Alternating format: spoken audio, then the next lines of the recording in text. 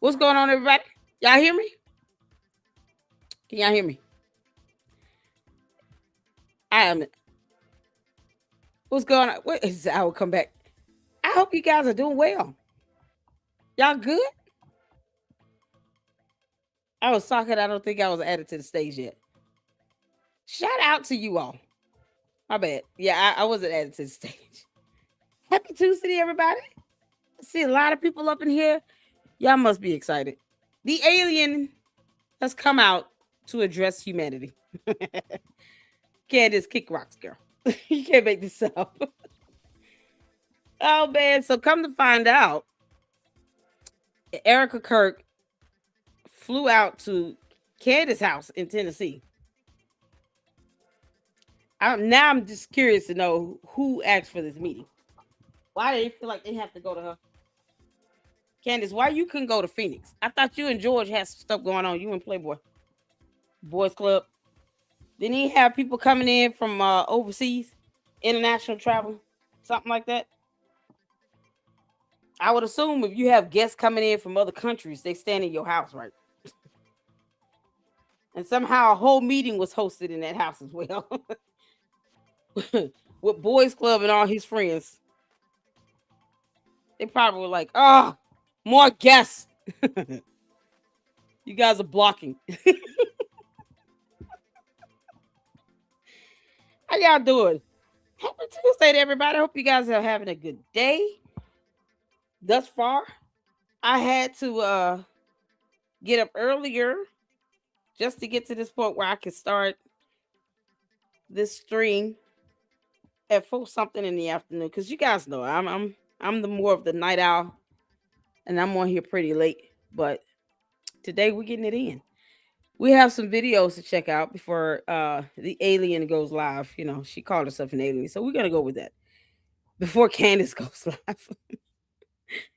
Oh Lord have mercy, you can't make this up. After having Erika, go through all the attacks and all the nonsense and the buffoonery, Erika flies to her home. I guess in a way, we can see it like this. If Candace would have came out, because she's talking about, I'm still alive, I'm still alive. They were at your house, Candace. You goon. You see what I'm saying? She doesn't even know how to act when it comes to that. Candace like, oh, I'm still alive. I'm still alive. Erika didn't plan on doing nothing to you. But even so, Erika came to Candace's house. So if something happened to Candace, which was not going to happen because Erika wouldn't stun her like that, but then it would have been in Candace's home. It would be different if Candace went to their territory. No, they came out to Candace's house in Tennessee. So for her to say I'm still alive, okay, so you don't have security in your own house where you can have a meeting with Erika Kirk and her people where you don't feel safe in your own house? Who comes out and says, I'm still alive, but the meeting was in my house? What do you mean? You have the advantage. It's like being, on top of the mountain and you're pointing down towards the person in the valley. And then the person on the mountaintop walks away talking about, I'm still alive. You had the advantage. What do you mean? The person down in the valley should be the one saying, hey, I made it out the kill box. I mean, were you kidding me? Candace, you had the advantage. They came to your house. They were in your state. Now, I don't know if they were her house, but they were in her state. It's like, what are you talking about? Girl, you had the advantage. You had the upper hand. This is how dumb the candy asses are. They don't think, put 2 and 2 together. I'm on top of the mountain and I'm talking about I'm still alive. The person down in the valley can't do anything to me. That's the point. What was Erika and her people going to do to Candace in Candace's house or in Candace's home turf where she allegedly has security, because of this whole somebody's trying to assassinate me stuff while she goes to Dollywood. You can't make this stuff up. So she came out still alive from her own home. Oh God. All right, y'all, let's get going. This is about to get fun. Because I'm on one today. So since it's earlier, I'm gonna be eating dinner in between. I promise I will not have the mic on while I'm chewing. All right, y'all will not know. Just so you know. What's going on, Diane? What's going on, Mister? How you doing? Diane, Megan Kelly says she facilitated the meeting between Erika and Candace. Oh, dear Lord. Megan, you're not the mommy of the internet. So why are you trying to be the mommy of this situation? She's so lame. She she just won't. I just don't get it. Like she had nothing to say this whole time. And then told Ben Shapiro straight to his face. I do not know Candace Owens. I am not friends with Candace Owens. I do not watch her show. I do not take in that type of content. Megan, for you to be an attorney, boy, you can't make this up. Now you want to sit here and play mediator? Is that why she thought she could just do that? Okay, so don't tell me we got to look at that video. Y'all want to see it? I guess I'll be honest. I don't watch Megan Kelly like that, but ugh, we already got to listen to Candace. She's about as airheadish as it gets. Do I have to add another airhead to my list today? Please tell me what is it worth? Like, should I just watch it, or are you guys able to spare me from that? If you want to see it, put a 1 in the chat. I guess if not, put a 2 in the chat. If you want to see this Megan Kelly video, somehow it's in my recommendation feed. Yeah, it's there. I don't know why. Oh my God. She facilitated the meeting when she didn't even want to speak about the situation. Lied about being friends with Candace, knowing Candace, watching her show, or taking in that type of content. She couldn't say Candace was flat out wrong and she needs to stop. And Candace didn't listen to anybody. So how was she able to facilitate something like that? They didn't listen. They wouldn't listen to Megan Kelly. Of course not. You can't make this up. All right, y'all let me know if y'all want to see that or not. It's, oh, God. And 2025 said Diane just watched, fuming and unsubscribed. I know, right? Number 4. Thank you all. As y'all come in, hit the like button for me. Hit the like button. Let me know if you want to add on this Megan Kelly video. If I'm going to be just pissed off, I'll stop. Because this, man, oh, we got some videos to check out before she gets on. Thank you all for being patient with me as well. Because I work during the day, so I have to plan this stuff strategically. What's going on, Conscious? Can I get a Conscious YouTube channel link dropped in the chat for me? She's listening in the bushes. Shout out to you, Conscious. I hope all is well with you and your mom and everybody there, and everybody's okay. Shout out to my mods. Hey, Saint, how you doing, honey? Shout out to all my mods, to my members, to the supporters. Thank you all so much for tuning in. Hi, Carmo. Is it Carmo? I don't want to butcher your name. She said, I'll be right back. All good. It's all good. Colleen is up in here. What's going on? Y'all can finally hear me now. No, sorry. What's going on, Caleb? How you doing, honey? Candace popped up with I'm alive, guys. Like, girl, bye. I know, right? Oh, boy. Candace, I'm going to say what Erika Kirk really wants to say, but it's just probably trying to, once again, show you that she's not studying you. Girl, bye, Felicia. This heifer popped up saying, I'm still alive in her home turf. I have the advantage if people come to my house. Why are you coming out to my I'm alive? Erika Kirk should have came out saying that. You know why she didn't? Because Candace, she has something you don't have. It's called grace. She's poised. You can say what you want to say. The Erika Kirk has a lot more grace and she's a lot more poised than Candace. Candace just ratchet hood rat at this point. With this Valley girl, like bimbo type airheadish mindset and acts like a child. You just can't make this up. How do you think there was no recording? I didn't say there was no recording. I said, where's the no video? Question mark. I hope there's video. See, we're just asking questions here. Do you see a question mark at the end of the word video? Let me know, Franklin. Perhaps you're not seeing it and I'm seeing it. Maybe I should put 2 question marks up there. It's a question, dear. Hell, I'm the one that pulled up the Arizona law. I mean, even in Tennessee. Now I have to see if Tennessee has the are they a one party consent state in Tennessee? Because all this nonsense, Candace was saying, I don't understand why Erika felt the need to fly to Tennessee. Like, no, you make her fly to you. I wouldn't have gone out my element. No. She want to have a conversation with me, she gonna have to come over here. We invited her out. She said she had something to do. Something with George in Boys Club. No, okay. We're not begging her for anything. So I'm just curious to know what Megyn Kelly said to try to, for her to believe she facilitated this. Because I asked that yesterday. Did I not ask? Who asked who for this meeting? Did I not ask that? Okay, now we got to watch it. Because I asked that question yesterday. I sure did. I said, who asked who for this meeting? All the candy asses, the cult members, the bots were sitting in here all, what does it matter? It matters. Oh, it matters. It matters a hell of a lot. That's why I asked. And now come to find out, Megyn Kelly is saying, oh, I'm taking credit for this. I did it. Oh, oh, aren't you sweet, Megyn Kelly? Clown. Can't make this up. So now I guess we gotta watch this. Oh, Lord have mercy. Megyn Kelly said, I did it. It's all me. Oh, girl. That's why I asked the question. That's why I asked who asked for this meeting.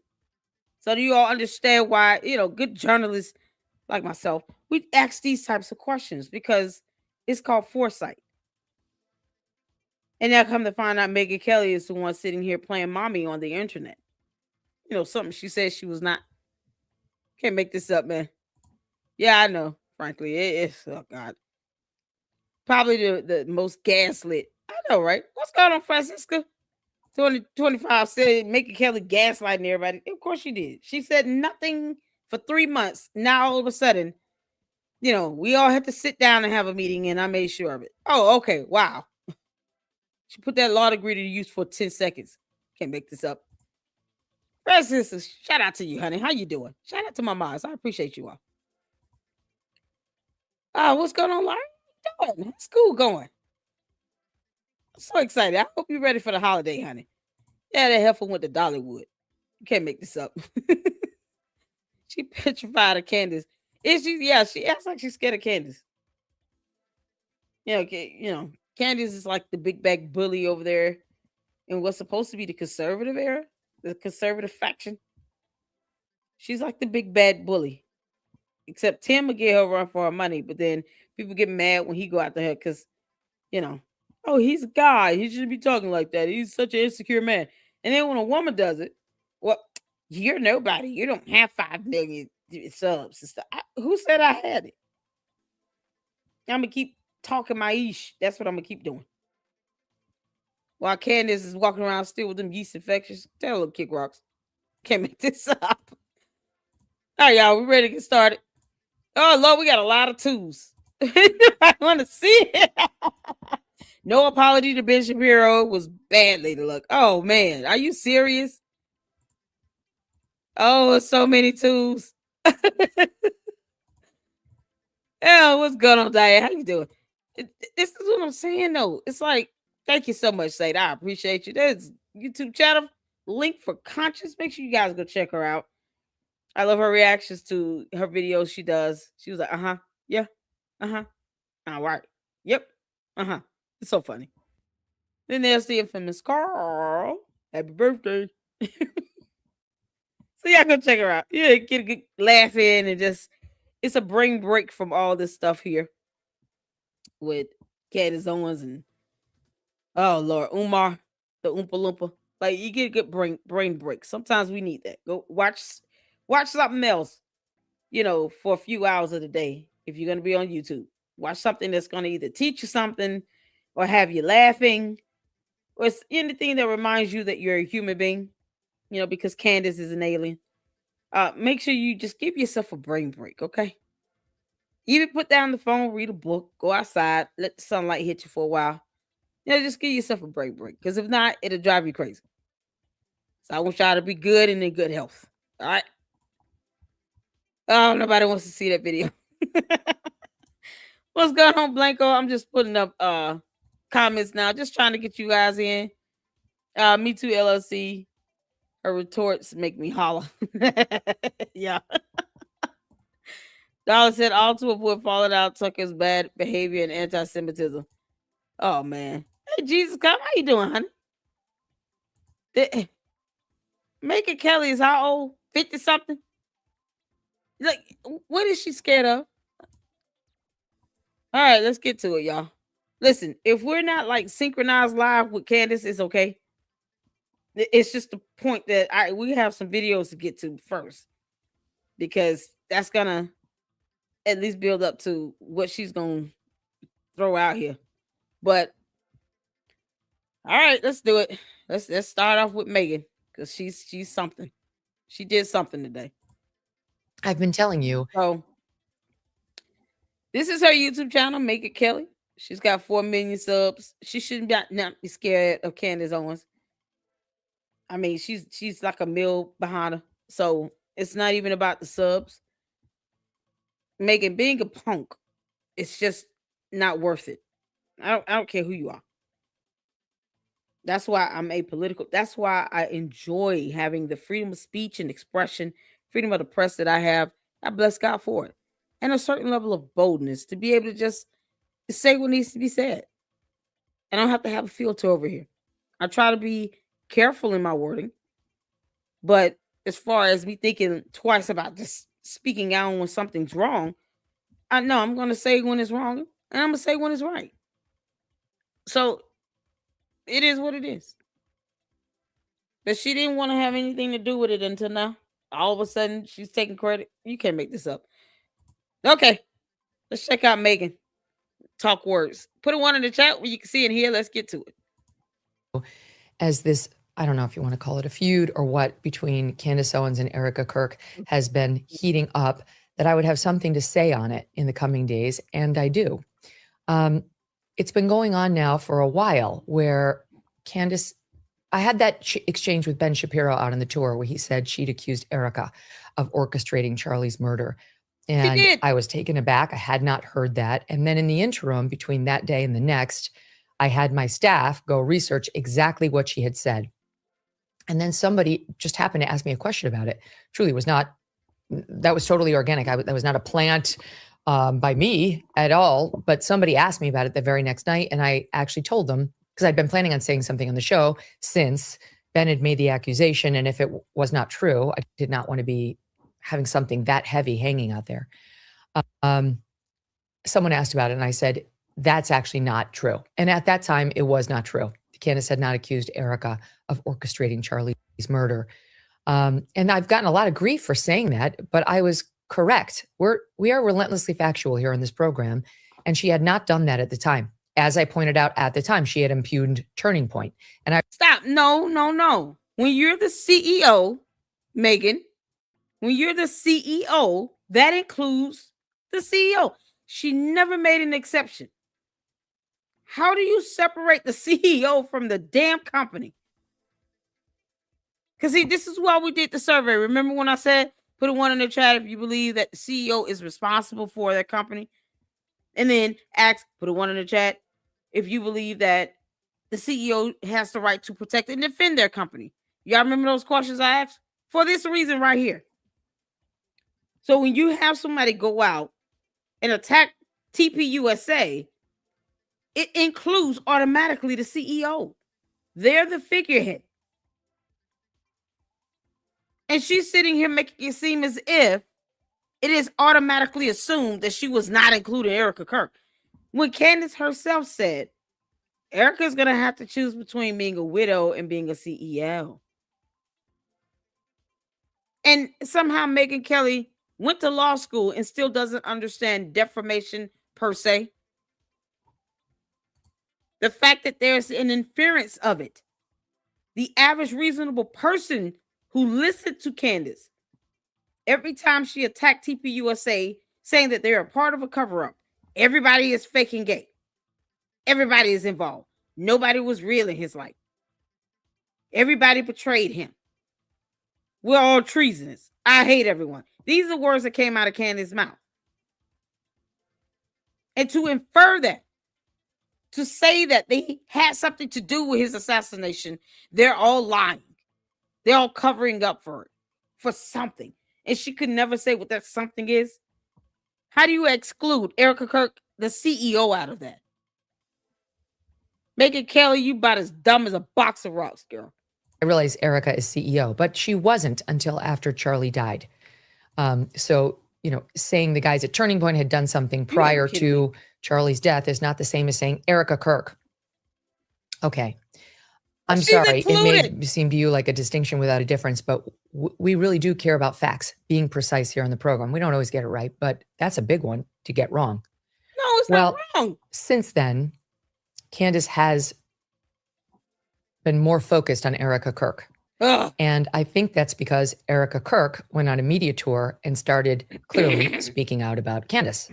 No, she and did. So, it turned into a rather explosive situation last week where Erika went on with Harris Faulkner on Fox News and said very clearly she wants these, quote, conspiracy theories to stop, especially about Turning Point USA, which she called her Turning Point family.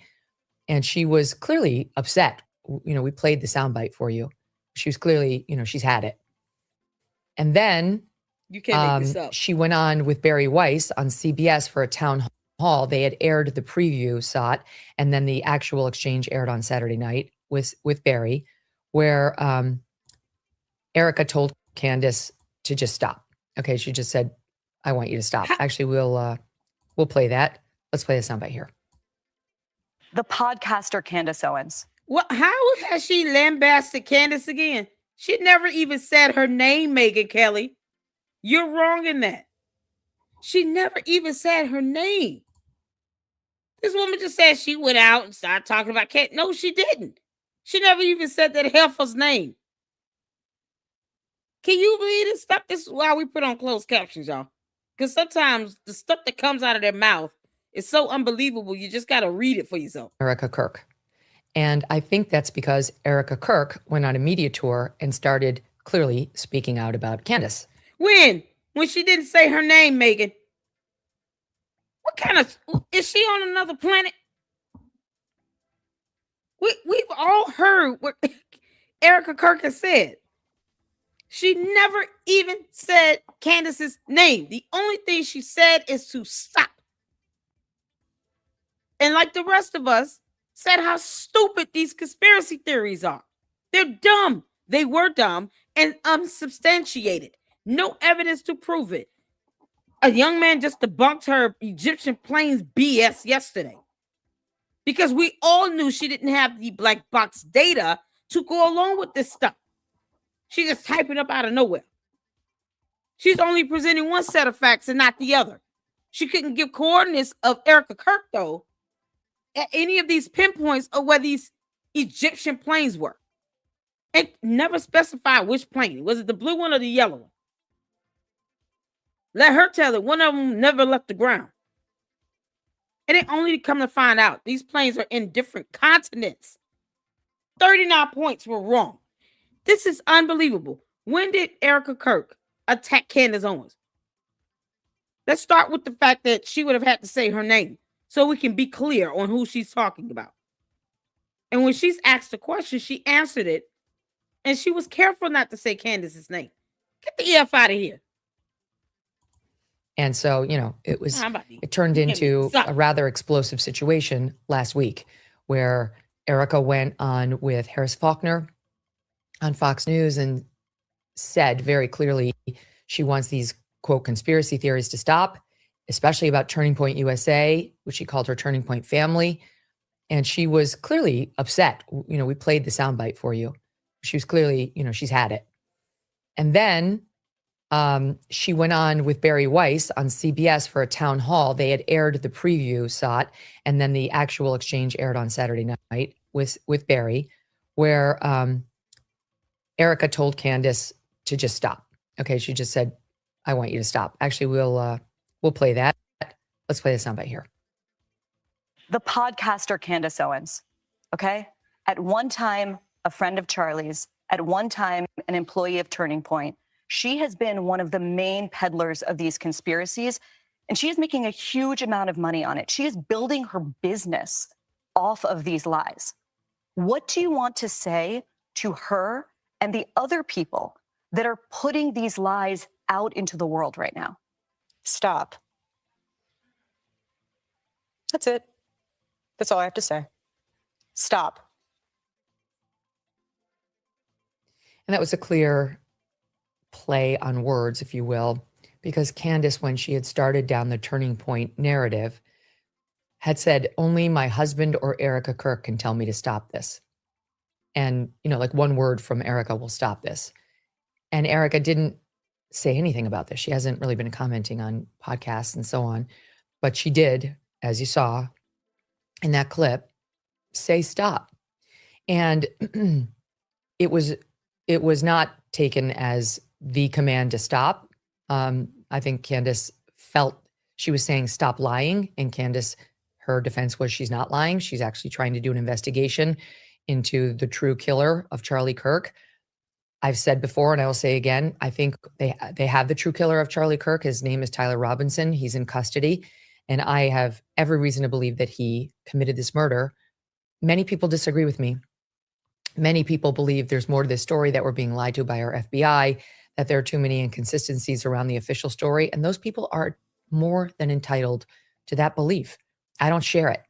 That's fine. This is America. You can feel differently about these things. But with things ratcheting up between Erika and Candace last week, many people had been asking me, why aren't you saying anything? Obviously, I love Erika Kirk. I do. I love her. And I feel, as I said on the tour, protective of her because she's in an extremely vulnerable state right now.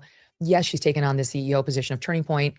And, it's a fair question to ask whether that's a job she can do right now while she's at the height of her grieving. I take no position on that. I think she's doing fine. But I also think it's fair. You can ask that. So I don't like to see her get attacked at all. And I wish that would stop. And to be honest, I wish Candace wouldn't be pursuing the Turning Point narrative at all. Never mind Erika. Though again, she hasn't graduated to blaming Erika for Charlie's murder. She's criticizing her and the media tour. And that is fair game. No, it's not. You don't have a premise to criticize. What is going on? So Megan has tapped into some alternate reality where obviously she's hearing things that no one else is hearing. Can we go back to the point where Erika says stop and she doesn't have to respond and say more? So you either lambasting her for not saying something else, but then when she says stop, it keeps it simple. Well, Candace just she said stop lying. No, Candace herself, Megan, said only Erika Kirk has the power and the capacity to tell me to stop. She also said only Erika can tell me to shut up and to be quiet. There are whole video clips where she said those words specifically. Why should anyone take any of that out of context? It's very literal. It's very straightforward. She said, stop, be quiet, and shut up. Those were the three things that Candace Owens herself said first when it came to Erika Kirk being the one with the power and capacity to shut her up, or to tell her to be quiet, or to tell her to stop. Don't play word semantics, Megyn Kelly. You sound even more stupid than you really are. It's that simple. Candace was the one that said only Erika can tell me to stop. She never said stop lying. She said stop. Don't you think Erika has the right to defend TPUSA, her company, Charlie Kirk Show, her husband's legacies and businesses? It's mighty funny how one of them LLCs took on Candace Blexit too, where all this money is being spent very oddly or have been spent very oddly. Somehow connects to George Farmer's parlor. You can't make this stuff up. So Erika Kirk was supposed to say more while yet and still not somehow adding to some fuel that Candace Owens started. What does Candace have on Megyn Kelly? It's like there's a sex tape or something out here that Megan is afraid of. Because I don't see how you can sit here and twist up reality. We all know what we've seen and heard. There are videos Candace Owens made herself of her saying Erika Kirk has the power and capacity to tell her to stop. Not stop lying. Stop. Because, you want to play word salad and semantics. Megan, all you had to do was watch the shows. What are so-called researchers at? And let's be clear, Candace Owens is not an investigator. Impersonating an investigator is a felony. She's not licensed or certified to investigate a damn thing. She barely finished college. And it had nothing to do with criminal science or any of that. Journalism and English. Two things she's still bad at. And you got this goon sitting here saying all this nonsense, and for what? For what? What do you get out of this, Megan, by sitting here sugarcoating and beating around the bush? So since she wants to play word salad, we can all do that. Megan, no. Candace is the one that put that out there. She needs to learn not to say things that she doesn't even mean. She's 36 years old with 4 kids. Candace still doesn't know how to talk. I say what I mean and mean what I say. Don't put stuff out there if you don't really mean it. She was the one that said stop. So Erika said, stop. They said if I told them to stop, they would stop. Then she wasn't added to this dumb fuel that Candace started and initiated and perpetuated by her damn self with a bunch of cult members and bots. Hit the like button. Can't make this up.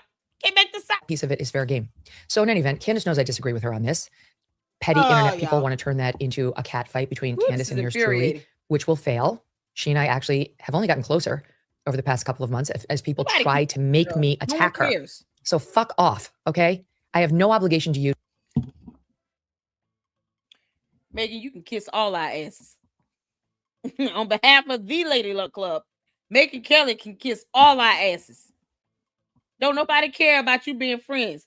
The fact is that you're too cowardly to tell her what's right is problematic. Nobody give a damn about none of that stuff you talking about, girl. You can kiss all our asses. She talking about F off. Did she say that? When they say it though, it's not a problem. When I cuss, it's oh no. Oh no. No, Megyn Kelly can kiss our ass. She can. You can't make this up. Does she say anything else of use? Because I'm going on to the next video. I don't see anything that's useful. All right, Megan, you suck. Bye, girl. Bye, Felicia. We're not doing that. I refuse to sit here and let Megyn Kelly. She said F off. Okay. Hell is hot. Helpful. Moving on. I couldn't do it, y'all. Nope. We're done. She can kick rocks. Kick rocks barefoot. I know. No, I'm not doing that to y'all. I'm not doing it. I'm not doing it to myself or to you all. Megyn Kelly is fake. She lying like hell. She twisting up words. She forgot that Candace Owens is the one that said, only Erika can tell me to stop. And then Erika said stop. And it's like, well, I don't think she meant to say stop. Shut the hell up. Megyn, you supposed to have gone to law school. I've never seen this level of cowardice in all my life. You can't make this stuff up. You want to see my commentary? Oh, God.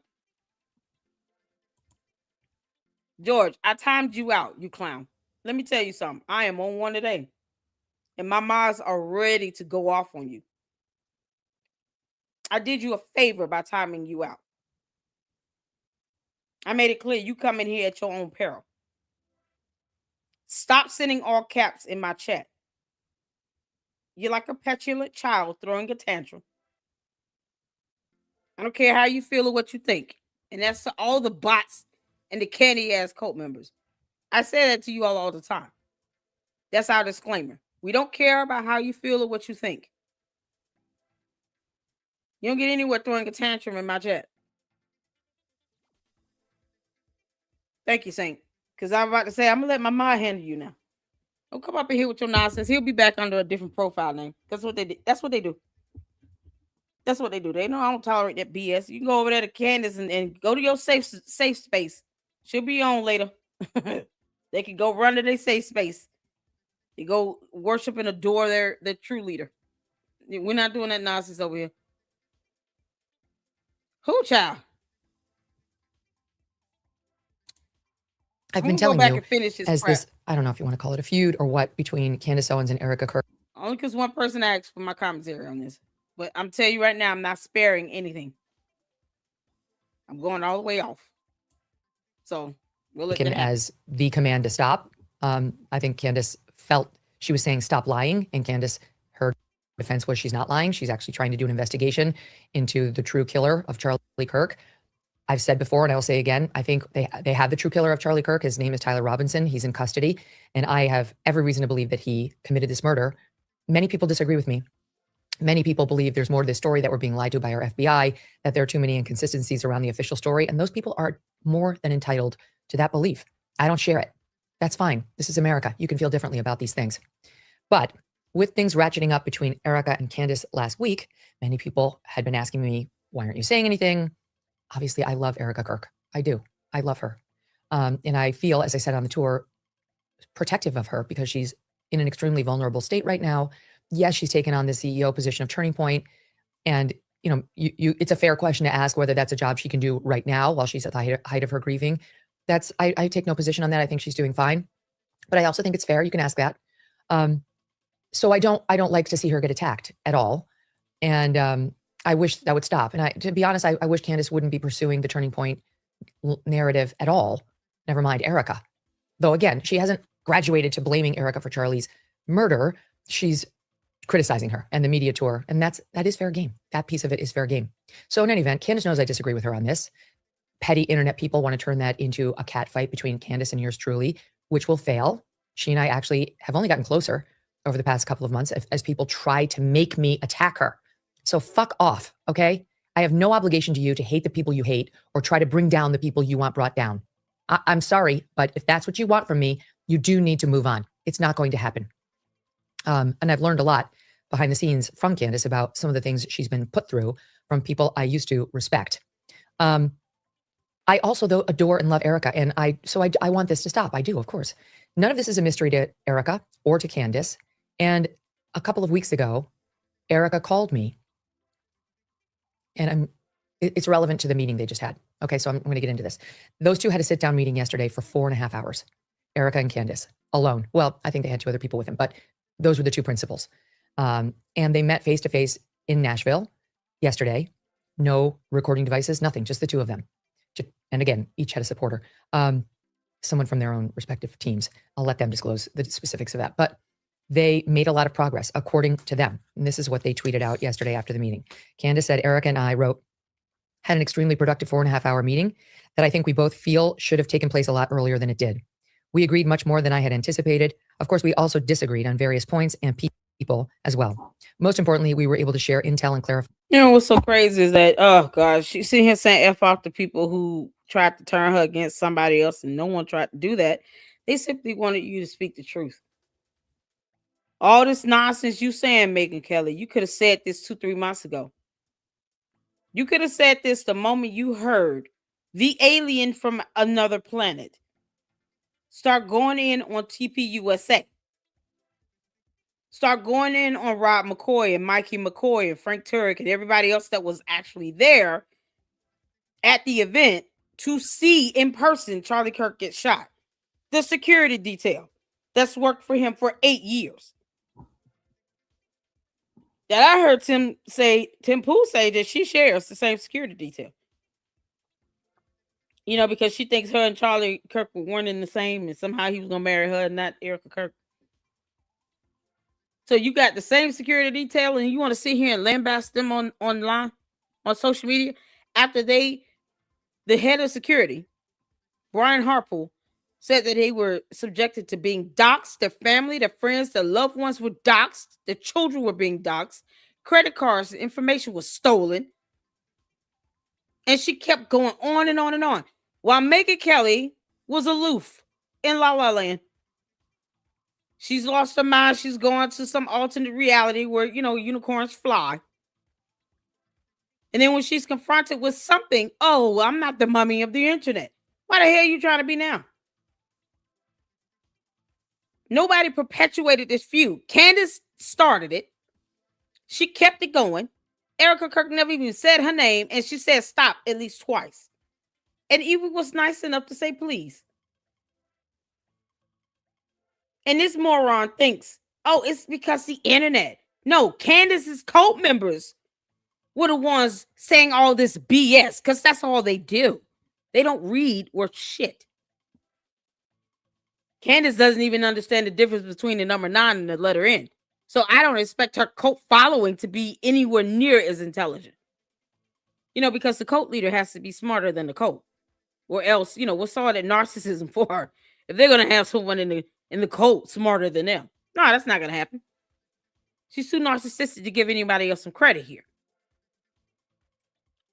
And they're the ones out here hopping in everybody's comment sections saying the BS that they say, proving us right that Candace was only doing this for likes, views, clicks, subs, and money. The idiot George was kicked out simply because he's sitting on caps throwing a tantrum and having some sort of epileptic episode while still saying somebody's not going to be Candace. I'm not trying to. Why the hell would I want to be her?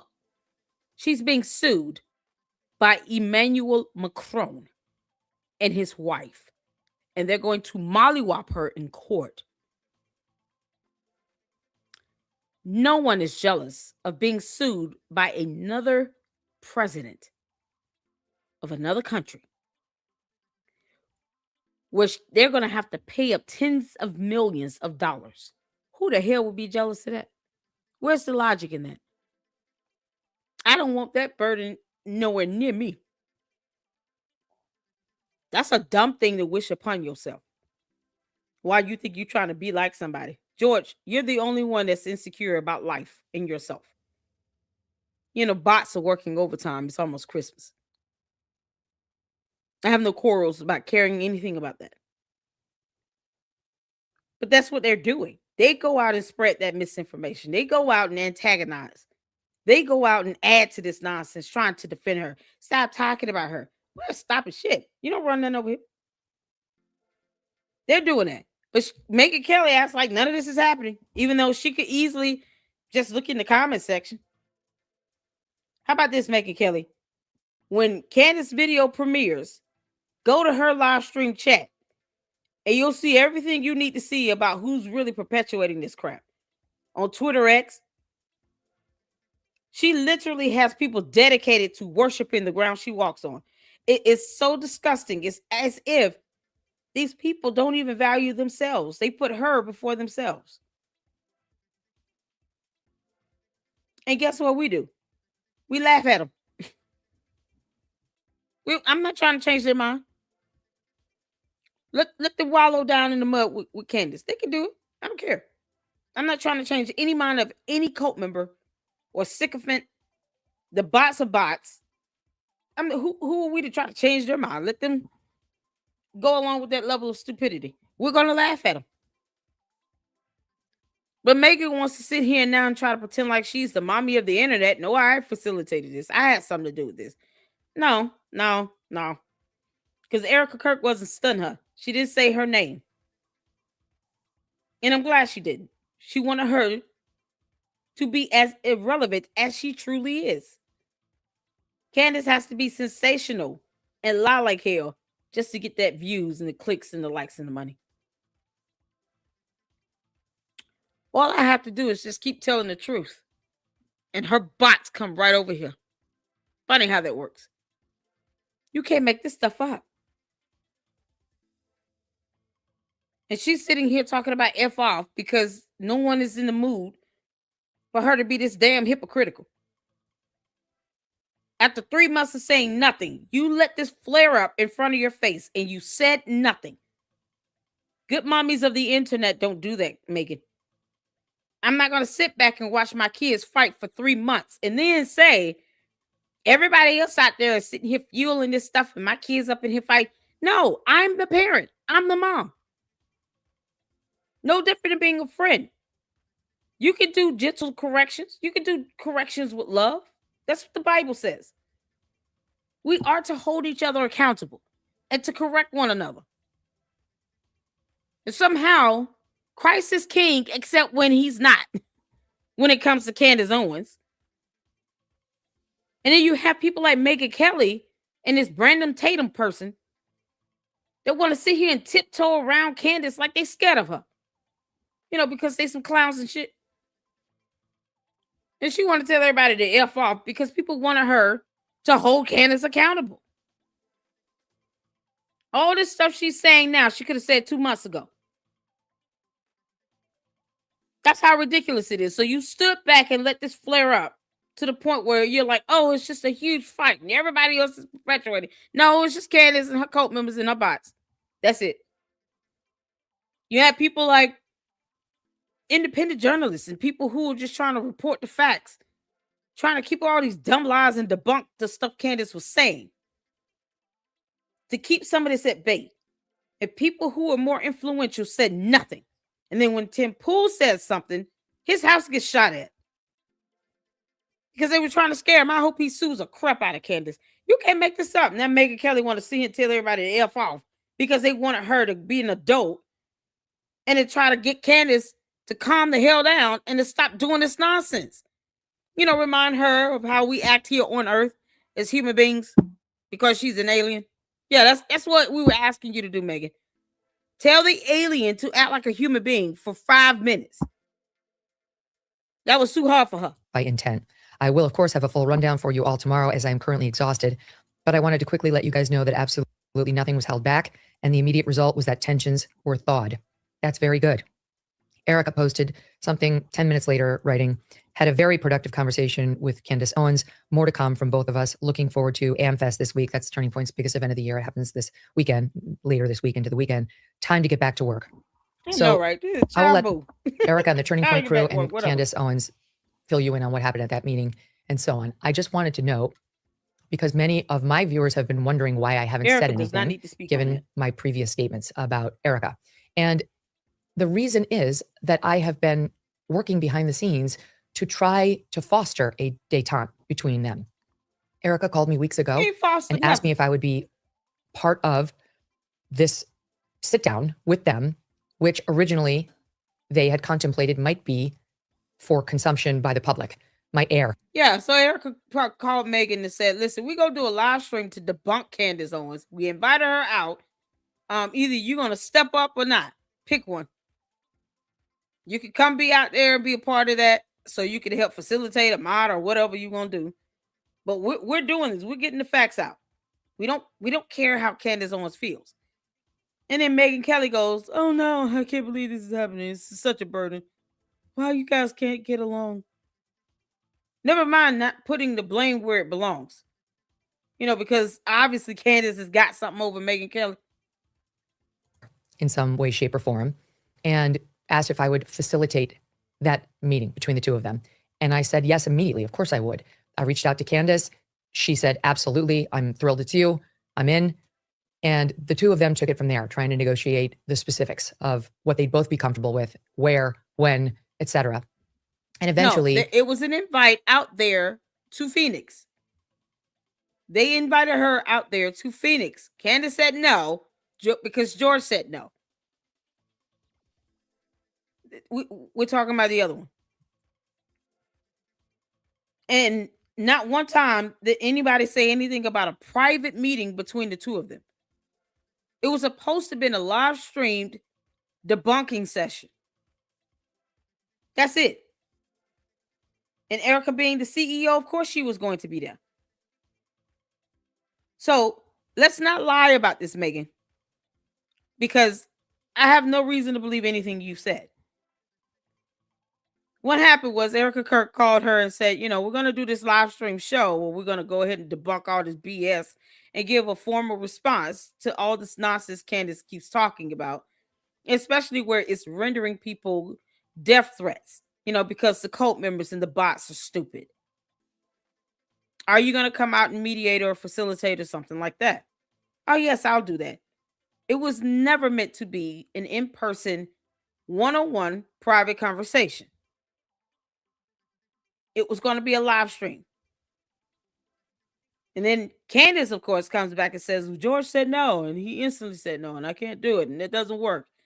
We already have plans and people coming in from other countries and blah, blah, blah. But why can't they do it virtual? Just send me a link and do it virtual. I would love to do the virtual session. Just send me a link. Did she say that? Am I missing anything so far? I wanted to live stream the debunking session. Flat out.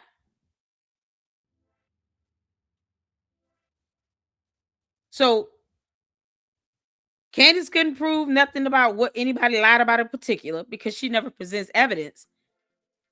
And then the stuff she puts up is stuff she's made up off the top of her head. Like the pictures of those flags from other countries with lines drawn to a center box, with some data about a plane that doesn't go back to the black box data or the FDR at all, or fake emails that she somehow created between her and somebody that doesn't even exist.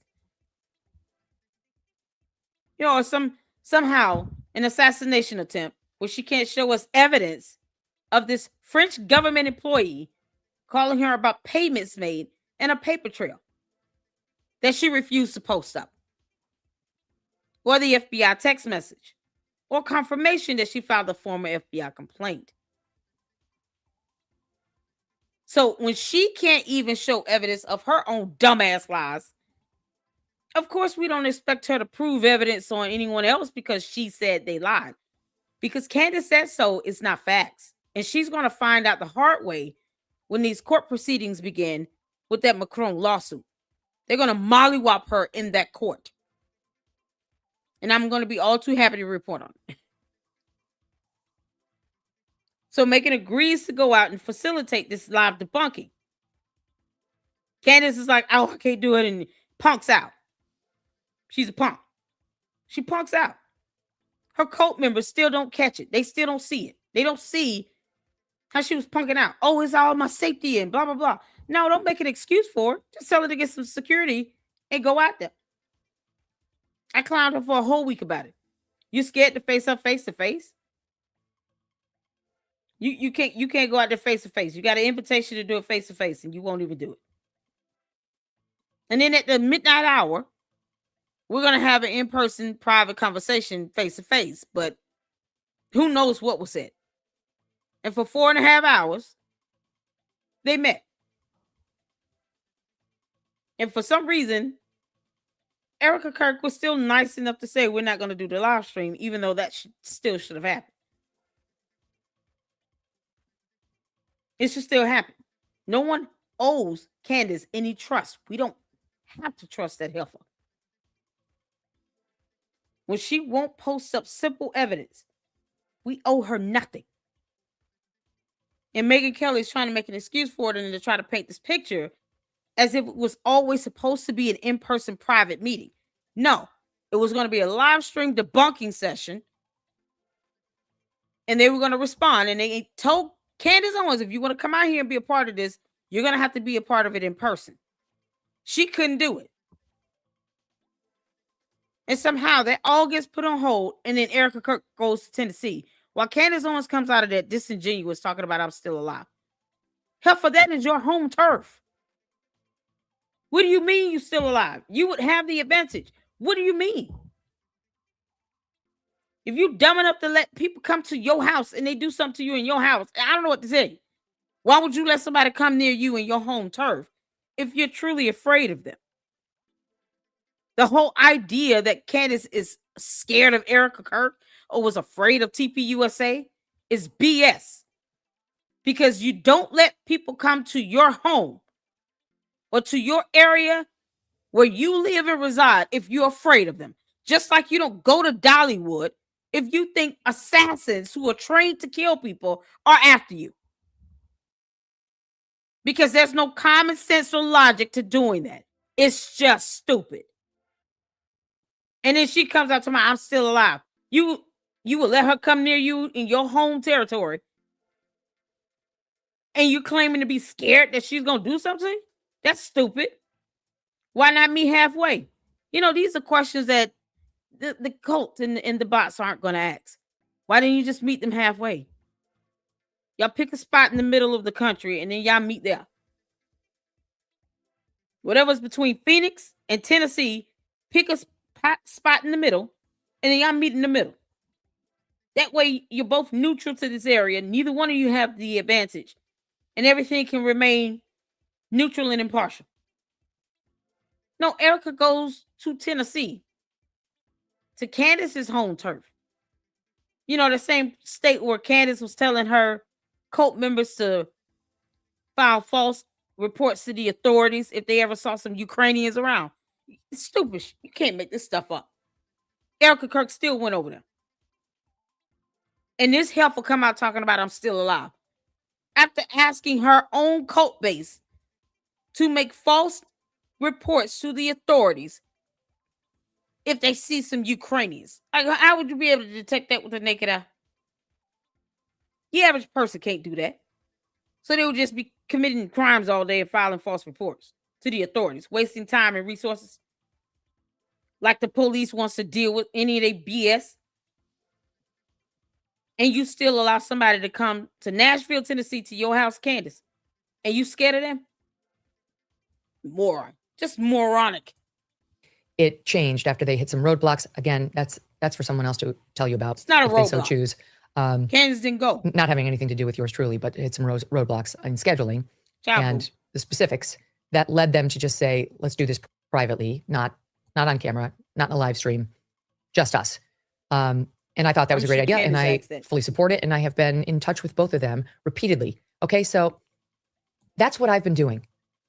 And I understand my core audience knows who I am and would never have assumed the worst about me, that I was just abandoning Erika or getting ready to pounce on Candace and, insert myself into this on one side. I'm not getting ready to do that. And I don't want that. I don't think that's God's role for me here. I really fully believe God's role for me here is to possibly play a role in getting this whole thing to a better. But not be the mommy of the internet, because she made that clear. She's not the mommy of the internet. So why are you concerned with anything going on on the internet, Megan? This is awful. If this is the type of attorney she was, oh my God, how did she get that law degree? Better place. I think I might be in a position to help construct that. Maybe not. Oh my God, but you suck. Sitting here in my studio in Connecticut, just slinging mud at one side or the other, or tearing people down, or expressing my disgust, my outrage, that is pointless here. My goal and my job here, I think, is to try to Who told her to just be disgusted? What she said about what she did and did not agree with, she could have said that 2 months ago. The moment TPUSA came up out of Candace's mouth, she should have said, I don't agree with her going after TPUSA or kind of bringing them into this narrative, because you're automatically insinuating Erika Kirk, because now she's the CEO, girl. It's that simple, Megan. You see, I'm not going to lose any sleep tonight after saying any of this about you, that heifer, anything else that I don't agree with. Not one bit of sleep. I'm going to sleep peacefully. Understand, yes, where Candace is coming from on this. I know you're not supposed to say it. You're supposed to just immediately condemn her. Not coming from anything. But I love the Turning Point guys, and I don't believe for 1 second any of them had anything to do with Charlie's murder. Not for 1 second do I believe that. So why did you say this 2 months ago, heifer?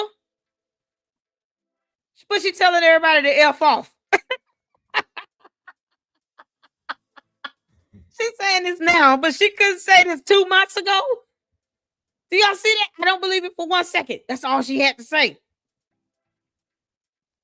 I mean, really, this is all she had to say.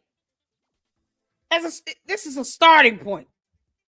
Megan, you are bad at this, girl. So, you can't make this up. people who care about Candace and love Erika have been in a tough position as this whole thing has escalated, and care about Turning Point, which I deeply do. And I will make sure that their legacy is not destroyed. And I will do everything within my power to help them thrive, including supporting my own kids in forming Oh a my Turning Point God. chapter, and going out to AmFest and helping headline that event, and encouraging everyone I know within the conservative movement to go and support them and to donate. So that's where I am. But that doesn't mean I need to sling mud at somebody who sees it differently than I do. And it, She's not saying it differently. You said you wish she had not brought in TPUSA into the conversation. So if you didn't even agree with that, why couldn't you tell her that? That's what people are asking you, Megan. You're not in court, you weirdo. None of this will even fly in front of a judge. They will be already exhausted of your word salad. It's lunacy. It is absolute lunacy. You go in there and play word salad and play semantics and all this stuff if you want to. I can imagine how fast a judge would have sanctioned her just for trying to be insulting to the court. Megan, you suck. especially doesn't mean I should remove myself from a position that I think few hold, where I might be able to actually help this thing go away if I can, or at least Go get away. to a better place. All right, just at least get to a better place, not just for them.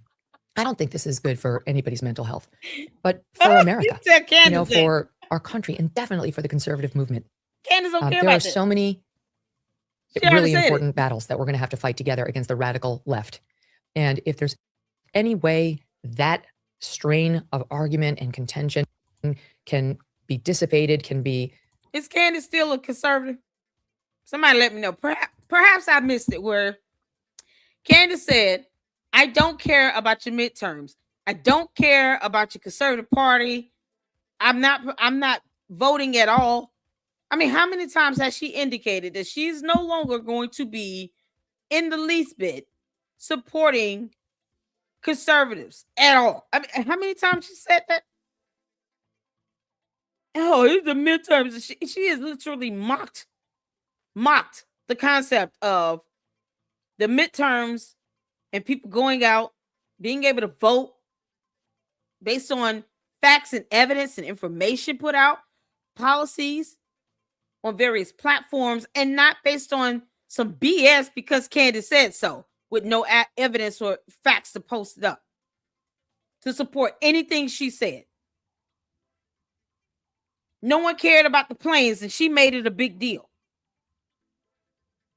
She made that an issue. No one cared about these planes. These planes did send off firepower to Charlie Kirk. We don't care. Megyn Kelly couldn't even tell her that.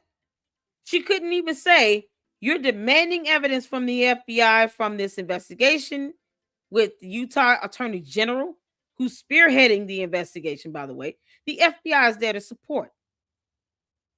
And you're demanding evidence to be released that is pertinent to a murder trial you've already said you don't care about. Candace also said she didn't care about the murder trial investigation. She said that flat out. I do not care about that investigation. Flat out. She said in the whole video. So if she said this, how is it that Megyn Kelly didn't hear that? She got selective hearing too? Is this how this goes? Megyn Kelly has selective hearing.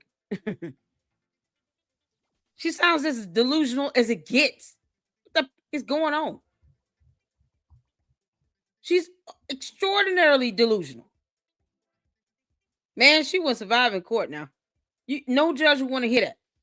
You trying to tiptoe around this subject, counselor. I don't appreciate that at all. You're saying things that your client has not said in the least bit. I can imagine Megyn Kelly trying to defend Candace in court. Oh, that would be just airhead on top of airhead. managed to a place where it's not quite as Oh, God. upsetting, awful, tough on a lot of people I love, then I would like to be that person. Oh, if I can. child boo. This isn't about me. It's totally not about me. It's about those two, never and I has commend been. both of them. I mean, honestly, like, It wasn't that about took Candace a lot either. of guts for both of them. Erika is grieving.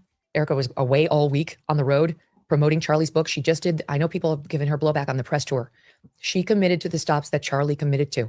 She is truly trying to fulfill No one gave Erika any issues about her press tour except Candace Owens' cult following in the dumbass box. That push out Candace's narrative because they treat her like Jesus Christ. They don't see her any differently. They want us to say something to kiss her ass. I'm not doing it. If there's a fact that so happen to prove Candace right about something, that's one thing. Like we went over the taxes, and then the math turned out to be where the rent and utilities and the maintenance for this random 2-bedroom, 2-bathroom apartment in Arlington, Virginia, lined out to what was on the tax statement. I gave credit to that. I said, okay, that makes sense then. I take that, I accept that, because it's math. That can be factually proven. Math is math. I'm not going to give credit to something where she's just throwing out nonsense and can't even post up evidence or a text message or an email or a photo.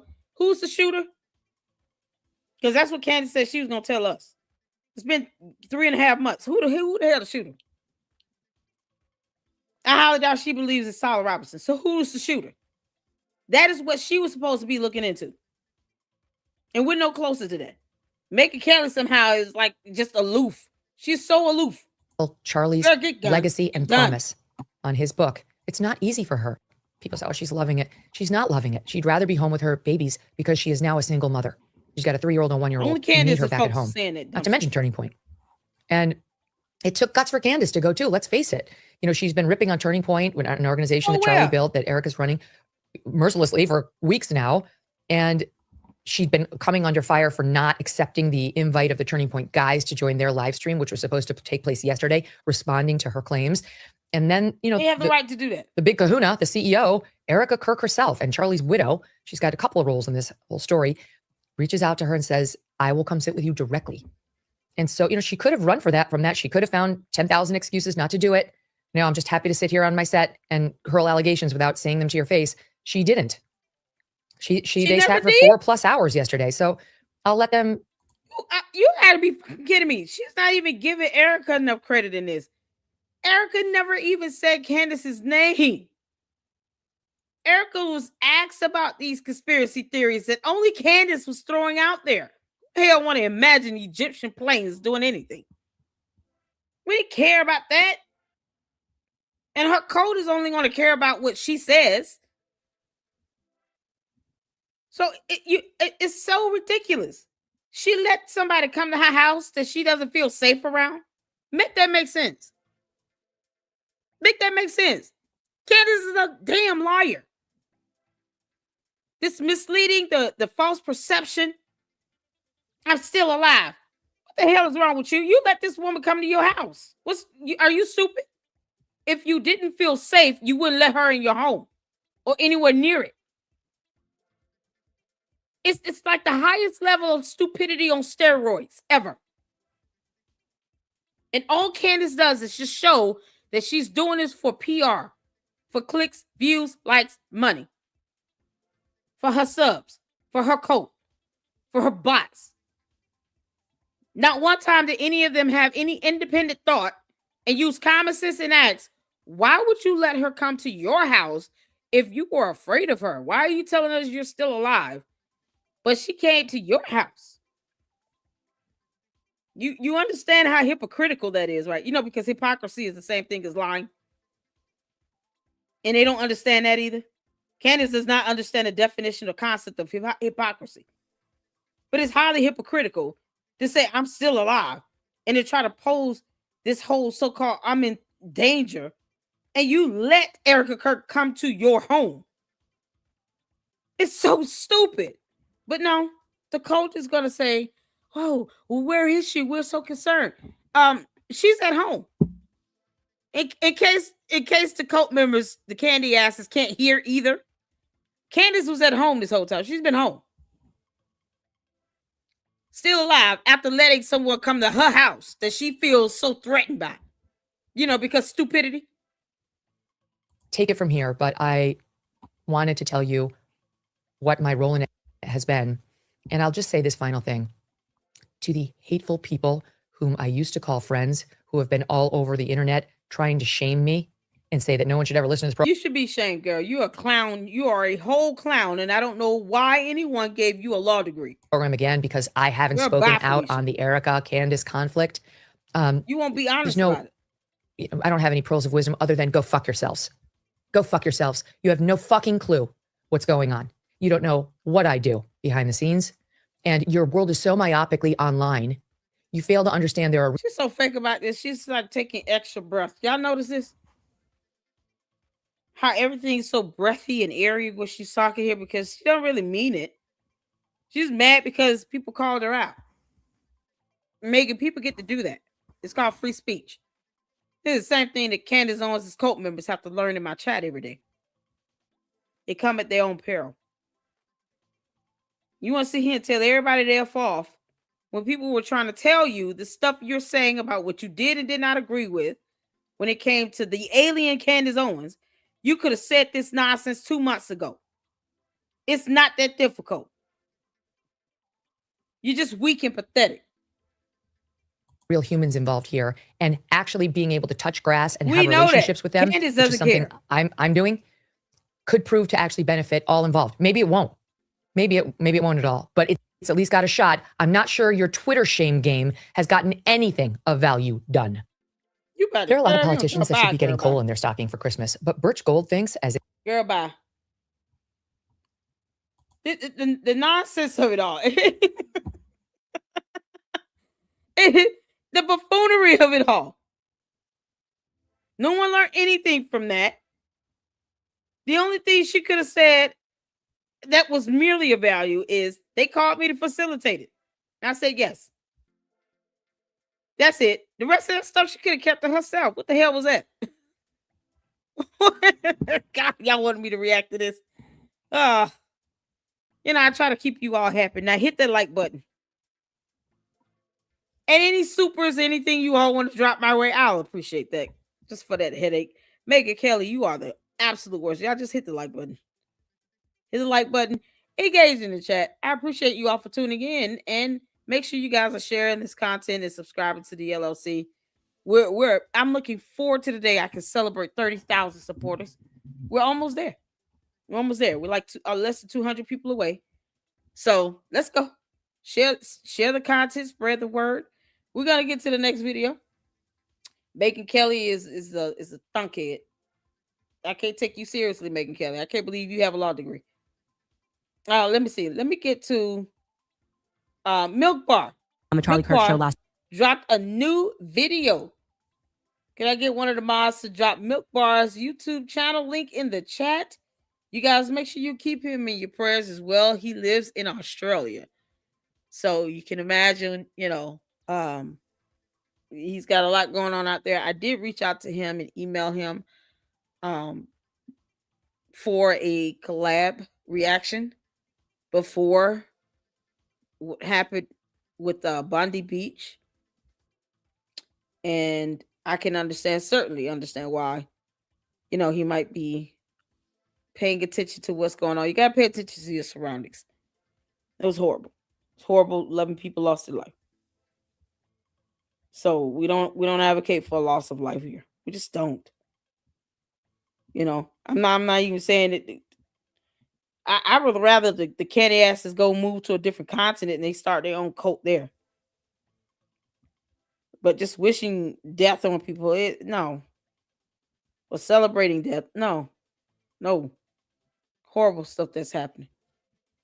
So, shout out to Milk Bar TV.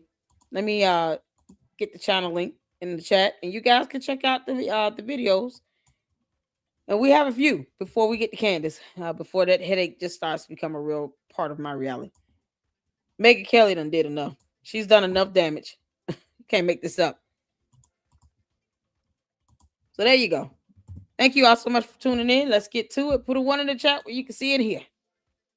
on the Charlie Kirk show last week, Andrew said someone powerful called Erika and asked how much she knows, and she said, I know everything. I think she knows everything. She's his wife. What is a wife? Everything she said on stage yesterday.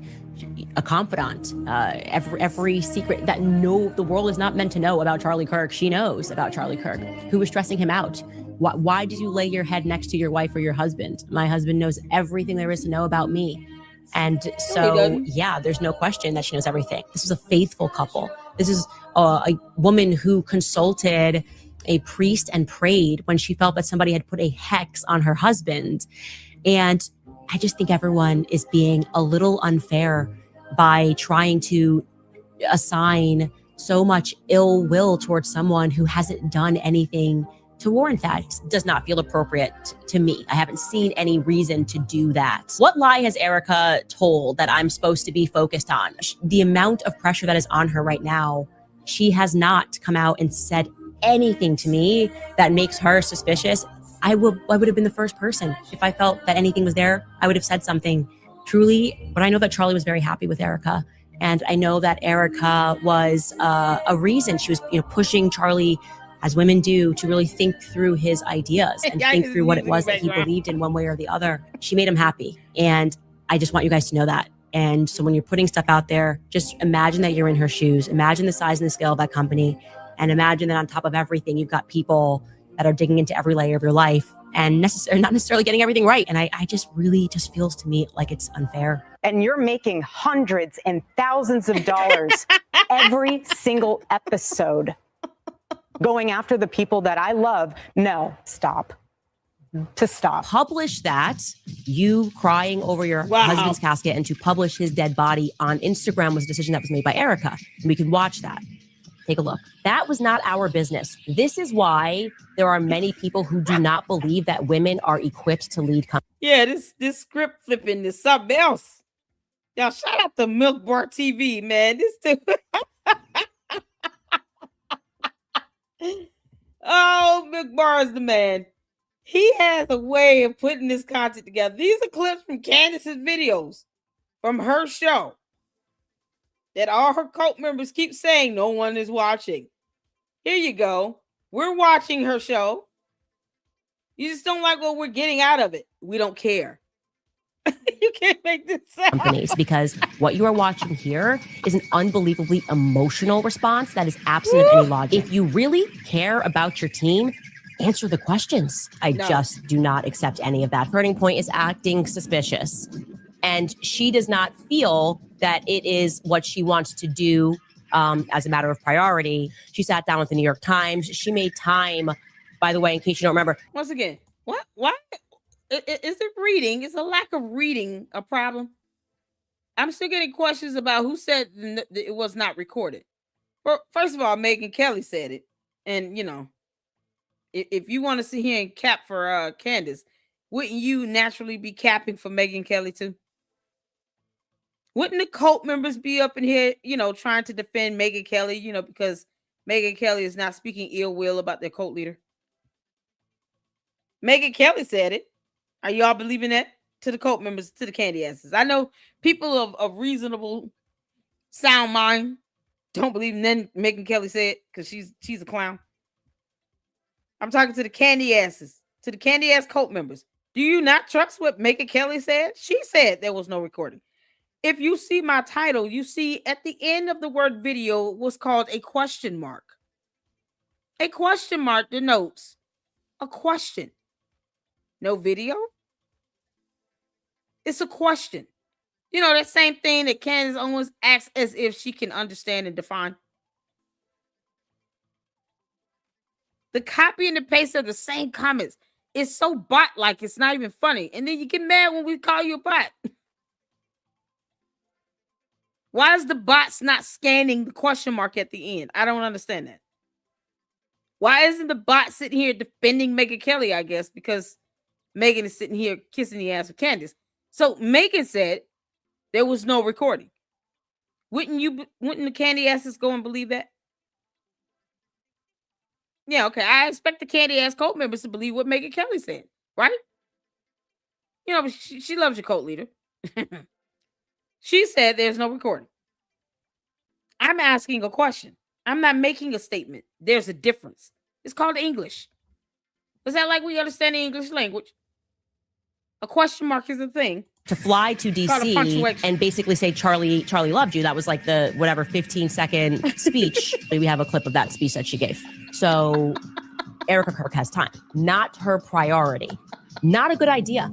Okay, it may work in PR world. You guys, I know how it's an obvious PR campaign. It's never been more obvious of a psychological operation. Whoa, Erika Kirk shuts down no, she didn't even respond to one of the conspiracies. She gave us emotion. She said, I'm a mother, I am a wife, and we never asked about whether she was mother or wife. She's just expanding the wings of people that we're not allowed to critique because they're in the family. If you call them fam, you can't critique them, right? At AmFest 2023, I went alone at the PBD Live podcast. I stood there talking to a woman for the whole hour the show was going on. Talked to her about my heritage, Armenian, and she shared that she and her husband care deeply about my people. At the end of the conversation, she let me know she is Charlie's wife, Erika. She made me feel welcome when I was alone. God be with the Kirks. If there was anything that could rile Charlie up, it's questioning his moral integrity. Yeah, they are very, very good people. Charlie and Erika are fantastic people. It does feel, I would say it feels elite. I don't have time for the little people.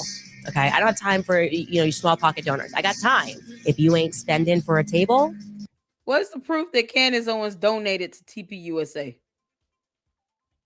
Here's a message to your leader, to the Candy Ass cult members. Go ask your cult leader, the person you refer to as Jesus Christ.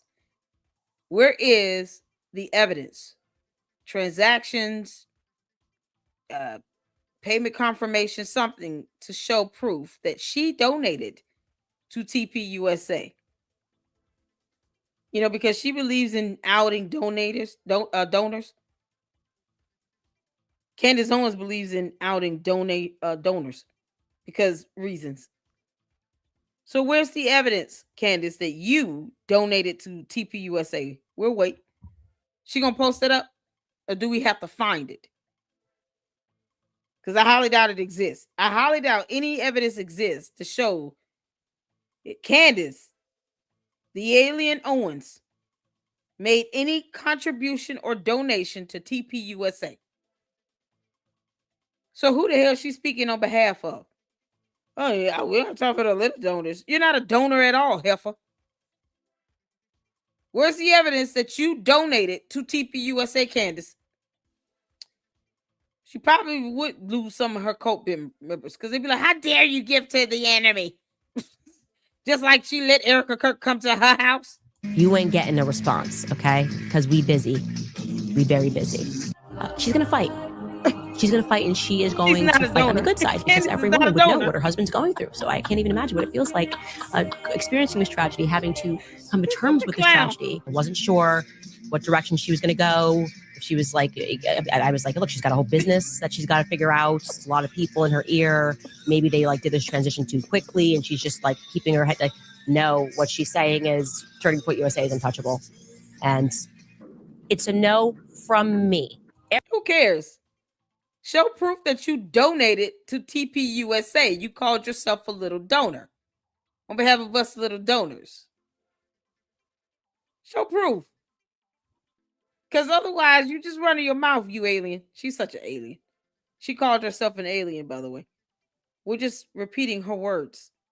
Candace called herself an alien. We're okay with that. Erika Kirk, man, she really is just the moment. Charlie worked. We knew who Charlie was because he was authentic. Okay, he didn't just go, well, I only make time for big pocket donors. I'm Nick Brooks, a California attorney. Yeah, listen, we got a new Nick Brooks video too. I'm Nick Brooks, a California attorney. I have reached out to him, so prayerfully, hopefully, he will be on the LLC. Yeah, I'm so excited. I love when we can get some attorneys on board and come and share with us information. I told him he is just doing a fantastic job and to keep it up. And of course, Jay Witt, my brother in Christ, Jay Witt. Jay Witt is also a mod here. I'm a mod on his channel as well. So we are definitely looking forward to trying to get him to come on and impart some wisdom and knowledge on us, especially his legal perspective regarding the Macron lawsuit. I have a lot of questions, a lot of questions. And when I have questions about certain topics, I go to the experts, and, an attorney would be the expert. Megan Kelly is just a clown. So make sure you guys go check out Nick Brooks' YouTube channel. He's almost at 1,600 subs. Y'all make it happen. Make sure you're hitting the like button over there, and let's keep his videos up in the algorithm. Let me copy and paste this video down, and then if I can get one of the mods to drop his YouTube channel link in the chat, that would be fantastic. So it's gonna be awesome. Hopefully he'll schedule something this week or perhaps the weekend. We're coming up close to Christmas. But I would love to have him in the LLC to be able to speak with us and to just give us some just wholesome, well-rounded, and impartial legal information and legal insight about this case. I'm excited. I'm excited. And he's so adorable, y'all. He's so adorable. All right, let's get to it. Attorney. And today we're asking whether Candace Owens has gone too far in publicly defending Tyler Robinson, the man accused of assassinating Charlie Kirk, and what legal lines apply when you talk about an active murder case. Owens has already told millions of her followers that she does not believe Robinson pulled the trigger or acted alone, directly contradicting prosecutors. We'll walk through defamation and interference with justice risk and apply them to what she's actually saying. Here's the setup. Charlie Kirk was tragically shot and killed at a Utah college event in September, and 22-year-old Tyler Robinson now faces aggravated murder and related charges, with prosecutors pursuing the death penalty. While the DOJ weighs a possible federal hate crime theory, the official line from investigators is that Robinson acted alone. Owens has spent weeks on her show and social feeds pushing alternative theories, saying Robinson did not pull the trigger and insisting there were other actors involved. Legally, there are 3 lanes to pay attention to here: defamation, interference with justice, and what courts call fair comment on matters of public concern. Owens is talking about a public figure's assassination, an accused killer, and supposed hidden conspirators, all in front of a massive audience. So the core questions are, when are her claims protected opinion or speculation, and when do they drift towards false factual accusations that could support a lawsuit or anger prosecutors? In plain English, defamation is a false statement of fact about a real person that harms their reputation, published to others without a good legal defense. Calling out government inconsistencies or asking questions is usually protected. However, inventing specific criminal facts about named private people is much riskier. Interference with justice theories focus on whether someone is trying to intimidate witnesses, poison a jury pool, or otherwise obstruct the process. At the same time, commentary on high-profile criminal cases gets strong First Amendment protection. Apply that to what Owens is actually doing here. She says Robinson was involved on the September 10th assassination of Charlie Kirk, but insists that he did not pull the trigger and did not act alone, directly contradicting prosecutors who say he acted by himself. She questions the murder weapon, suggests there may have been a second shooter, and hints that other people in Kirk's orbit might be hiding something, while sharing selective texts and paperwork. That's mostly framed as, this is what I believe, but some of it sounds like factual claims about real, identifiable people. Realistically, Yes. the highest immediate risk... Oh, I'm so glad he said that. Notice he says selective. She will truncate a video in a minute and pick and choose what she wants to put out to the public. Candace, that's called being misleading. Also synonymous for lying. Sharing selective text and paperwork. That also includes videos as well. You know, Tyler Robinson saying vehicle, car, and part of the other part of the video, he actually said vehicle, automobile, car. Whichever way it was. She cut the video so that you don't see the remaining portion of it where he actually uses the word she claims he didn't use. That is called misleading. That will not fly in a court of law. Why is Candace even doing that? If you're going to disseminate information, present the full facts of it. And then you let people take from that what they want. It's bottom line. If I say I'm not knowledgeable in something and I want to turn to you all to help put some information in the chat, I have no problem asking you all for that. I have no problem with saying, hey, you guys engage in the chat. Let me know what this information is. We got any experts out there, people who understand aviation? How long will a plane be in the air in our airspace before our people up there trying to take it out the sky if we don't know why they're up there? Manny said 0.000032 seconds. I learned from you all. There's no reason to select anything. You all should be getting the same factual information that I have. That's why I drop links and give resources. Candace will literally sit here and clip a video that you can go watch for yourself in its entirety. And for what? She knows her cult members aren't going to watch or read anything. Bots don't care. But to people who want to see, okay, she's known to lie and be misleading and intentionally misdirect people and to be deceptive. I don't have to trust her. So naturally, most people are going to fact check it. And it turns to find out, oh, he did use that word she said he didn't use. That is a flat out false allegation. It's a false claim you're asserting to be a fact. And it easily can be debunked by just simply playing the rest of the video. She go in there with this Macron lawsuit to do that if she wants to. They're going to mollywop her in court. When someone shows you who they are, believe them. I'm so glad he said this. Mostly framed as, this is what I believe, but some of it sounds like factual claims about real, identifiable people. Realistically, the highest immediate risk is a defamation claim from someone she strongly implies is involved in Kirk's killing or cover-up, especially if they're a private or less public figure. Prosecutors also hate having a huge influencer questioning evidence in real time, but they'd be very cautious about turning that into any kind of charge because of the First Amendment and the political blowback. The DOJ's focus right now is building a death penalty case, not chasing commentators. The broader lesson for anyone with a platform is this: you can criticize the government's case, point out gaps, and debate motives, especially in a huge political assassination. But the danger zone is when you start confidently assigning criminal roles to specific individuals without evidence. Even if you've never even seen a courtroom, you can blow up relationships, face demands to retract, and become part of the story instead of just covering it. There's a big difference between here's what we don't know yet and here's who helped kill him. If you found this helpful, hit like so more people see it. Before you go, tell me in the comments whether you think Candace Owens is courageously questioning a shaky case or recklessly smearing people in the middle of a murder prosecution. If someone you know follows Owens, Kirk, or true crime politics, send this to them so they can see where the legal line really is.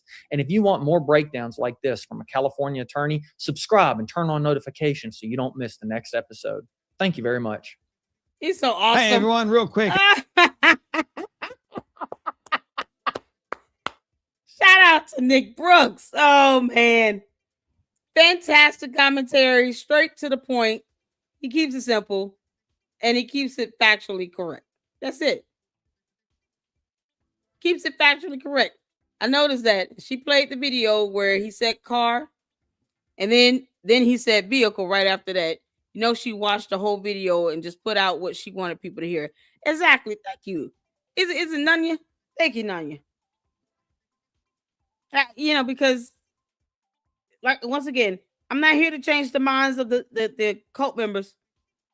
You worship the ground Candace walks on, you want to support her, I don't care, because you don't pay my bills. But don't try to change our minds either. Don't get upset when we don't trust what anything she says. We call her a liar. Don't try to convince us of what she's not lying about when we can prove what she is lying about. And you wouldn't be able to take that to the court of law, because no judge would allow half this nonsense to go on. They go logging in them hearings when she started going to court with the Macron lawsuit. The judge will kick all of their behinds out if they get into that live stream and then they start flowing in the chat like they do now. They get kicked out. Oh, the court is not letting us watch. No, you're just being an idiot. You're not going to be able to stay in that hearing at this rate. Oh, man. That woman is just throwing out random accusations and making bank on each episode she spews her conspiracy theories out on. Yeah, Candace is doing it for real. Like I said, omission of evidence. Exactly. She leaves out pertinent information. She doesn't even give baseline facts and context. Candace, what's an endowment again? You know, before you sit here saying someone's stealing money while we look at her tax statements, you can't make this up. Fred said, at babbling, I'm glad you see that because her cult members have lost their minds. Yeah. Ciao. She knows her followers are idiots. She does, and she doesn't care. She would rather they live in this state of delusion. All she cares about is them reinforcing her low self-esteem and confidence. Candace has no self-esteem and confidence. None. You can't tell me that she does not know she has a cult following like this that will believe every word she says, and she's not taking full advantage of it. That's what makes her an opportunist. And then they go out and prove us right by saying she's got more followers, she's got more subs, she's getting more likes, she's getting more views. Because that's what it's all about. They confirm our statements on that. They confirm when we say Candace only cares about making money and getting views and likes and clicks.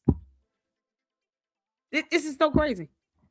Shout out to Nick Brooks. So we have up next the Story Box. I actually like the Story Box. He's got the cutest accent ever, and he spoke on a portion of video footage from Steve Crowder, who gave his thoughts about Erika Kirk and meeting up, going to Candace's house. Although Candace claims she's scared of them, yet she let these people in her house because of reasons. And he gives a response to that. I haven't been able to find the actual Steve Crowder clip. And to be honest, I've been working, so it's okay. But we're gonna check this out in the beginning. I think he does his sponsorships stuff. So let's get down to this part here. Can one of the mods let me know if Candace started her alien show yet? So we can get to laughing. That are her husbands, but for some strange, very strange reason, because I must have missed something in the beginning. Let's go back.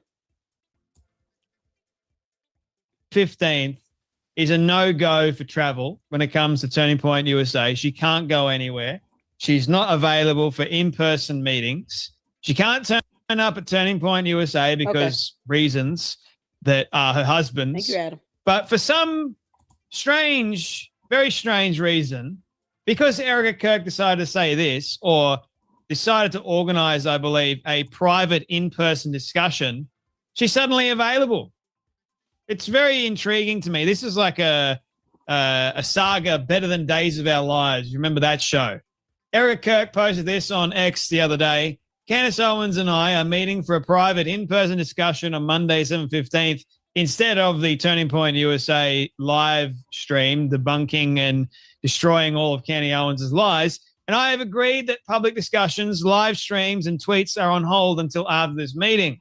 I look forward to a productive conversation. Thank you. Now, before I have anything that I want to say about this, I want to show you what Stephen Crowder had to say about this. Have a watch. Erika posted that Candace Owens and I are meeting for a private in-person discussion Monday, December 15th. Candace and I have agreed that public discussions, live streams, and tweets are on hold until after this meeting. I look forward to a productive conversation. Candace said, I'm very much looking forward to this discussion. Look, here's my prediction for this, okay? This is going to take place, and afterward, I would bet that Candace will say, look, I said that Erika would be the only one who could make me stop if she asked. And the questions have been answered in relation to TPUSA being implicated. I think she's going to walk this back. I think that there's probably quite a bit of pressure right now. The tides have turned. And I think it's probably going to cool temperatures quite a bit. I would be willing to bet that Candace is going to have to walk some things back or play this a little more carefully moving forward. And the truth is, it would be best for this to be put to rest. It doesn't mean that anyone evades accountability, but truth is what matters most here. And I hope that's what comes of this. I would be willing to bet that Candace walks it back, and this is not going to be continuing in the same path. Yeah, and Candace did start to face a lot of pressure because of that comment that Erika was the one who could make her stop. Erika did tell her to stop, and people were pointing out that Candace had not stopped. Right. So we'll see if it was an in-person thing or not. Yeah. So, and you guys let me know what you expect from this. I hope.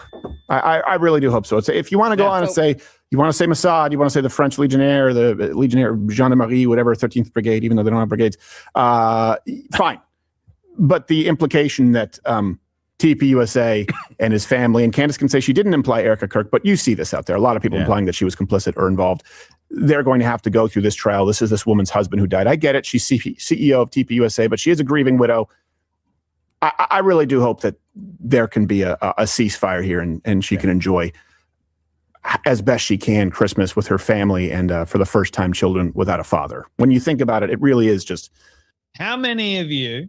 So I'm gonna pause there, and then we're gonna go find out what Candace is saying because she started her show.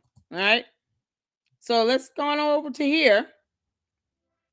This is her episode. Erika and I sat down. Here's what happened. And of course, she does this thumbnail talking about E-Day in Nashville.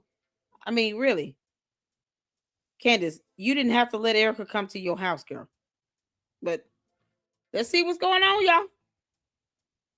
I'm going to try my best not to pause too much, but y'all know how I say. So let's get to it. I'm trying to get to like the beginning.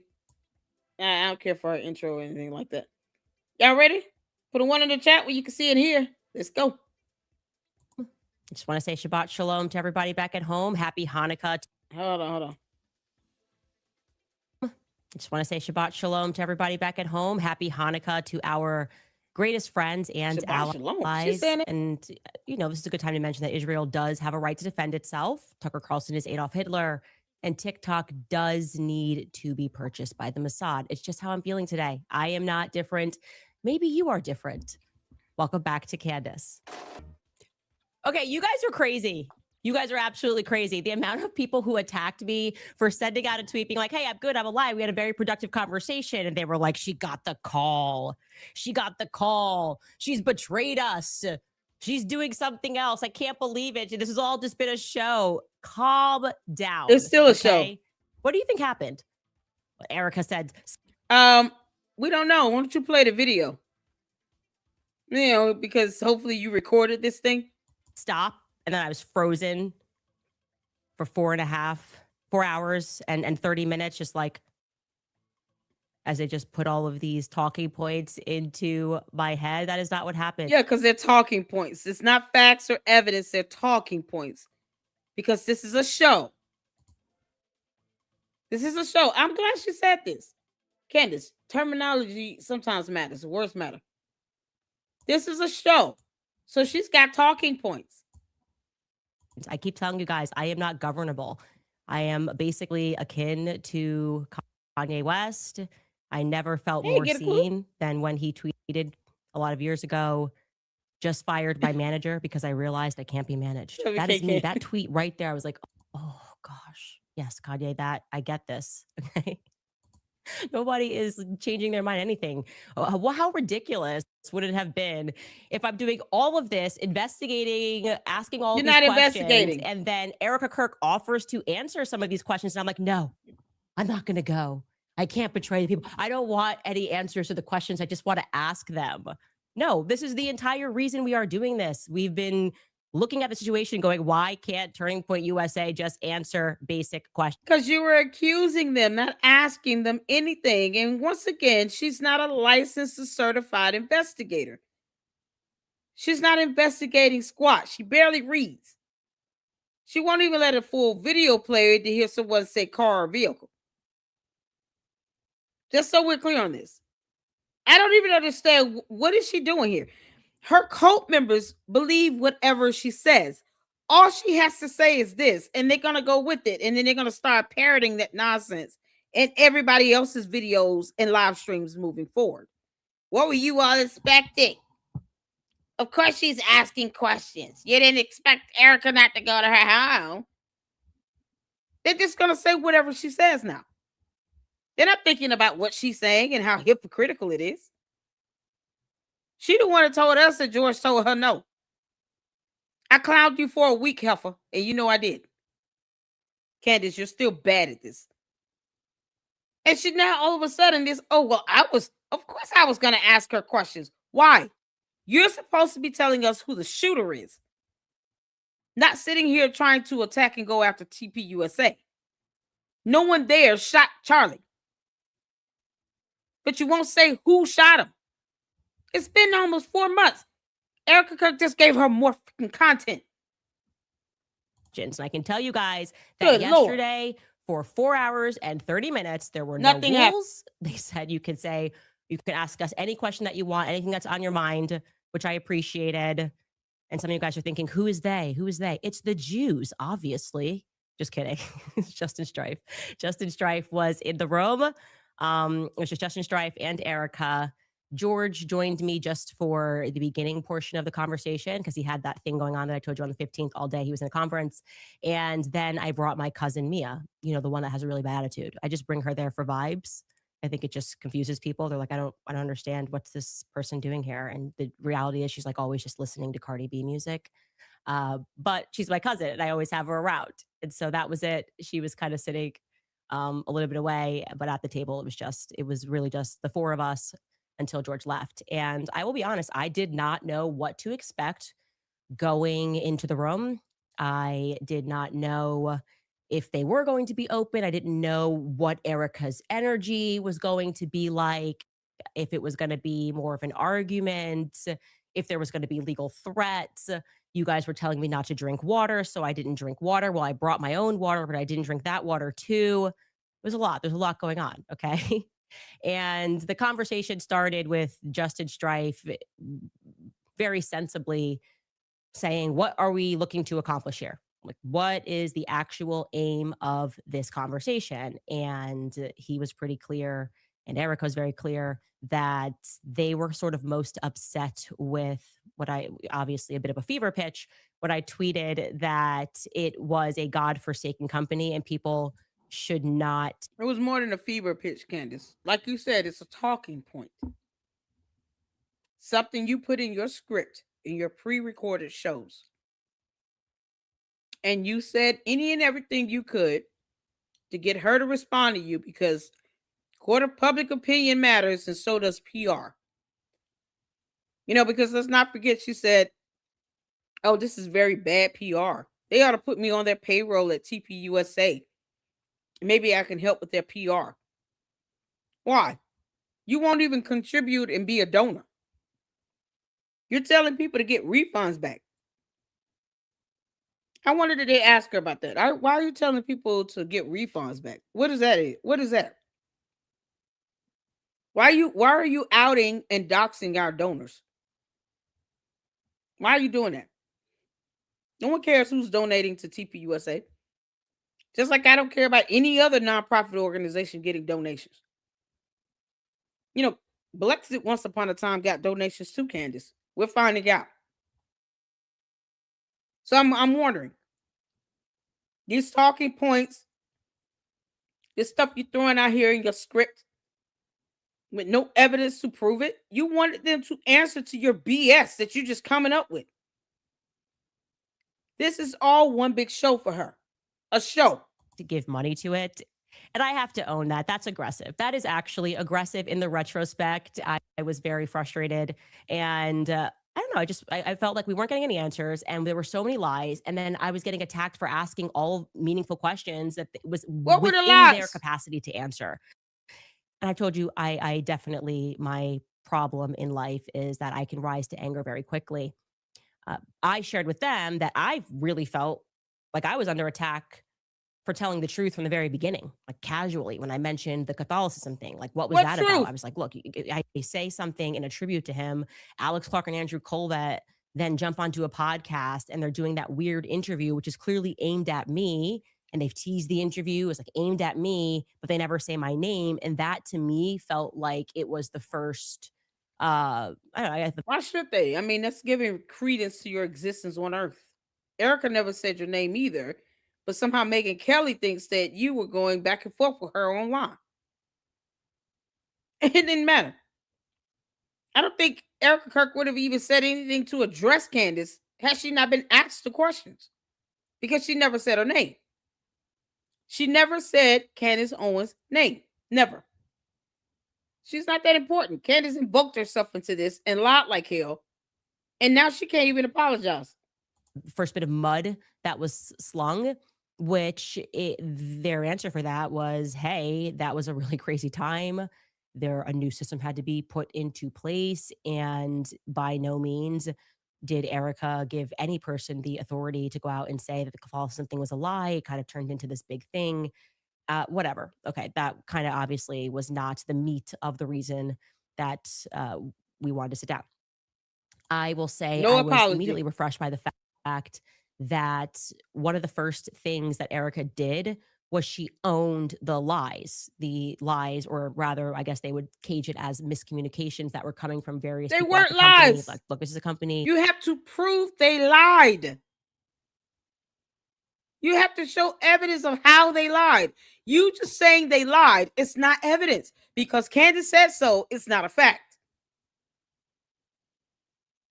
She won't even post up any evidence or paper trail of this so-called assassination attempt.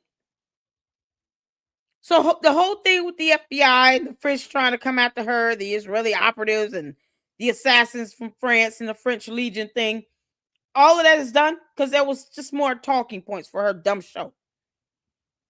Is she past that point? Is she never going to repeat those talking points again? How's this going to go?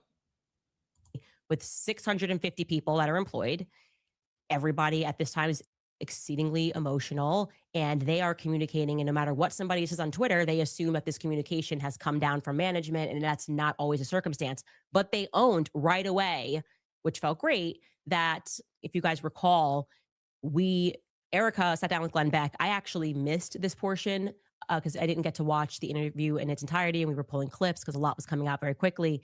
But there was a portion that was going around that was viral, and it was Erika saying that she had Charlie's phone and that Charlie never texted anybody the night before saying that he thought that they were going to kill him. And that obviously reflected poorly on me because I was the one who said that he did, in fact, text multiple people the night before. And then I went on Jimmy Dore on Friday, Jimmy Dore's show, and I clarified. I said, Andrew Colvett told me specifically that he was one of the people that received this text message. So I got that first person. I didn't get that from a source. I got that directly from Andrew Colvett. And then somebody who had access to Dan Flood's communications said that Dan Flood similarly received a text message. They owned that right away and explained. Erika said that she has Charlie's phone. She's looking at his iMessages.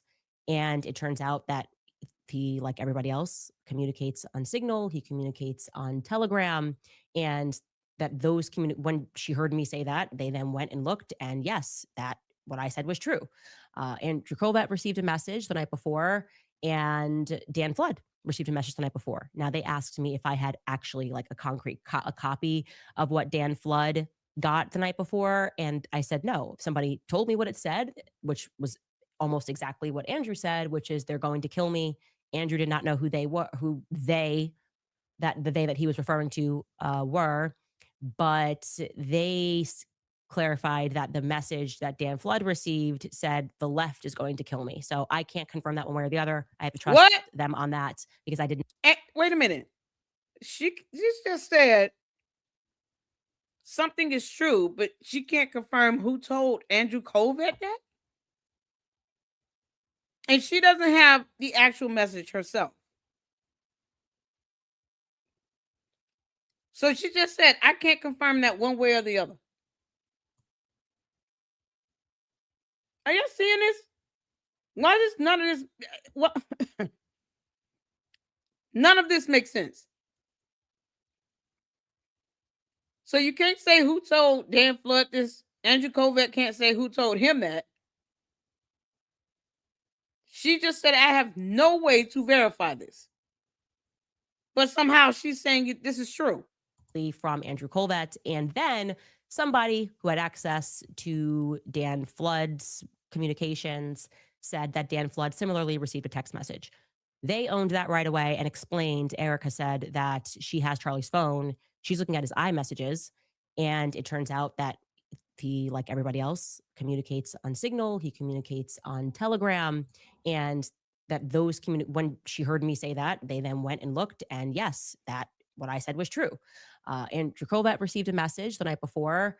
But then not post up the copy of the message on Signal and Telegram. So why can't she just post this up?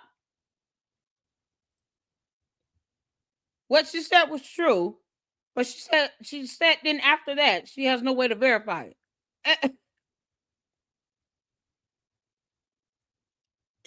Are y'all hearing this? Let me go back. Okay. he, like everybody else, communicates on Signal, he communicates on Telegram, and that those when she heard me say that, they then went and looked, and yes, that what I said was true. Andrew Colvett received a message the night before, and Dan Flood received a message the night before. Now, they asked me if I had actually like a concrete a copy of what Dan Flood got the night before, and I said no. Somebody told me what it said, which was Somebody? almost exactly what Andrew said, which is they're going to kill. Who's the somebody? And yet again, why can't the message from Signal or Telegram, wherever it came from, she's not saying which one they're verifying the message was posted on. Was it posted on Signal or Telegram or both?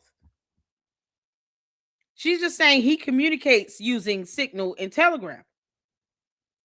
But she's not confirming which platform was the message on. She can't say who's telling who what. Somebody said this, somebody said that. What the heck is going on? Dan Flood received a message the night before. Now, they asked me if I had actually like a concrete a copy of what Dan Flood Because you would need that. got the night before, and I said no. Somebody told me what it said, which was almost exactly. Who told her that? What did Dan Flood tell her that? I have to scrutinize this because it doesn't make sense.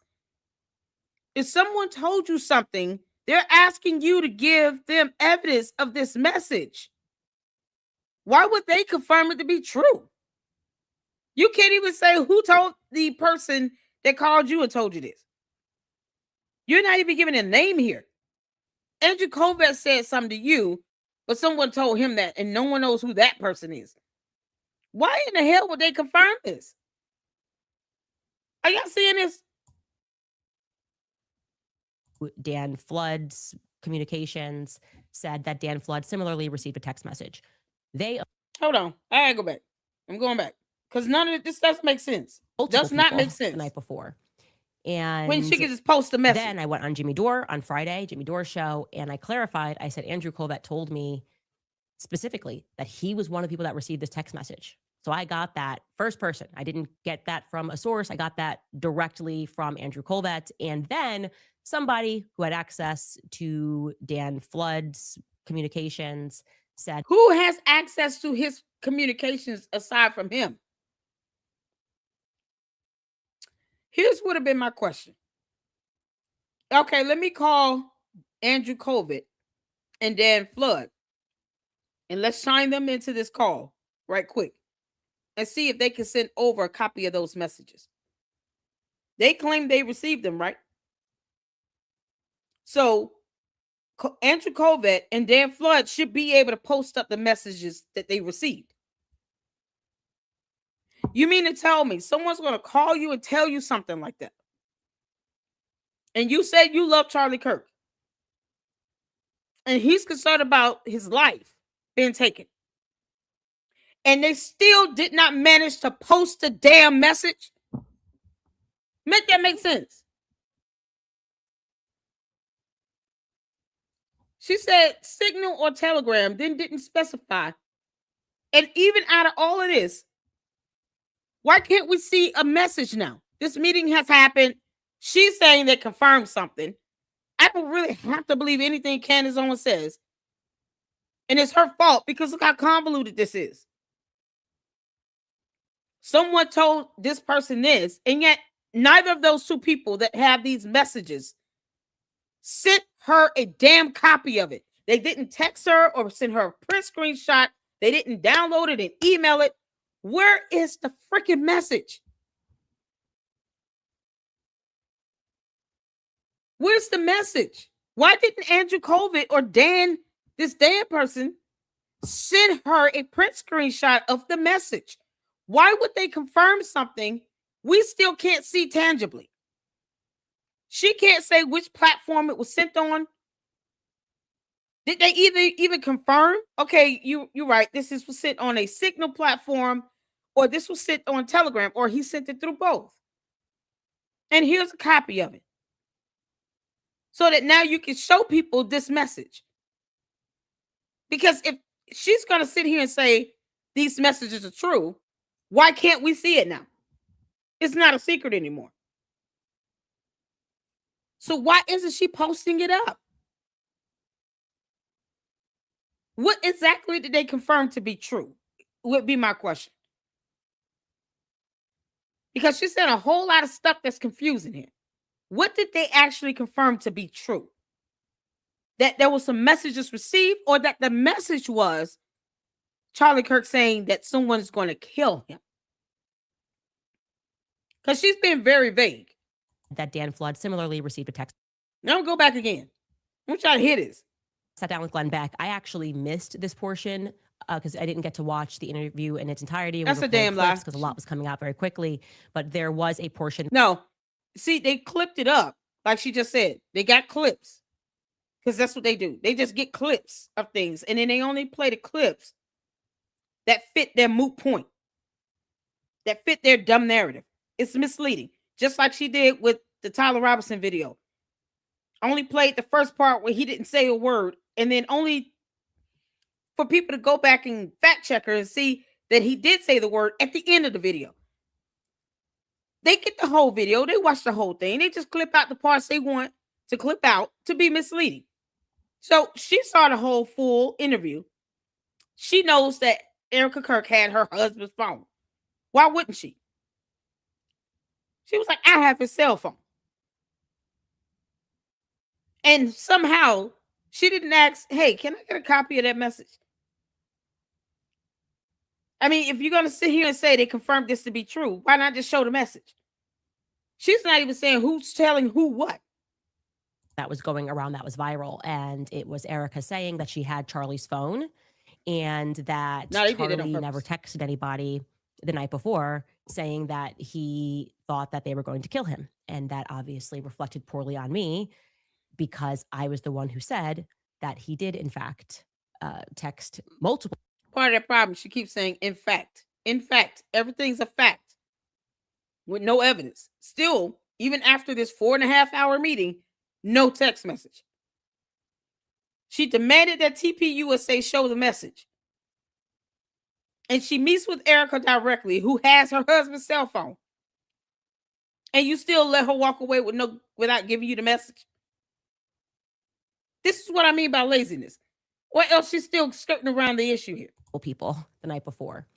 And then I went on Jimmy Dore on Friday, Jimmy Dore's show, and I clarified. I said, Andrew Colvett told me specifically that he was one of the people that received this text message. So I got that first person. So she purported something from Andrew Colvett as a fact. Why did she do that? Because Candace is bad at this. You don't purport third-party hearsay as a fact. That's not how it works. It's hearsay. Someone telling you something that someone told them, or they're basing it on a message that they received, but they don't want to see you the actual message itself. Make that make sense? If Colvett had this message, why didn't she ask him, can you send me a copy of this message? Can you do a print screen of the message and send it to me? What the hell is so wrong with her asking for evidence here? Unless it doesn't exist. I hope Erika does not respond to this crap, because this will never end. I didn't get that from a source. I got that directly from Andrew Colvett. And then somebody who had access to Dan Flood's communications said that Dan Flood similarly received a text message. They owned that right away and explained. Erika said that she has Charlie's phone. She's looking at his iMessages. And it turns out that he, like everybody else, communicates on Signal. He communicates on Telegram. And that those when she heard me say that, they then went and looked. And yes, that what I said was true. And what you said, what was true? I want to be specific in this, because she's skipping out a whole lot. That the messages existed, that he uses Instagram Telegram or whatever the other platform is, or a message that he actually sent out to two people saying someone was trying to murder him. And you didn't get a copy of that message? From Andrew Colvett. And then somebody who had access to Dan Flood's communications said, name that person. Name that somebody. Why wouldn't it be Dan Flood himself? If if it's his communication and the message was sent to his phone, why does someone else that has access to this need to tell her that? Why didn't he tell her that? If they have access to it, why didn't she ask that person to send her a screenshot of the damn message? You understand how stupid this is? A good journalist doesn't walk away from an opportunity to get a receipt. Someone that has access to his communication told you there's a message in this man's either phone or tablet. It's a message in the phone. Let's just go with the phone because Andrew Covid said it came to his phone. It came from Charlie Kirk's phone through Telegram or whatever. Let's say it came through their phones. Someone that has access to this damn person's communications told you that this damn person received the message as well. And you didn't ask, can you do a screenshot of that and text it to me or email it to me? Because wouldn't they be able to see the message and be able to take a picture of it?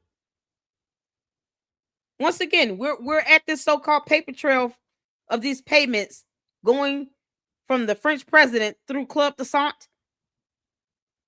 And someone's telling her a paper trail exists and she doesn't even bother to ask for email evidence of this paper trail. Same situation right here. This is the same BS. She didn't even bother to ask for a copy of the message. You can't make this up. That Dan Flood similarly received a text message. They owned that right away and explained. Erika said that she has Charlie's phone. She's looking at his iMessages, and it turns out that he, like everybody else, communicates on Signal. He communicates on Telegram. And so is that what they confirmed? That he communicates on Signal and Telegram and not necessarily the message said that he was going to get murdered? Candace, your double speak doesn't fly through me here. Because at the end of the day, you didn't have concrete evidence.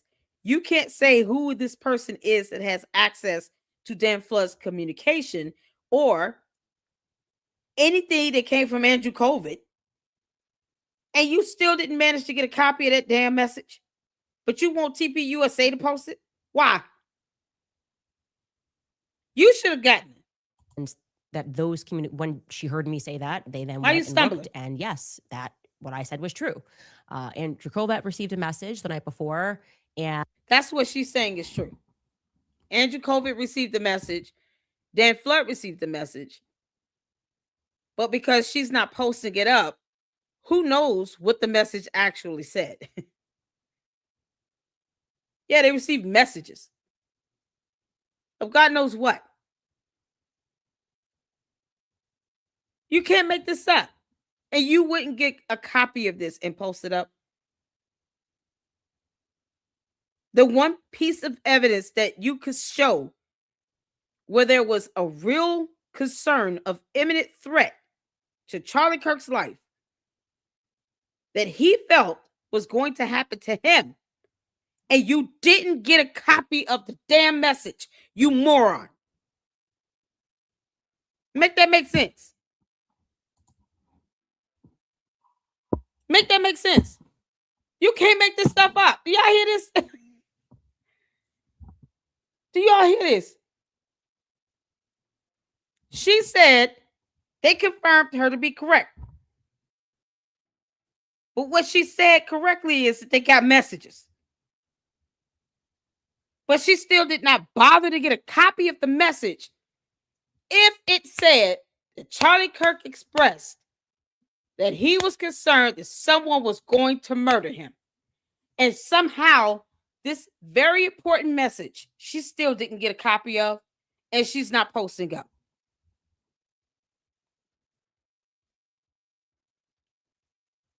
It's absolutely stupidity on steroids to let that go away, to let them walk away and not give you a copy of that. If they confirmed that to be true. It sounds like what they confirmed it to be true is that messages were sent, but not being specific about what it said. Because she's thinking that she's dancing around this. And no, we're seeing straight through that shit, heifer. No, unbelievable. Sometimes you just gotta get through the fluff. But she can't say who told her this that has access to Dan Flood's communications, though. She can't give us that person's name, but she can out everyone else. She can dox a child, a minor, but she can't tell us who had access to Dan Flood's messages. This is and they want to sit here and say that she's investigating something. She's not even, God, a decent reporter. Candace, you are so bad at this. This is absolutely horrible. You let them walk away without giving you a copy of this message that specifically stated Charlie Kirk saying, I believe someone is going to murder me. Andrew Colvett told me specifically that he was one of the people that received this text message. So I got that first person. I didn't get that from a source. I got that directly from Andrew Colvett. And with then no proof. Somebody who had access to Dan Flood's communication. Not Dan Flood himself, though. Somebody with access to Dan Flood. Not Dan Flood, though. And said that Dan Flood similarly received a text message. They owned that right away and explained. Erika said that she has Charlie. It may not have even been the same thing. You gotta read, you gotta listen. Candace and her dumb word salad, it still lacks substance. She won't name this somebody that had access to Dan Flood stuff. Andrew Colvett says something along these lines about a message. Neither of them gave her a copy. So you can't even verify that. His phone, she's looking at his iMessages, and it turns out that he, like everybody else, communicates on Signal. He communicates on Telegram, and that those when she heard me say that, they then went and looked. And yes, that what I said was true. Andrew Colvett received a message the night before, and Dan Flood received a message the night before. Now they asked me if I had actually Yeah, she's confirmed they received messages. But not that it said that Charlie Kirk felt that someone was trying to kill him. They confirmed they got messages. Could have been from this Telegram. He uses Telegram. He uses, what was the other? Signal. But not specifically what they said. And she has no evidence to show you that. And yes, that what I said was true. About them getting Andrew Colvett received a message the night before, and Dan Flood received a message the night before. You can't make they this asked up. me if I had actually a concrete a copy of what Dan Flood got the night before, and I said no. Somebody told me what it said, which was almost somebody is not named, though. That somebody is not named. Wouldn't that be pivotal? Wouldn't the Candy ass cult members be hounding her about, can you name this somebody? Because we really need to know who this somebody is, because that is not directly coming from the person that got the message.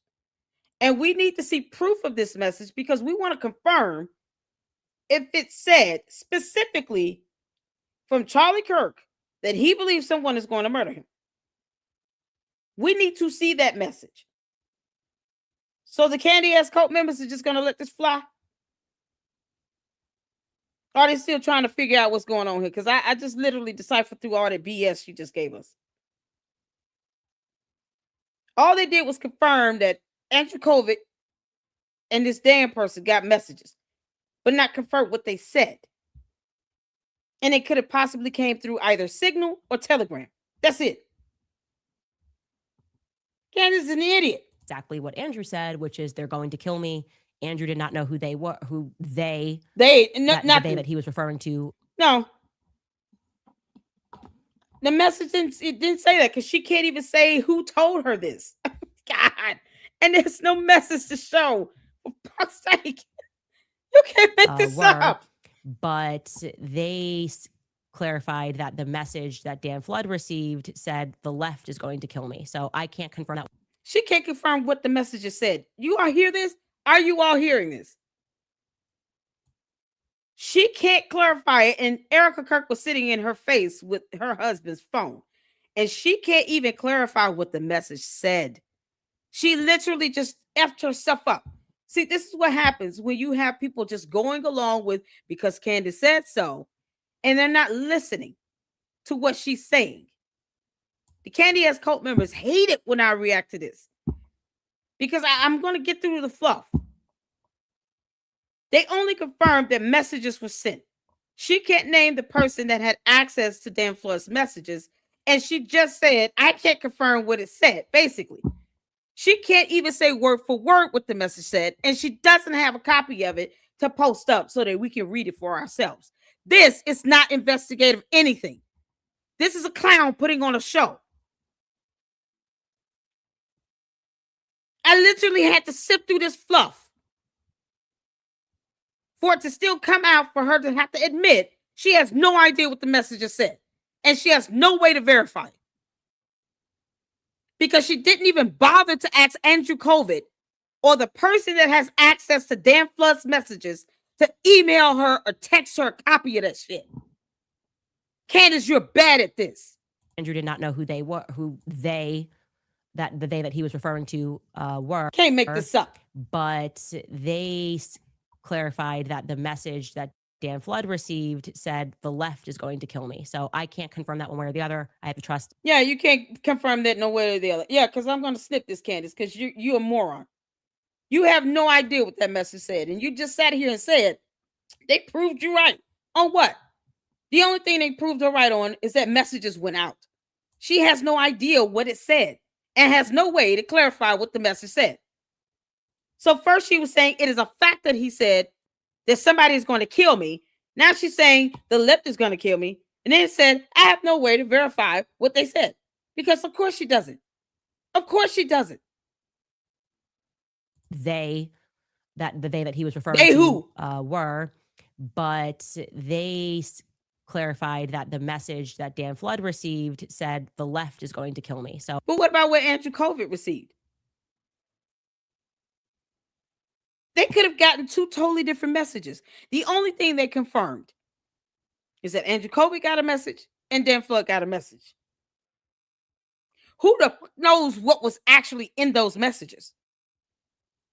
We could easily assume, based on what she's saying, it's two different messages that went out. One message went to Andrew COVID saying one thing, and another message went to Dan Flood saying something else. Why didn't she bother to ask for a copy of this? I don't understand. Because that's what good journalists would have done, Candace. Good journalists would have said, can I get a copy of these messages that went to both of their phones so that I can read it? Because she didn't have concrete evidence of it at all. She just confirmed it. They asked me, did I have concrete proof for this? I said, no, I'm just going to what was told to me. That's what she does. I'm going to put stuff out here and then force them to do the dirty work for me and to prove me right when there was nothing to show. Because it doesn't even fucking exist. Messages exist, but not messages that said someone is going to kill me tomorrow. And she has no way to verify it. Sweet Jesus. I can't confirm that one way or the other. I have to trust them on that because I did not see that concrete message. I was told that it said they. Of course not. Now, obviously, we discussed the moment, and I'm laughing. Yeah, I can't confirm that one way or the other. Yeah. Because this is a snip, Candace. Because you're a clown. Clown shit. I can't confirm that one way or the other. I have to trust that. I thought she didn't trust nobody. I thought she didn't trust the feds. She doesn't trust TPUSA. She doesn't trust Erika. I don't trust anybody. Just God and my vision. So now you got to trust what they're telling you. So what did they confirm again? Messages went out. All they could confirm is that a message went out, but can't confirm what it said because she doesn't have any concrete proof. You can't make this stuff. Oh man, I hate to see journalism be just ripped to shreds. Like Candace is the ultimate destroyer. You make the idea of being an independent journalist look horrible. Candace, don't ever say you're an independent journalist. You want to keep impersonating investigators from the CIA? Go ahead. It's a felony. Good luck to that. But don't ever say you're a journalist. or a reporter, because this is piss poor. And you still let them walk away, not showing you the message yourself so that you can verify what it said. Because if it came from her husband's phone, wouldn't she be able to show you the messages in her husband's phone? Sounds like all she confirmed was that he uses Signal and Telegram. They could have been fake messages. Anybody thought about that? Y'all know what phishing emails are? They're scams. These messages could have been completely fabricated and faked under some fake account, sent to Dan Flood's phone and Andrew Covid's phone. It could have been faked. She has no way to verify it either. So this very serious message of Charlie Kirk saying that I think someone is going to murder me comes down to quite possibly a hoax, like a phishing scam sent through a Telegram or a Signal app. This is why I don't have Telegram, by the way. You get so many fake messages from fake accounts coming from Telegram and WhatsApp. So she has no idea to verify that it came directly from Charlie, that it even came from his phone. It could have came from some fake account. She can't verify what the hell it said. And it sounds like two different messages went to two different people. Any questions? Because, Candace you're bad at this, girl. This is why I'm the queen of this, because I do listen. You can't make this up.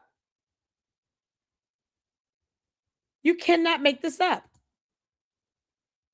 I can't confirm that one way or the other, because of course you can't. She don't have any concrete evidence on this, nothing. This is why I keep saying I don't have to trust shit she says. I can call her a liar because she has no evidence to prove it. But she said it was a fact that message was sent out. And now she says, I can't verify it one way or the other. And you know what the candy ass cult members are hearing right now? Wah, wah, wah, wah, wah, wah, wah, wah, wah. Me, Andrew did not know who they were, that he was referring to were, Wah, wah. but they clarified that the message that Dan Flood received said so the done. left is going to kill me. So I can't confirm that one way or the other. I have to trust them on that because I did not see that concrete message. I was told that it said they. Now, obviously, God. we discussed the moment, and I'm laughing here because you TikTokers are actually out of control. You guys are going to be the reason that I did not see that concrete message. Why are you laughing at this? That message was supposed to be a very serious message from Charlie Kirk expressing that someone was going to kill him. And you're mocking it. Like the clown you are, Candace. You're mocking this. She just brushed it off. I have no concrete evidence. I have no way to verify it. Moving on. He said he thought somebody was going to kill him. But, whatever. Israel gets TikTok Airhead. because you guys are acting a fool all the time. You're and an the idiot. videos were so hilarious of you guys mocking the Barry Weiss interview. It's great. It's good to laugh at ourselves. And Barry Weiss is always worth laughing at. But I was So are you, you moron. What's that concrete evidence you said that was so serious? It was so serious. We're still waiting on her to drop names from TPUSA because something she found out that was so hurtful, so painful. It warranted her to sit here and to interfere with their ability to bring in revenue by telling people to get refunds, to stop donating to a nonprofit organization where they rely on proceeds of donations and contributions. Something she found out that was just so detrimental and damaging. When the hell did she name names again? But Candace, you don't mind with interfering with their ability to make money. It's called tortious interference. You can be sued for that. You can be sued for tortious interference. And she never did drop those names or say what the actual issue is. Hey, I felt name checked God almighty. by the podcaster, Candace Owens, this obvious setup, and then asking me to stop. And it's interesting to hear Erika say that This is so the reason crazy. she didn't ask me to stop in the beginning because she was actually learning things from the show. She was actually learning things, and that I think she similarly felt that Barry Weiss was trying to create a moment. Obviously, it's who Barry Weiss is. It's the Zionist lobby. She's trying to right perceived wrongs because I'm against her side. You idiot, you just calling people Zionists for no reason. Candace, why didn't you ask to see those messages? For the love of God. You could have literally said, can I please see these messages? Because I want to confirm what was actually said in them. And maybe they did show her. And she just doesn't want to repeat that because she knows those messages didn't say what she purported as a fact to have been sent. Because she said it was a fact. Because words are still hard for her. Candace, you reported that as a fact. That means you should have had concrete evidence and proof before the words came out of your damn mouth, girl. She's an airhead.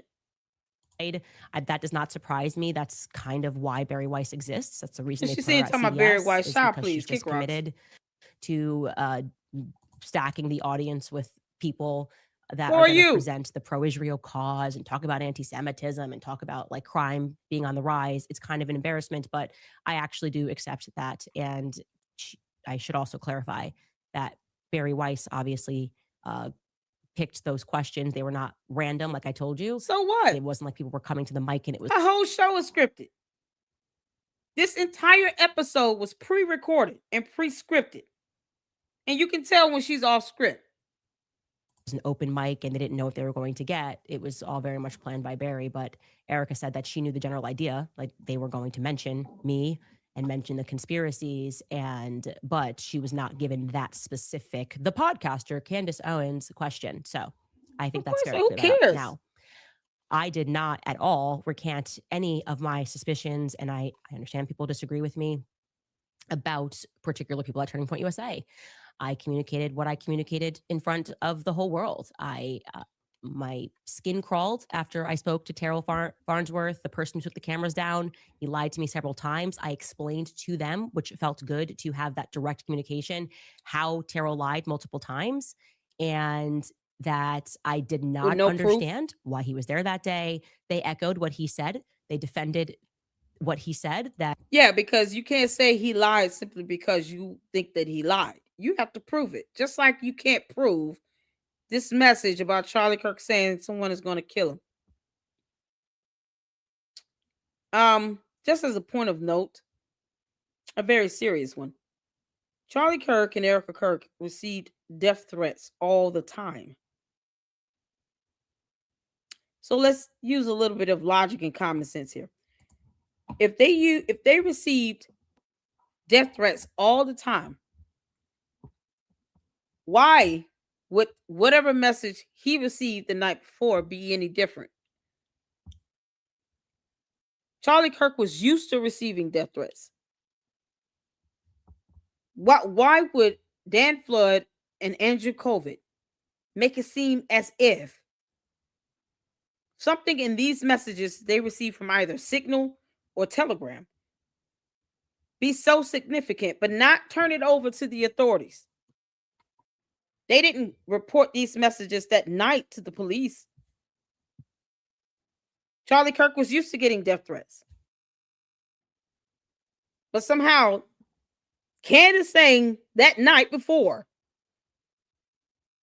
Charlie Kirk getting text messages that he probably received all the time, unfortunately, which were death threats, was so significant. But yet, no one confirmed and verified whether or not they were sent over to any authorities for any reason. The police, nothing. No evidence that they reached out to If they were in Utah the same day, let's say they were there the night before. No evidence to show that they called in or they went to the police station and reported it. We're concerned. We just got these two very serious threats.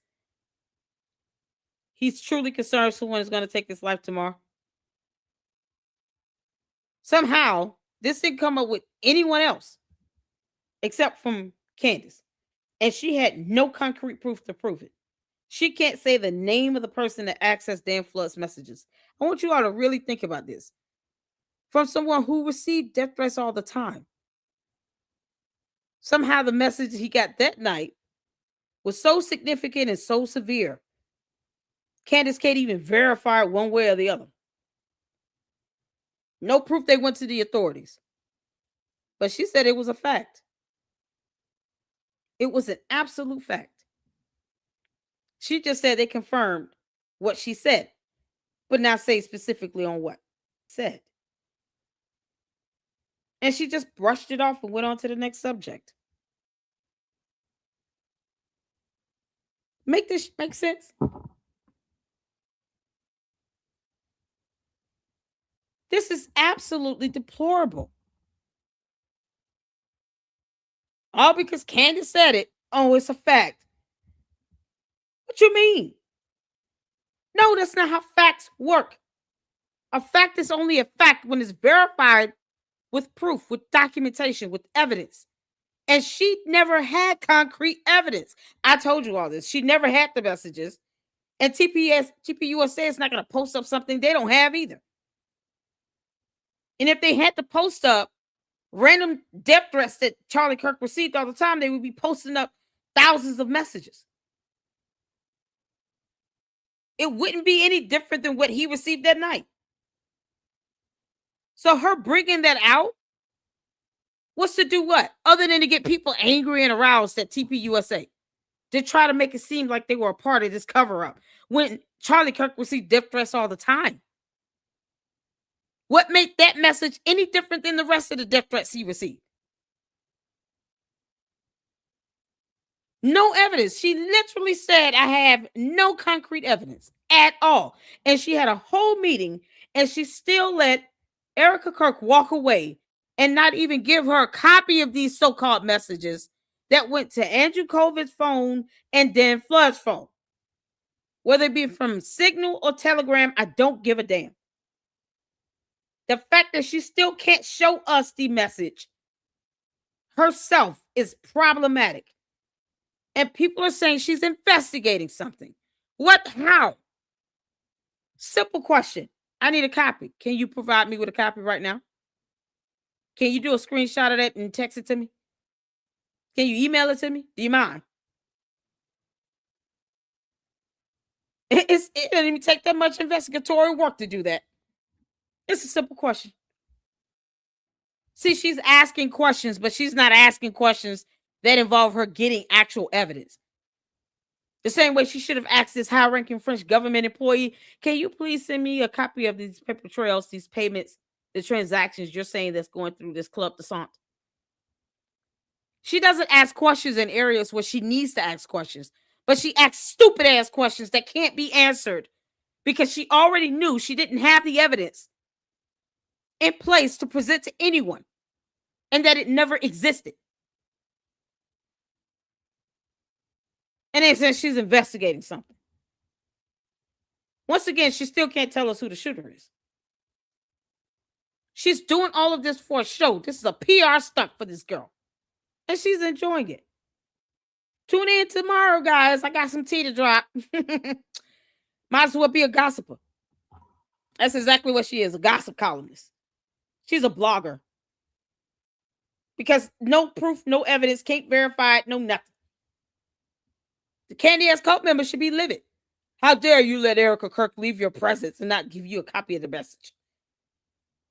The woman with the husband's cell phone still walked away and didn't give her a message. Y'all see how stupid Candace is? She's such an idiot. They were trying something new that day, that they typically live stream, which is what Terrell said. They typically live stream. And I said, every college event. Well, they said, well, yeah, they live stream the events that are tour stops, but they don't live stream like the outside prove me wrong type events. And that was something that was new and it required Terrell. And I said, even if that was all real, if that was all true, I still didn't feel good about the conversation that I had with Terrell. And I can't ignore my gut about the many little lies that he told. I thought the video he recorded was weird. I know he comes from a very powerful family. I No one personally do not cares. trust None of him. that is And irrelevant. We don't care because you still failed to get a copy of those messages. A viable, credible threat you claimed was a fact that Charlie Kirk knew someone was going to murder him the next day. And you didn't even get a copy of the messages. There's nothing to get. Somebody said I should be helping investigate. Let me explain something to you. I don't need Candace help with anything. If I had to get involved in this, Candace would have to take a whole back seat. I can show her how it's done from behind a microphone. Candace, you are bad at this. You're bad at this, Candace. I wouldn't be there to help her. She could have simply asked one question. Can you please take a screenshot and text that to me? Why does she need help with asking that simple question? You all claim she's investigating.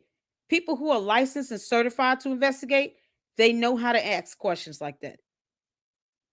They know how to acquire simple evidence, text messages, an email, a telegram, or a signal message. They know how to get that information. I'm sure if she would have asked, they would have given her a copy of it. What the hell did they talk about for 4.5 hours? No one needs to help her ask that simple question. She's not a child. She acts like one, but she's not. My question is, why aren't the Candy Ass cult members putting out a demand for her to get this concrete evidence? No one needs to help her do a damn thing. We don't owe her that. She faced Erika Kirk and still didn't ask her to send a message. She still can't say who accessed Dan Flood's messages. Who's this person that had access to it? That's hearsay. That wouldn't fly in court. See, the thing is, Candace needs to finish school, get a damn degree. And if you're going to sit here and be an investigator, at least go get licensed and get credentialed. She's got nothing but time. She's got the money. There's nothing hindering her from continuing her education and actually getting a real degree that she can actually show everybody on camera. Don't expect the rest of us to sit here and baby her. And she thinks she knows it all. So why don't you all tell her, how about you call Erika Kirk back and ask her, can she send you a screenshot? It's simple. It's that simple. How about you all tell her, don't make statements and say it is a fact without the concrete evidence. Journalism 101. Get your facts straight first before you go open your mouth. What the hell we need to help her with that for? You let her tell her she know it all. She don't need our help. She need to learn how to actually ask questions and actually pretend like she's got a little degree. You can't make this up. She could have asked one simple question. Can I get a copy of this message? If you have his phone and these messages went out to Andrew Covid and Dan Flood, can you please send me a screenshot of these messages? Because I have to see this concrete evidence. You're talking about a great concern from Charlie Kirk about someone literally taking his life the next day, despite the fact that he gets death threats all the time. So what makes these two messages so unique and stand out to where she felt like she needed to report that as a fact, like this wasn't something that was happening all the time? Now Erika Kirk is getting kidnapping threats. Imagine that. They've already been receiving death threats. What made those messages so unique that she had to sit here and harp on that and attack TPUSA for not releasing the messages? Messages he gets all the time. But she lets Erika Kirk walk away and not give her a screenshot. If she's stupid enough to let that happen, there's no helping Candace. There's no helping Candace. Simple question. I obviously do not like the fact that I said, Tyler Boyer lied about this thing and said, came up with an excuse and said, well, Terrell was asked to take the camera down. That's the reason, he said on Twitter, because the police wanted him to take it down and secure the footage. And I said, I know that's not true. And they said, well, after all of that, after he took the cameras down, there was a police officer or Fed, whoever it was, that spoke to him and asked him to secure the footage. Well, that makes sense, but it's not a reason for why he took it down immediately. It makes sense that after no, that's normal. That's just normal. Let me take this down for evidence. The fuck is going on? What the fuck is she saying?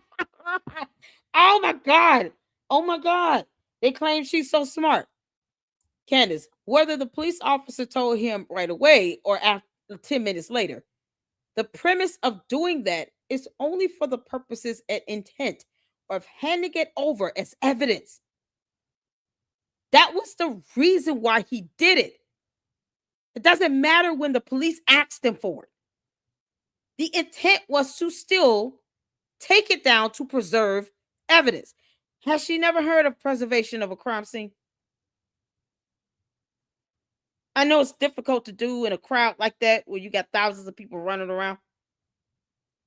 But any evidence you can gather and collect, you do it right away because before it ends up missing or tainted. Because she doesn't know this. She doesn't understand how investigations work. And the stupidity that comes out of her mouth is a reflection of that. Because she refuses to just read the information. That is something she can Google. How do the investigations work? How does the investigators go about going over a crime scene? Oh my God. I personally do not trust him. And no one cares. No one cares. And I said, every college event. Well, they said, well, yeah, they live stream the events that are tour stops, but they don't live stream like the outside prove me wrong type events. And that was something that was new and it required Terrell. And I said, even if that was all real, it's all real. You can't tell them what they do and don't do in their company, girl. And I understand people disagree with me Dear Lord. about particular people at Turning Point USA. I communicated what I communicated in front of the whole world. My skin crawled after I spoke to Terrell Farnsworth, the person who took the cameras down. You said things with no base knowledge. Several times. I explained to them, which felt good to have that direct communication, how Terrell lied multiple times. And with no proof. I did not understand why he was there that day. Because they echoed what he said. They defended what he said, that they were trying something new that day, that they typically live stream, which is what Terrell said. They typically live stream.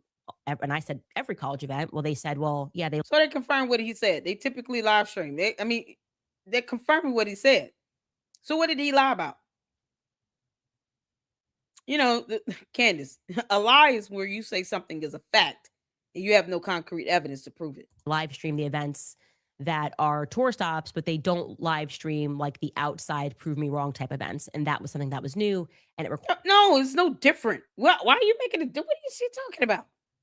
It was live stream, but it's not a live stream prove me wrong type of event. What the fuck does that mean? What does that mean? I don't speak cult. Can someone make that clear to me? Farnsworth, the person who took the cameras down, he lied to me several times. I explained to them, which felt good to have that direct communication, how Terrell lied multiple times, and that I did not understand why he was there that day. They echoed what he said. They defended what he said, that they were trying something new that day, that they typically live stream, which is what Terrell said. They typically live stream. And I said, every college event. Well, they said, well, yeah, they live stream the events that are tour stops, but they don't live stream like the outside prove me wrong type events. And that was something that was new and it required Terrell. And I said, even if that was all real, if that was all true. So they live stream portions. Okay. The prove me wrong with the questions part. Why is she doubting that's what happened? We saw that in videos. We saw them live streaming and recording the prove me wrong sessions of the tour. So if they, like I said, she hasn't been there since 2019. She's carrying on as if they're not supposed to change the way they do things. She doesn't get to dictate that. She's not the CEO. She's irrelevant. And she keeps trying to invoke herself into it.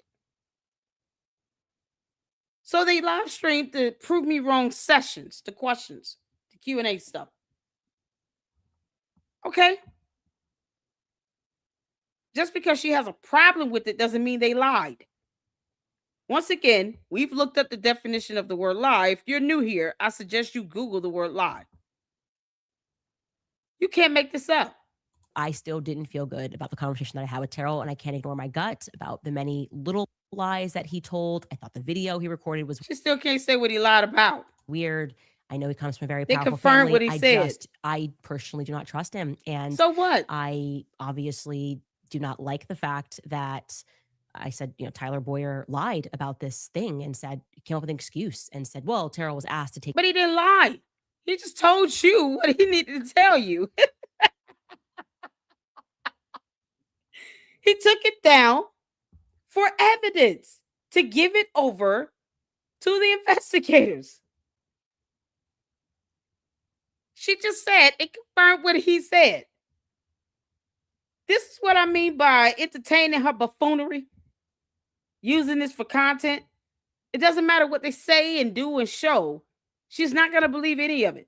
Just like this concrete evidence she refuses to show us about this message. This someone she keeps throwing out there. Someone told Dan Flood this. Someone told me that has access to Dan Flood's communication. Who's that someone? Yeah. There's no way for me to verify this. So, it is what it is. This is where we at. The camera down. That's the reason, he said on Twitter, because the police wanted him to take it down and secure the footage. And I said, I know. They would have wanted him to do that. It's called foresight, Candace. It's because you don't know how crime scenes work. It doesn't mean that was not the intent. That was the intent the whole time. You're just not smart enough to know that, I guess. I don't get it. That's not true. And they said, well, after all of that, after he took the cameras down, there was someone was shot. Of course they're going to want it. Spoke to him and asked him to secure the footage. Well, that makes sense. Duh. It's not a reason for why he took it down immediately. It makes sense that as you're... It's the reason why he did it, girl. Where else was it going to go? He witnessed someone get shot in front of him. You don't think the police would need that? That's logic and common sense. Those two things, two terms she still doesn't understand and she can't define. I understand logic and common sense, Candace, is a foreign concept for you. You being an alien and all here on our planet amongst humanity. But it's logic and common sense. He took it down because he knew that it would be evidence after seeing someone get shot in front of him and it was captured on the camera. It is common sense to take down the camera footage to keep anyone else from stealing it so that it can go to the investigators, because that's what you do.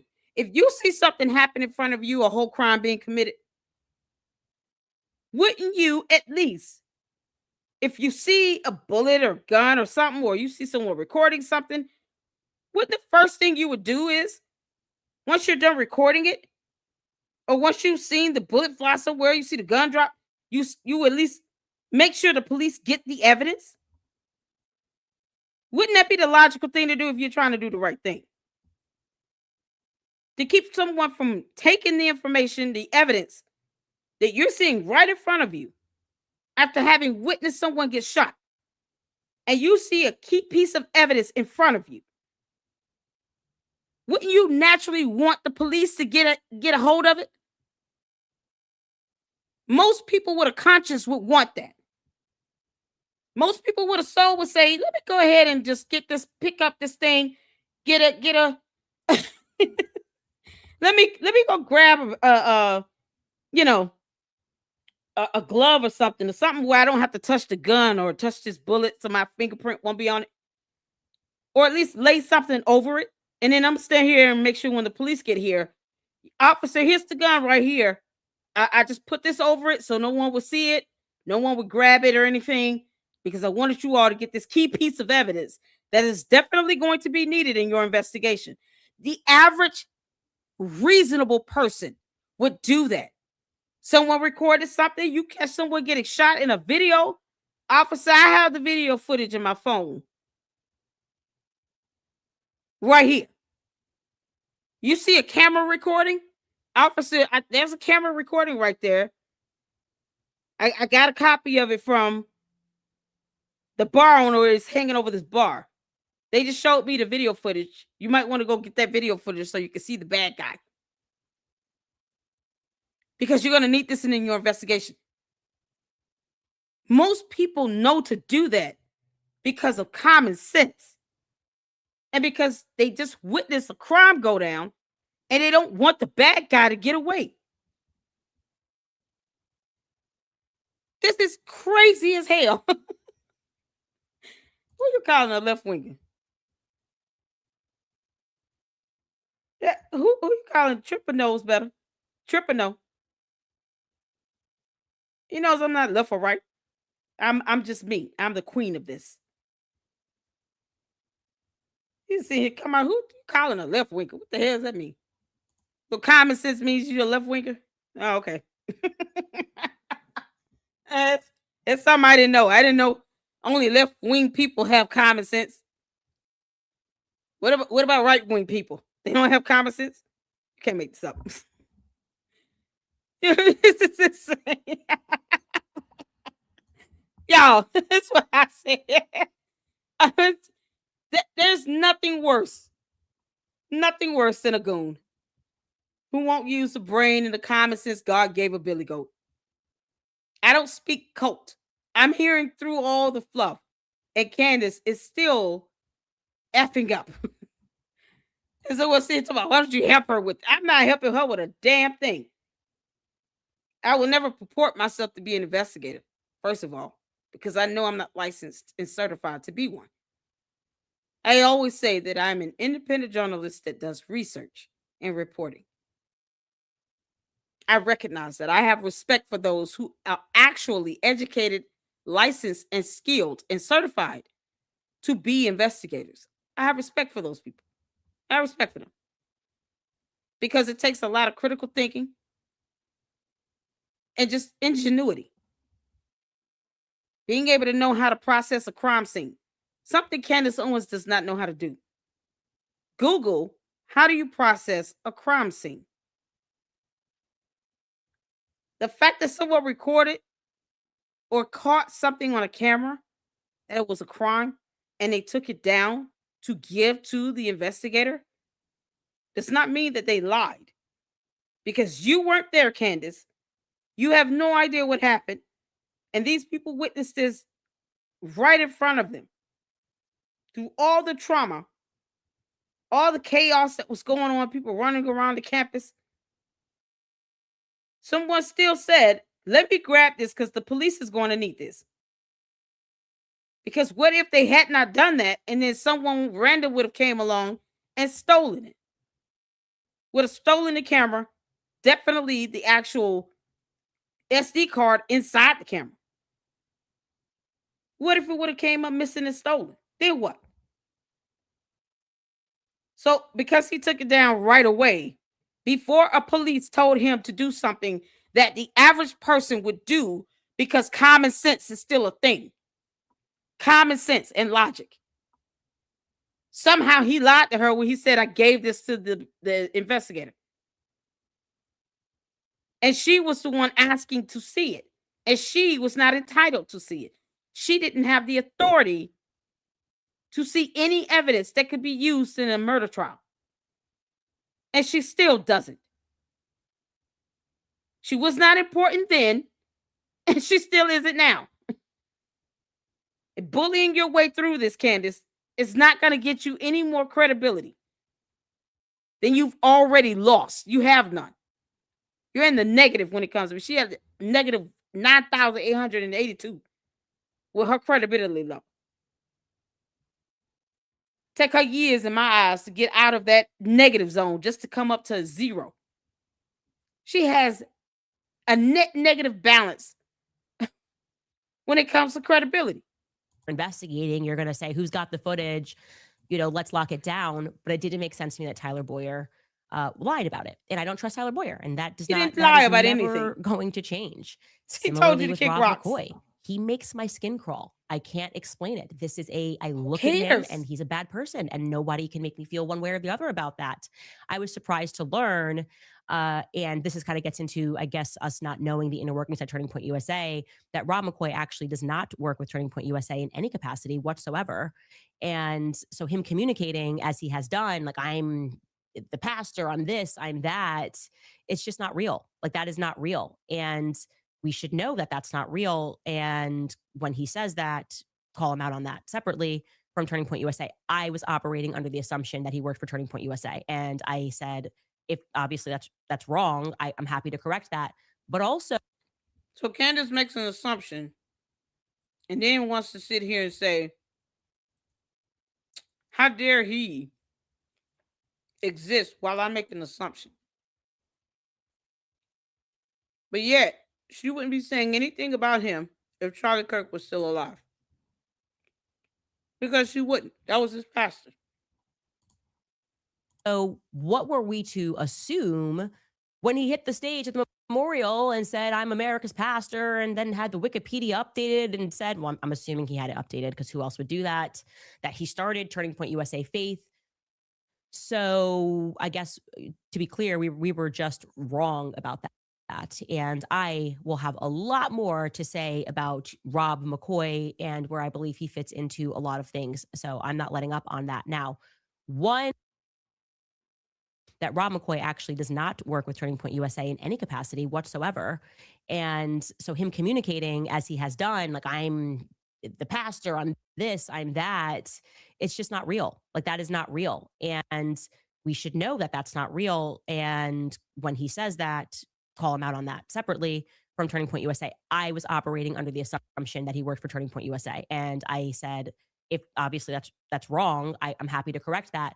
But also, what were we to assume when he hit the stage at the memorial and said, I'm America's pastor, and Nothing. then had the Wikipedia update? No one told you to assume anything. You know, because this all caps person wants to yell and scream for my attention. You don't know what happened. It's so funny because what happened occurred in many, many videos that were recorded. How do you not know what happened? Are you not aware of what's going on here? How aloof are you going to get in my chat? I just asked that they be original and stop copying and pasting the same old comment. We don't know what happened. How did you miss all the videos that shows what happened?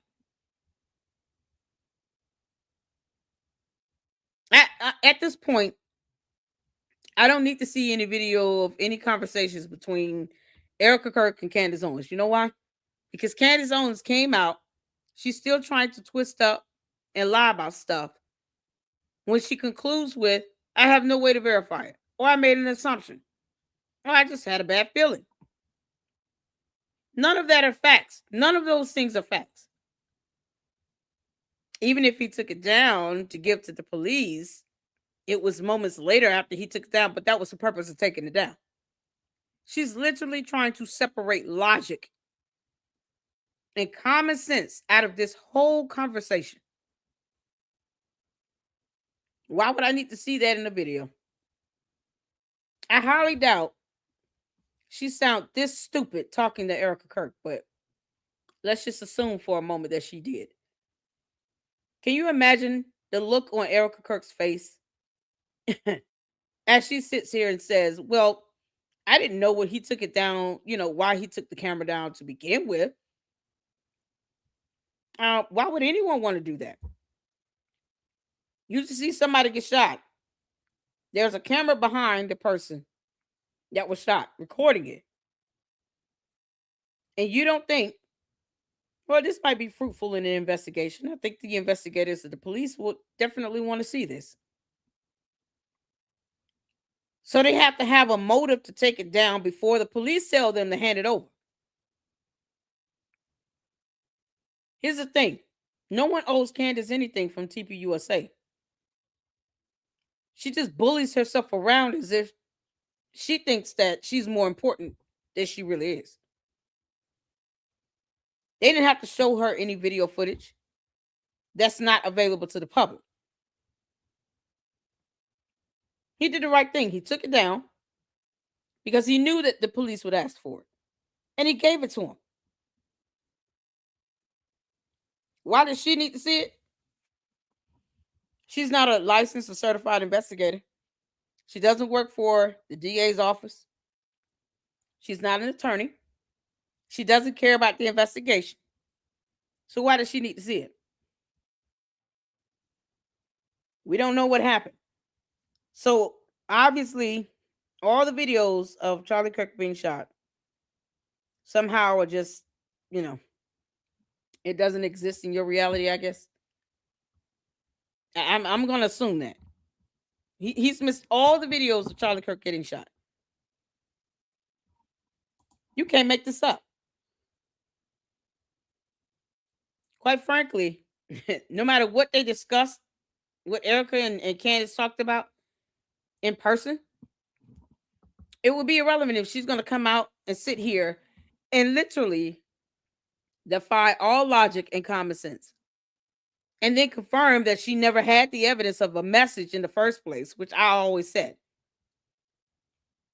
She never had the messages and they don't exist, which is why she's not posting them up. Because if they did exist, she would be posting them up. And I think it would be very depressing if we had to sit down and read all the death threats that Charlie Kirk received. That was not a new occurrence or a new phenomenon. But if a message that stood out that Charlie Kirk was so concerned about regarding someone taking his life, she didn't ask for a copy of it from 2 different people. Now 3, including Erika Kirk. Get out of here. And said, well, I'm assuming he had it updated because who else would do that? That he started Turning Point USA Faith. So I guess to be clear, we were just wrong about that. And I will have a lot more to say about Rob McCoy and where I believe he fits into a lot of things. So I'm not letting up on that. Now, one piece of this where I still don't understand it, and the magic bullet. Okay. Now we all recall what happened. I casually say on the show, hey, I saw the footage. There was no blood. And honestly, when I said it, I didn't process how big of a deal that was. No, she lied because you lied. You lied like hell. You never process anything, Candace. You never think before you speak. You say things are a fact with no evidence. You claim people are lying because you don't like them. You don't think about nothing. I told you all, she's an alien because she said it. And she sacrificed her brain when she sold her soul to Lucifer as a 2-for-1 special. Like a chicken box. You can't make this up. I didn't process this. You don't process anything. She doesn't process information. The letter N, the number 9. She doesn't process basic things. Common sense. You're going to take down camera footage and SD card because the police will need that. Somehow that wasn't processed. Oh, I don't like Rob McCoy. I assumed he was, when he said America's pastor, well, what else will we assume? Anything else? Maybe he feels he's America's pastor at his church. What made you think he was the pastor at Turning Point or TPUSA Faith? All the information she looked up, somehow that one piece of thing that could have been verified, she didn't verify. What the hell? All this nonsense she's saying, she could have did a Google search for how to process a crime unit. She would know. Most people are going to want, the investigators are going to want the actual video footage showing you what happened. Now she's going to speak to science and bullets. 2 things that are concrete. No matter how much you want to have your imaginary friend in your head, Candace, tell you things. This so-called Harry Meyer. When is Harry Meyer going to manifest himself? I'm just curious. Can you not do that here on our planet? Wherever your mind is, can you go manifest him there? We don't know if it's a new like demon seed or something being unleashed upon us. We don't have time for that. But she's listening to these voices in her head that's telling her all this nonsense with no evidence. Somehow she's still sitting here, just being insulting, talking about she's talking to the dead spirit of Charlie Kirk, and he still can't tell her who the shooter is. Why isn't she saying that by now? Tell us who the shooter is.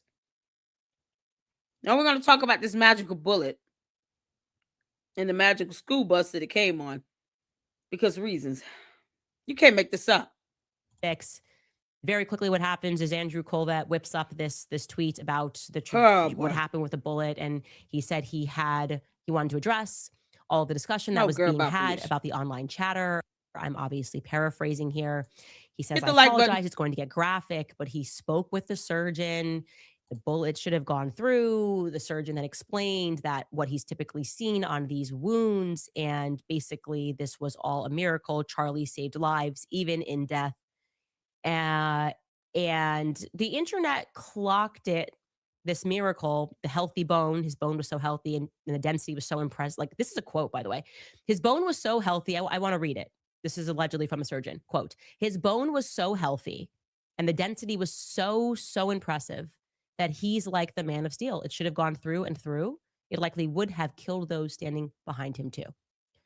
And we were just like, that kind of was like the beginning. No, you were like that because you don't understand the various grains of a bullet. Shout out to the Luxters who dropped so much knowledge on guns and bullets, various grains of a 30-06 bullet. The smaller the grain, the smaller the bullet, the easier it is to fly. The smaller the hole may be, and the less likely chance that it's going to leave an exit wound. Because if you're talking about it fragmenting upon impact, that's exactly what it's going to do. You got these idiots out here testing 30-06 bullets, but not specifying which grain bullet they're using either. And they could be using a grain bullet that's not the same bullet that was used to shoot Charlie Kirk. Because ballistics testing is going to prove that. That's a matter of science. Ballistic analysis is based upon science. It is scientific evidence. A term Candace still cannot define or understand. So, because she doesn't know how bullets work either, this is her assumption, not based upon any science, not based upon any data, nothing. And mind you, she has not seen the autopsy report, which would be able to say if there were fragments inside of the body. The autopsy report is going to specify that and where exactly it was found. And then those fragmented bullet pieces are going to go to analysis for the ballistics to be tested, where they'll be able to then determine the type of bullet used and the grain. That's how that works. She won't look this stuff up. Of the WTF, right? I feel like that was kind of the beginning of it. And immediately people in the comments responded to Andrew, and this individual said, this post is so fake as it would violate HIPAA. Like, there's patient privacy. You can't just call up the surgeon. And then Andrew Colvett replies and says, I know damn well. I would not have posted without. I know damn well. She's not talking about some HIPAA when she posted up a screenshot of Charlie Kirk going to an ER that had his name and date of birth in that screenshot, and she didn't even blur it out. I know damn well.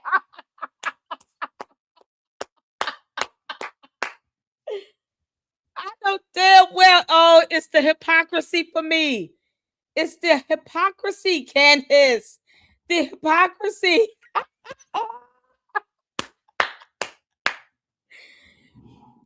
The hypocrisy. You can't make this up. Oh my God. This girl posted up Charlie Kirk's ER visit. It was a screenshot from an EMR system, electronic medical record system, from the hospital where he was admitted through the ER. Some hospital staff violated HIPAA privacy laws and emailed that information to her, along with a screenshot of an internal email from the chief nurse telling the staff, listen, this person is here as a patient. I only want this person, this person, this person. It's standard protocol, by the way. You have a high profile individual coming to the ER, especially with something very traumatic. You get nurses assigned to that person, and that's it. They don't see anyone else. They just see and treat that person. And then that's how the chief nurse on call for that unit, wherever it is, that's how they handle it. Same way when Beyonce had her baby. And it caused a whole wing of a hospital to be locked the hell down. It's the same process with Charlie Kirk going to the ER. And as soon as the chief nurse learned of that for the ER, then she puts the specific nurses on his case, like in his room, assigned them to his room. And that's it. And somebody in that hospital emailed a snapshot of that EMR visit where it was easily identifiable as to who the patient was. It's not like we looked at that information and we were left wondering, okay, how do we know this is Charlie Kirk? Like, no, it had his name, his date of birth, it had like the department type and some other outlier information that's specific to their system. You can't make this up. So they violated HIPAA privacy laws, and they did that without consent from Erika Kirk. And they emailed it to Candace Owens, who then disseminated that information that she obtained illegally. And then she posted it out on her channel in a video without consent from Erika Kirk. You can't make this up. And now she wants to see her talk about HIPAA privacy? Get the F out of here. Full permission. Now, he said he spoke to the surgeon, and they confirmed that Andrew spoke to the surgeon, but that they did not know that he was going to write that tweet.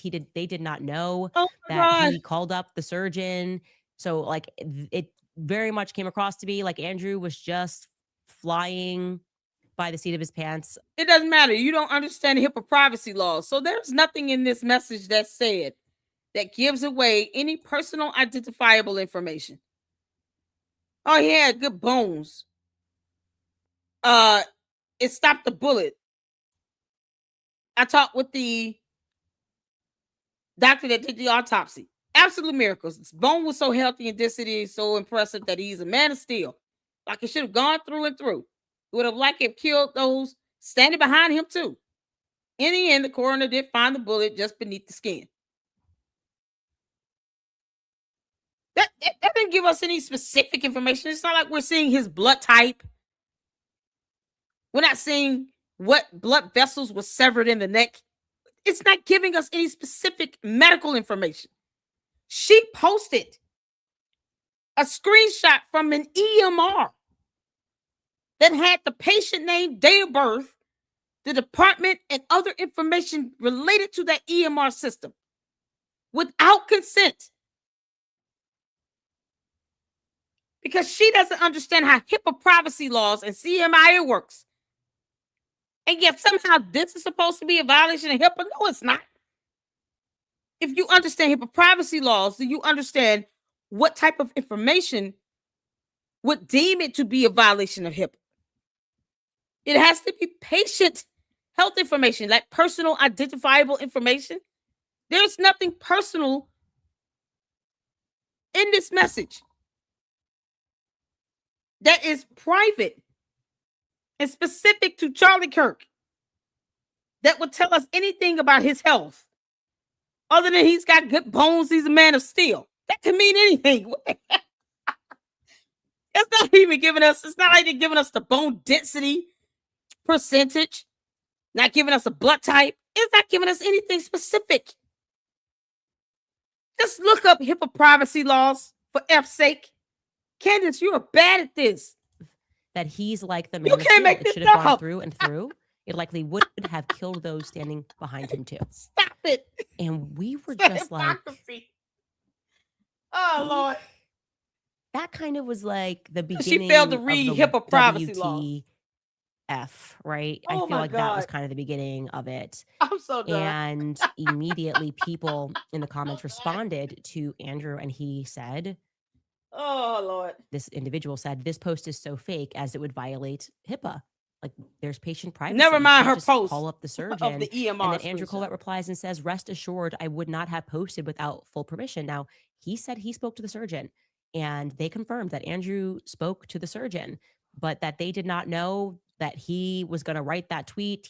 They did not know that he called up the surgeon. They don't need to. Why would they need to know that? It's like them saying they know exactly what you're doing every second of the day. They can see the tweet and see that no personal identifiable health information was released. That's it. That's how it qualifies to be a HIPAA violation. There's nothing in that tweet that has anything to do with his personal identifiable information regarding his health. Nothing. Nothing.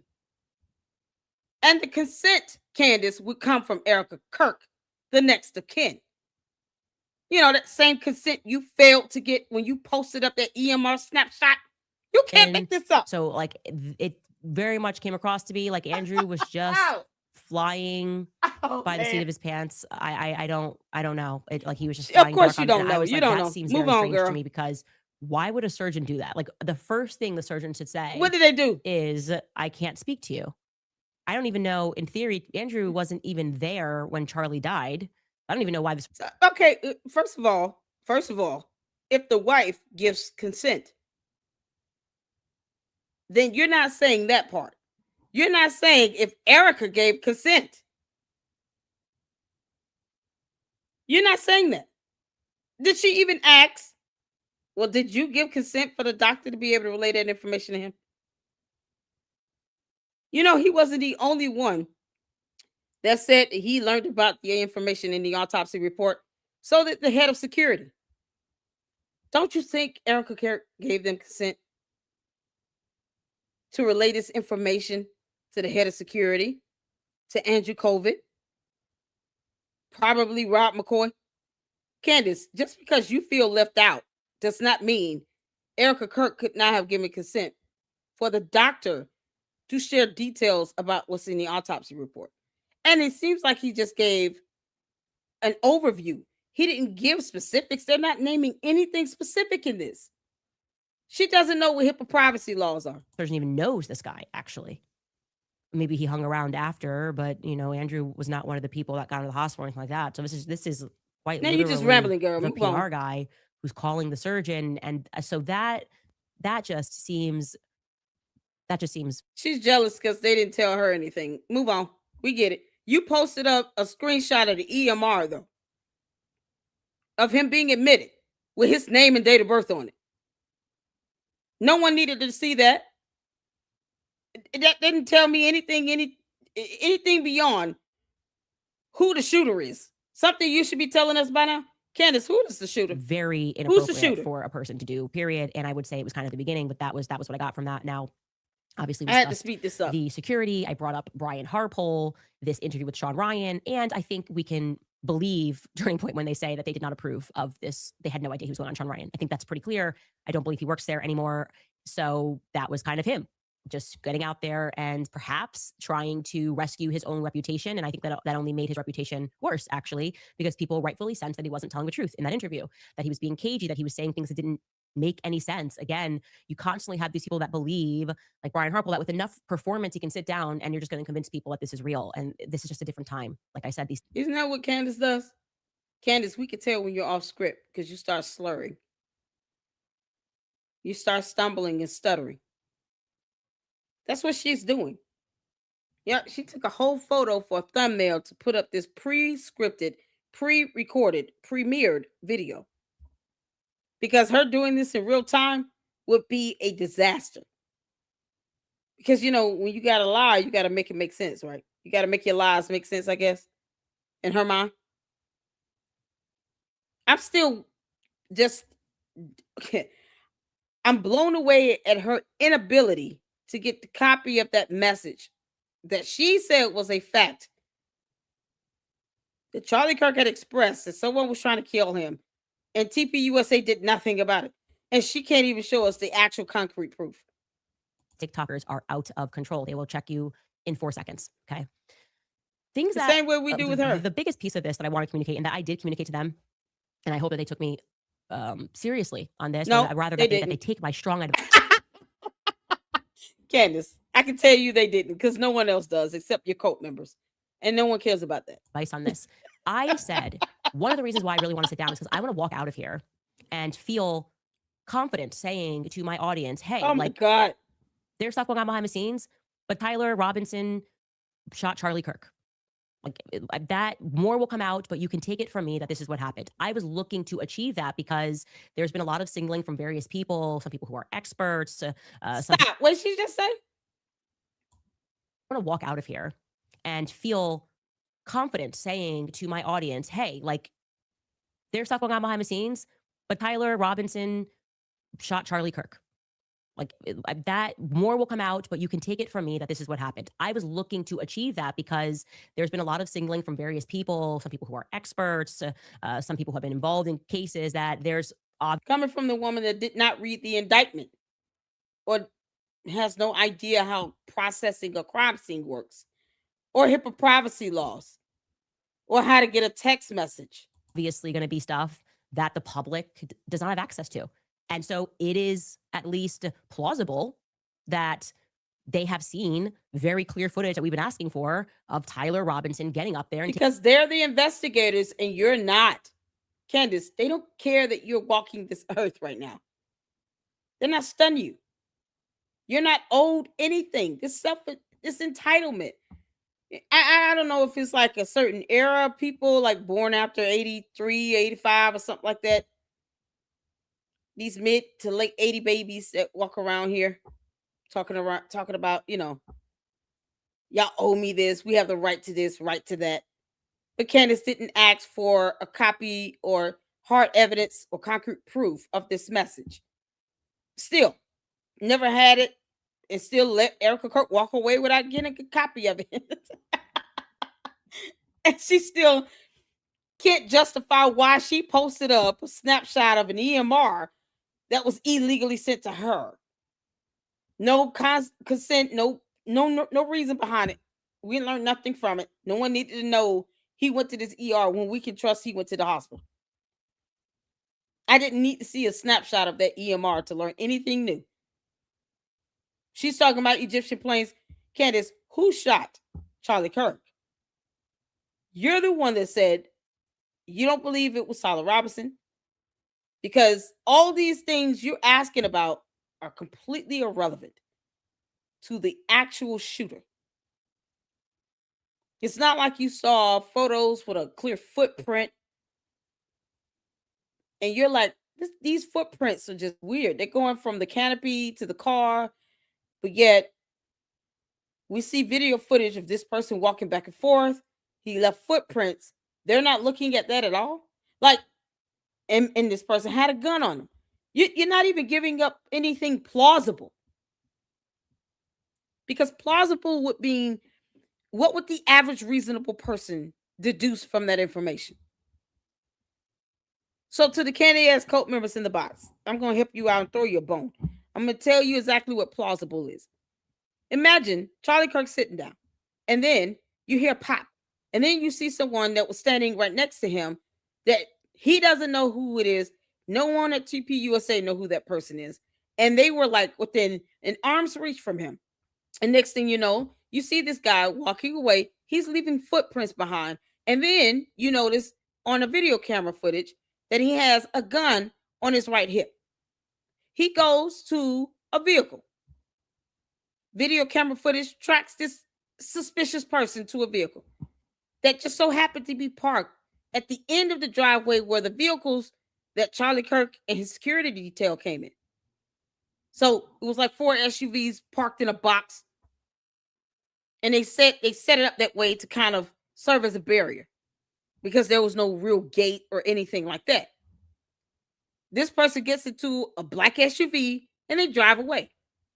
It is plausible that that person could be seen as suspicious and possibly be questioned because they have a gun on them.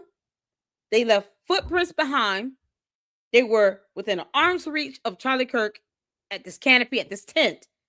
And they get into the same type of car, same color, make, and model that Charlie Kirk and his security detail was driving.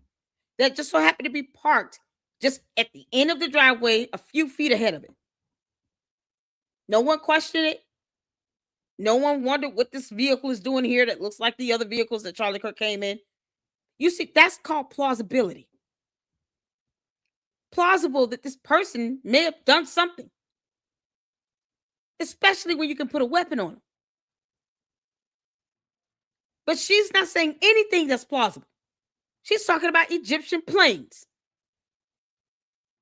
Nothing that puts the person at the scene of the crime with a weapon in their hand that looks suspicious, that may have even driven away in the same type of car that Charlie Kirk came in, thereby confusing his security detail, having them think it is one of theirs, even though they wouldn't be that stupid to not know, but still. There's some plausibility in that.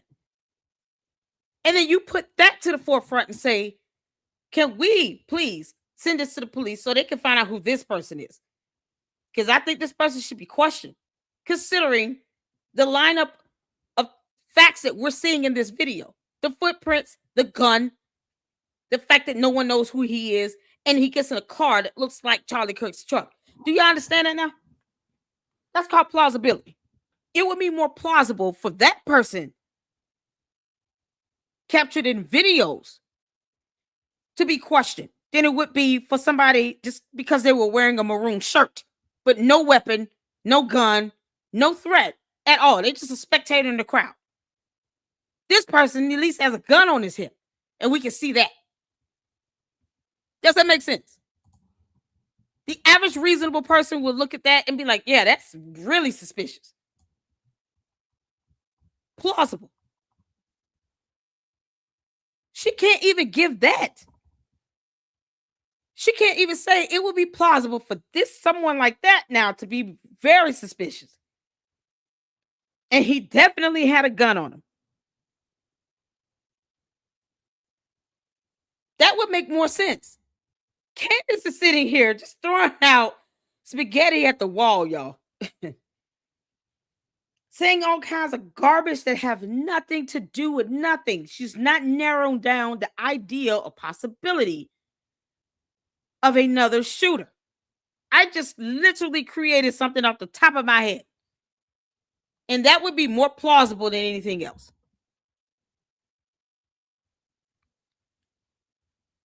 I'm giving out an example. I'm giving an example of what a suspect who would be more, who that would be, it would be plausible for this person to be seen as a suspect. I'm just giving an example. Candace is not doing that. She's giving us planes and inanimate objects flying over 30,000 feet ahead of him.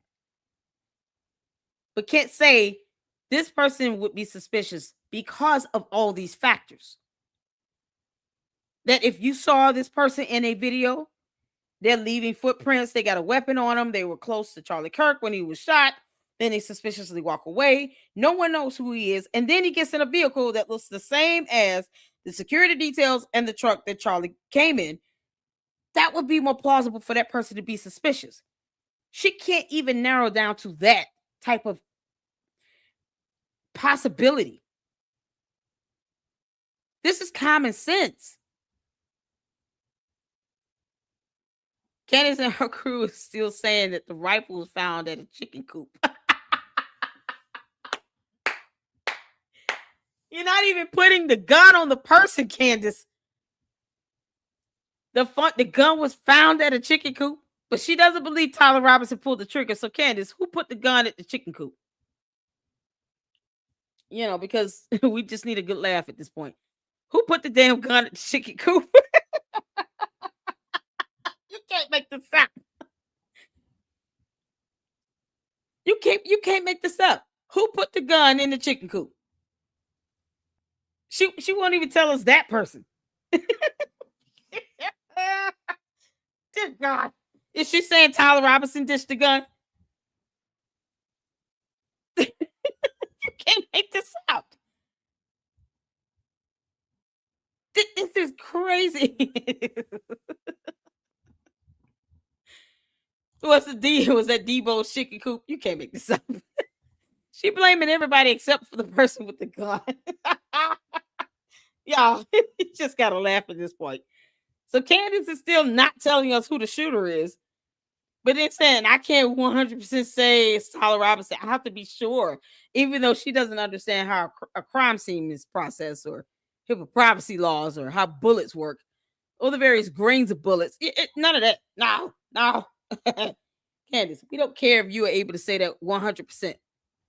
You're still mad that the doctor didn't tell you about the autopsy report.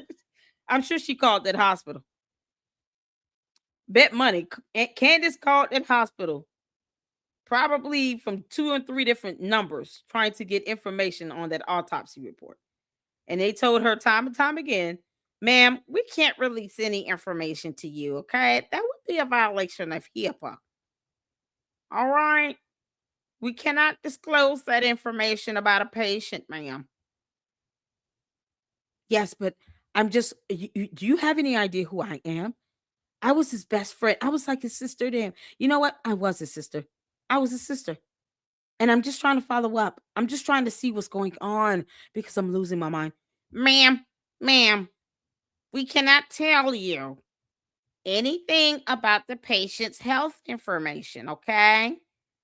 We're so sorry about your loss. We understand that you're grieving and that you're upset. And I'm not trying to add to that. But we cannot release patient information. We don't know who you are. We certainly cannot release it over the phone. You would have to have the next of kin, do a patient authorization release form. And they would have to, in person, tell us who you are. You have to come down here, show your ID. We would have to see that. We would have to have this stuff to back up and support us releasing this information. It's a violation of HIPAA, ma'am. That is illegal. We can't do that.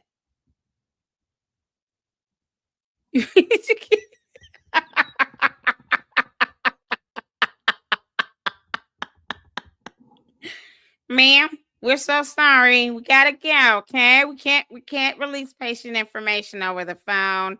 But we're so sorry for your loss. Okay, ma'am. You have a good day. Okay, bye bye. She's still going off. Candace still rambling on. You can't make this up. And can you imagine it? She's still rambling on the phone. And they're like hanging up, and it's a dial tone on the end.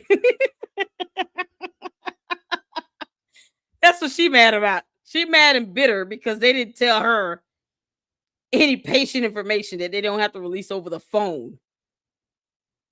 And yet you get this hospital staff who should have been fired and charged. Violated HIPAA privacy just to sit here and confirm that he definitely went to that hospital in the ER and told us nothing else. That information told us nothing else. Thank God. But the fact that she disseminated that without looking up whether or not she had the actual authority to do that, whether she was given consent to do that, is why I say, Candace, you are bad at this, girl. You're bad at this. A whole meeting and you still walked away with no concrete evidence. Taking the shot. Like, they have access to UVU cameras. So I was hoping to hear that. And I said that I want to hear why people feel so confident at Turning Point USA that Tyler Robinson is the guy.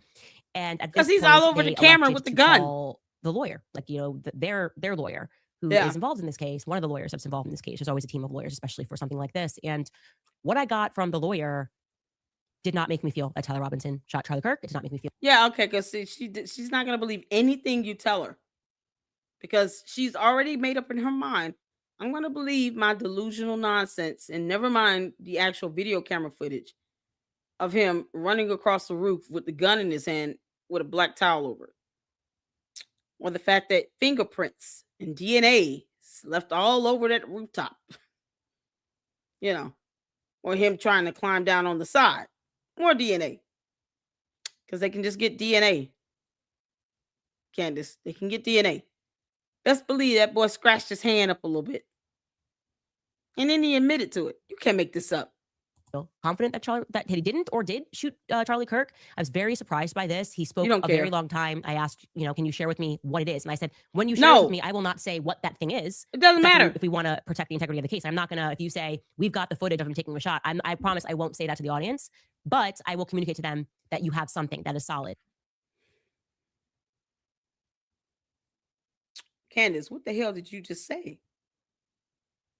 You're saying, I promise I won't tell the audience. This is what I told him. Why even tell us that? You can't even prove you're trustworthy by not even relaying that part of the conversation. Candace, you are bad at this. You're soulless at this. Why would you even disclose that part of the conversation, Candace Owens? Candace Amber Owens Farmer. Why would you even disclose that part of the conversation? They can't trust you with a chicken bone. He didn't or did shoot Charlie Kirk. I was very surprised by this. He spoke a very long time. I asked, can you share with me what it is? And I said, when you share it with me, I will not say what that thing is. That's if we want to protect the integrity of the case. I'm not going to, if you say, we've got the footage of him taking a shot, I promise I won't say that to the audience, but I will communicate to them that you have something that is solid. And no, to the exact contrary, this guy effectively said, not effectively, he said that they have nothing but the affidavit. Okay, so what we have seen is what they have. What is being discussed publicly, you are this whole Yes, because the rest of the evidence is with the prosecutor and the defense attorneys representing Tyler James Robinson. Candace, because even laws regarding evidence extends to other attorneys. These are the attorneys for TPUSA. Even if you were speaking with the prosecutors, they wouldn't give it to you at all for no reason. We have laws in place that say you're not entitled to this, and no one deems you that special, girl. You're invoking yourself into this situation, trying to put yourself higher than where you really belong. They don't owe you that information. They just damn don't. Just in case Candace and the Candy-ass cult members forget, Charlie Kirk had other friends as well. She was not the only friend. She probably would not have even been the first that he called if he needed help. Nope. Why would she think that an attorney that is supposed to be upholding laws actually do the right thing, and somehow they're the bad guy for not disclosing anything beyond whatever you see out on the public view? Whatever's released to the public is all that you're entitled to, heifer.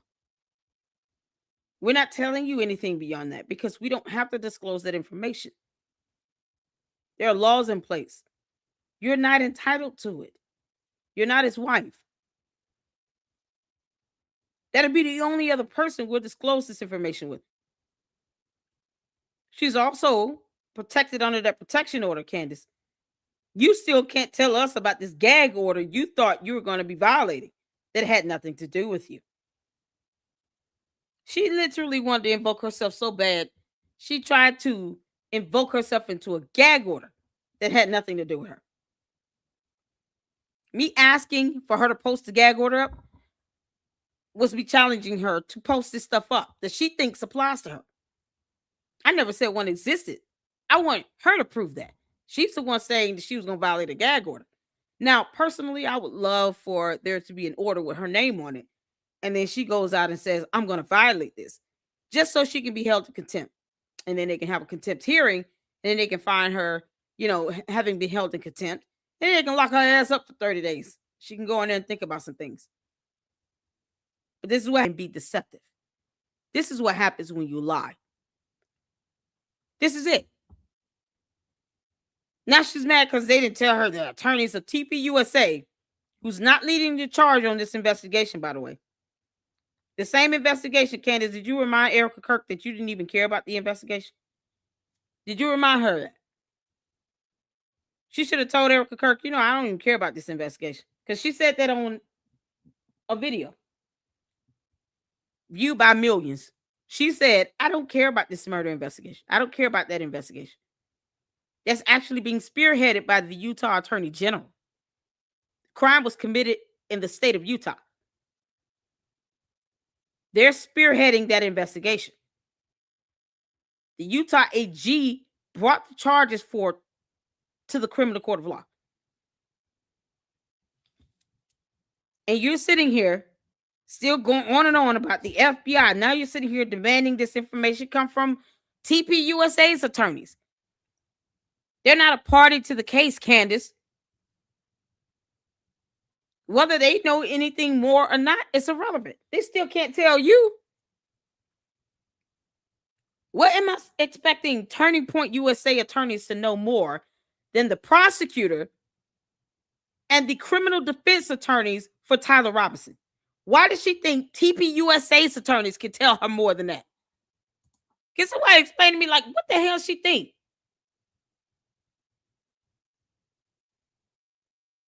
She actually thinks that TPUSA attorneys can give out information related to an investigation they're not even a party to. They're not representing the defense. They're not representing the state. Why is she expecting that from Turning Point USA's attorneys?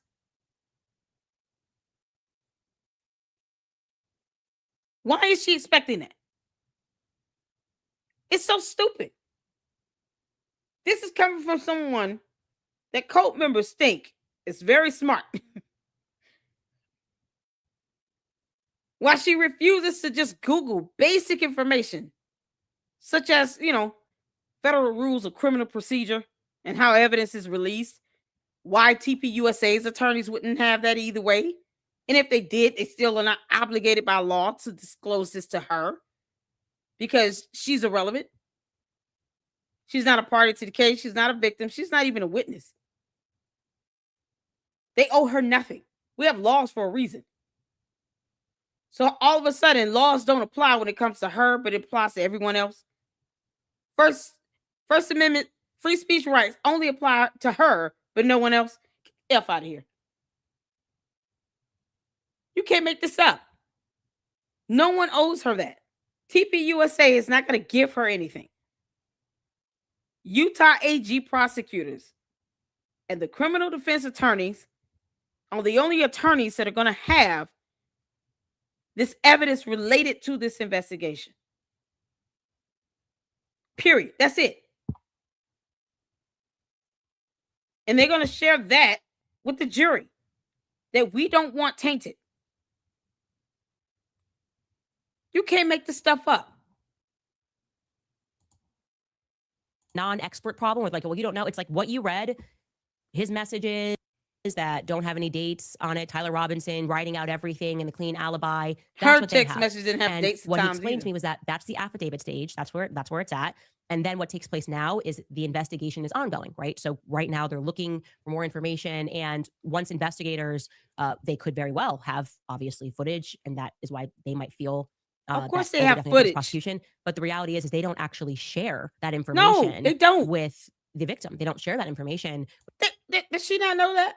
Candace is just not learning that because she doesn't understand how laws of court works or investigations work or crime scene and evidence. Okay. Because she's just not learning this, you all. She's 36 years old with 4 kids, and she's just learning how evidence works. And then she's just learning that they don't have to share this. You can't make this stuff up. Erika, they don't, in this part of the process, they will not know what investigators have discovered. This is what the lawyer told No, me. they won't. Until May. Because they're not the Okay? investigators. They will not. They have not seen anything that you have not seen. Is what I want you to know. Duh. We don't need you to tell us that, Candace. You know, maybe she needs to say this for her cult members because they only listen to her and no one else. We already knew this. I've literally been saying this for 3 months. I even pulled up the federal law on releasing evidence related to an open investigation. You can't make this up. Oh, this is stupid. This is just priceless. Let's go back. Let's hear her say again something that we've been saying, that finally, I guess, TPUSA attorneys are just getting her to realize, because she's a moron. That you have something that is solid. And no, She's a moron. to the exact contrary, this guy effectively said, not effectively, he said that they have nothing but the affidavit. Okay, so what we have seen is what they have. What is being discussed publicly, this whole non-expert problem was well, you don't know. It's what you read, his messages that don't have any dates on it, Tyler Robinson writing out everything in the clean alibi. That's what they have. And what he explained to me was that that's the affidavit stage. That's where it's at. And then what takes place now is the investigation is ongoing, right? So right now they're looking for more information. And once investigators, they could very well have obviously footage. And that is why they might feel that, we're definitely gonna get this prosecution. But the reality is they don't actually share that information with the victim. They don't share that information with Erika. They don't, in this part of the process, they will not know what investigators have discovered. This is what the lawyer told me, until May. Okay. They have not seen anything that. Candace, why are you just now figuring that out? You're just now listening to someone.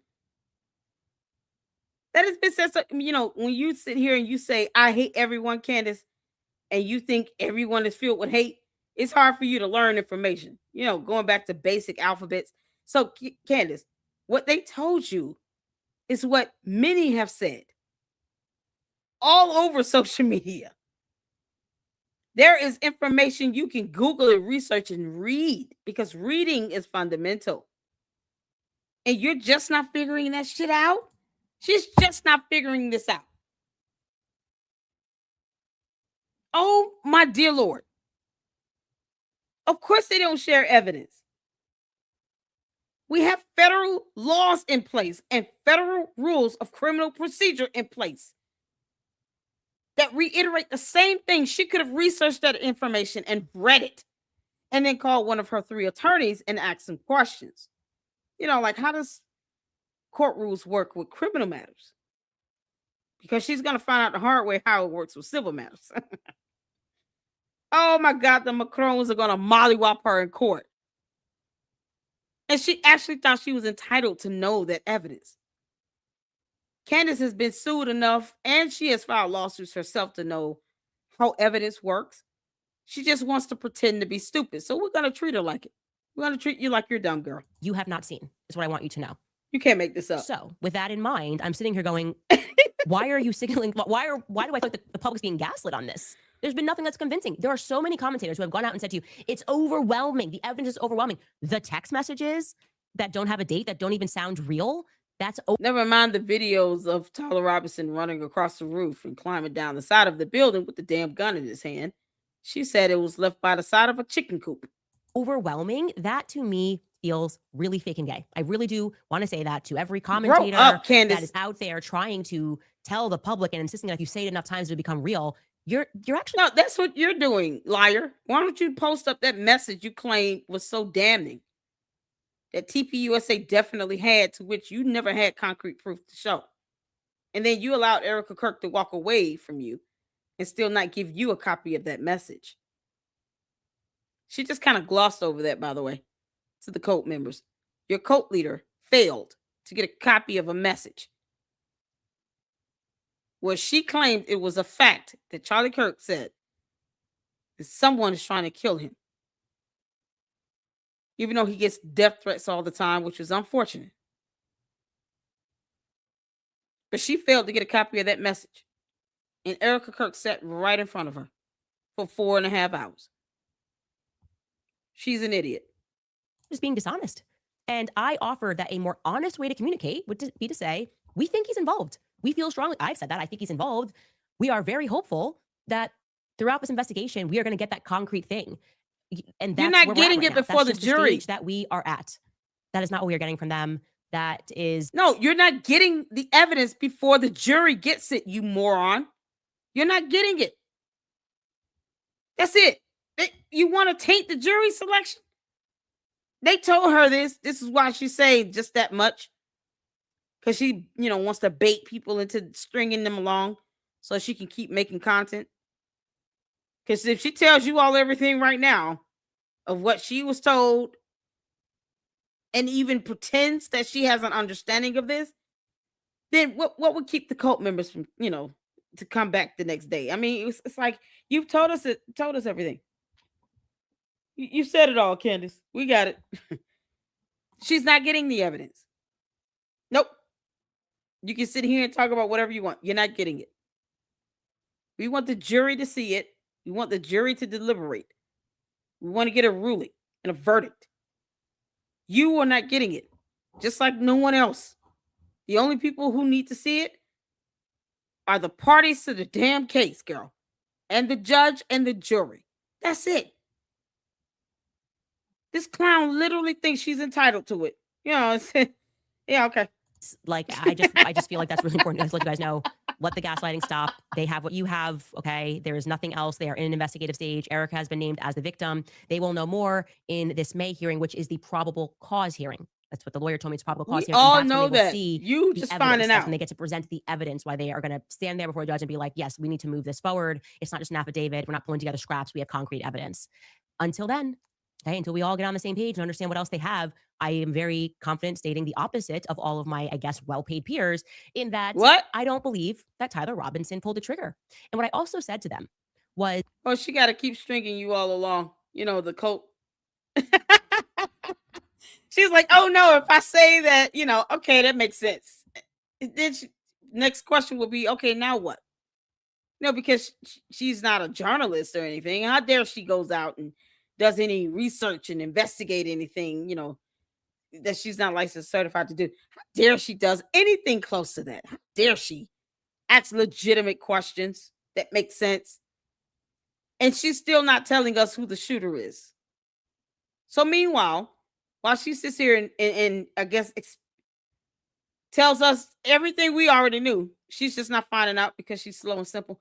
Now, she's going to keep saying, I don't believe he pulled the trigger, while she can't tell us who did. She still can't tell us who pulled the trigger. That takes us back to the dilemma, Candace, of we still want the bad guy off the street. While you're incapable of getting simple messages from this damn person or Andrew COVID,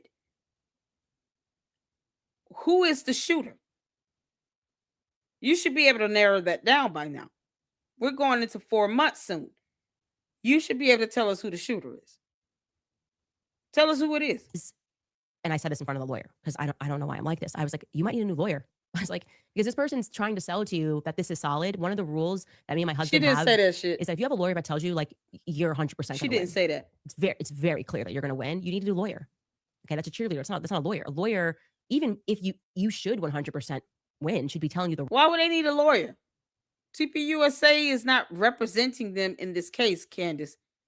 The Utah Attorney General and the prosecutors there are representing the state. Tyler Robinson's attorneys is representing the defendant. TPUSA attorneys aren't representing either party in that case. Why would they need to get a new lawyer when they're not a party to the case? It's stupid. They're not a party to it. They have nothing to do with it. They're not going to be going in and speaking for anyone. They don't represent the plaintiff or defendant. Why would TPUSA attorneys need to be replaced when they're not even going to go in and make any arguments? So now she's sitting here trying to attack the attorneys' jobs because that's where we're going with this. She's going to now attack TPUSA's attorneys. Didn't Erika tell you to stop? Risks here. You know, I feel good about this case. Like, let me talk real to you. I feel good about this case, but here's where things could go wrong. I want you to understand those risks that are involved. We don't have this yet. We don't have that yet. And especially given what I told them, which is your lawyers, or the investigators rather, not their lawyers, because they're not the ones investigating. It's the state of Utah that's investigating. They have not called. So if that's the case, Candace, why are you asking TPUSA attorneys to give you evidence? Why would you assume they have it if they're not even investigating it? The FBI isn't either. I hope you all hear what she just said. They're the ones investigating it, not the FBI, not TPUSA attorneys, not Candace. The U.S., the Utah, the state of Utah Attorney General, his office, his department, they're investigating it. Why is she asking for evidence from TPUSA's attorneys and they're not a party to the case? Okay, that's a cheerleader. That's not a lawyer. A lawyer, even if you should, Why would they need to get a new one? Win should be telling you the risks here. You know, I feel good about this case. Like, let me What talk real to risk? you. I feel good about this case, but here's where things could go wrong. I want you to understand. How would they tell the risk, Candace? You're such an idiot. How would they tell her the risk? How would TPUSA tell Erika Kirk the risk when they don't have all the evidence that they're not entitled to see no more than you? Because they're not the attorneys representing the state or the defendant. You clownhead. Why does any of this matter? They're not a party to the case. Is that if you have a lawyer that tells you like you're 100% going to win, it's very clear. Who told her that? You need a new lawyer. Okay, that's a cheerleader. That's not a lawyer. A lawyer, even if you should 100% win, should be telling you the risks here. You know, I feel good about this case. Like, they can't tell her that. They're not a party to the case. What the hell is she talking about? Let me talk real to you. I feel good about this case, but here's where things could go I don't wrong. think they I want you told to her understand those She's risks that are lying. involved. We don't have this yet. We don't have that yet. And especially given what I told them, which is I'm the only, your lawyers or the investigators rather, not their lawyers, because they're not the ones investigating. It's the state of Utah that's I'm sorry. investigating. They have not called the one solitary person, as I told you guys, who filmed as he was on the roof. Remember the guy that's like, oh, Investigating. It's the state of Utah that's, and I'm trying to get this there's screenshot. somebody on the roof, and he sees him.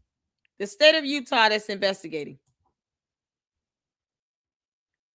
So her acknowledging that's one party to this case.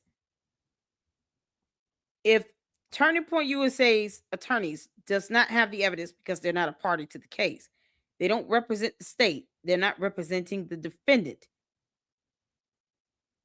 then why is she lying about them giving Erika Kirk some assurance about the percentage of them winning something when they're not the ones representing a party to the case? She could be the victim all day, but a victim is not the petitioner or the defendant. They're just the victim. The only time her attorneys will come in and do anything with her is when she gives the victim impact statement. That's it. That's the only time you're probably going to see them in court. It's the day that Erika Kirk is set to give a victim impact statement. Otherwise, her attorneys have nothing to do with that investigation. And they won't need evidence in order for her to give a victim impact statement either. They cannot assure that someone is going to win a case, the state versus James Robinson's attorneys. They can't give any assurance to Erika Kirk that the prosecutor is going to win by anything because they don't see the evidence. They don't know what evidence the state has. And they're not involved in that investigation. They know nothing. Like you don't either, Candace. So how can TPUSA's attorneys give Erika Kirk any level of assurance of how this is going to go when they're not privy to the evidence? They're not a party to the case. I have to hammer this in because the dumb cult members are in my chat saying everything but, because they're failing to read still. And she's sitting here literally being deceptive and misleading when it comes to TPUSA's attorney's role in this whole thing. You're lying, Candace. You're intentionally being deceptive and misleading. This is the epitome of lying. And he sees him crouched down. I need to let her get at this whole lie. That is not what we are getting from them. That is like, I just feel like that's really important to let you guys know. Let the gaslighting stop. They have what you have. Okay. There is nothing else. They are in an investigative stage. Erika has been named as the victim. They will know more in this May hearing, which is the probable cause hearing. That's what the lawyer told me. It's probable cause hearing. And that's when they will see the evidence. That's when they get to present the evidence, why they are going to stand there before a judge and be like, yes, we need to move this forward. It's not just an affidavit. We're not pulling together scraps. We have concrete evidence. Until then, okay, until we all get on the same page and understand what else they have, I am very confident stating the opposite of all of my, I guess, well-paid peers, in that I don't believe that Tyler Robinson pulled the trigger. And what I also said to them was, and I said this in front of the lawyer, because I don't know why I'm like this. I was like, you might need a new lawyer. I was like, because this person's trying to sell to you that this is solid. One of the rules that me and my husband have is that if you have a lawyer that tells you like you're 100% going to win, it's very clear that you're going to win. You need a new lawyer.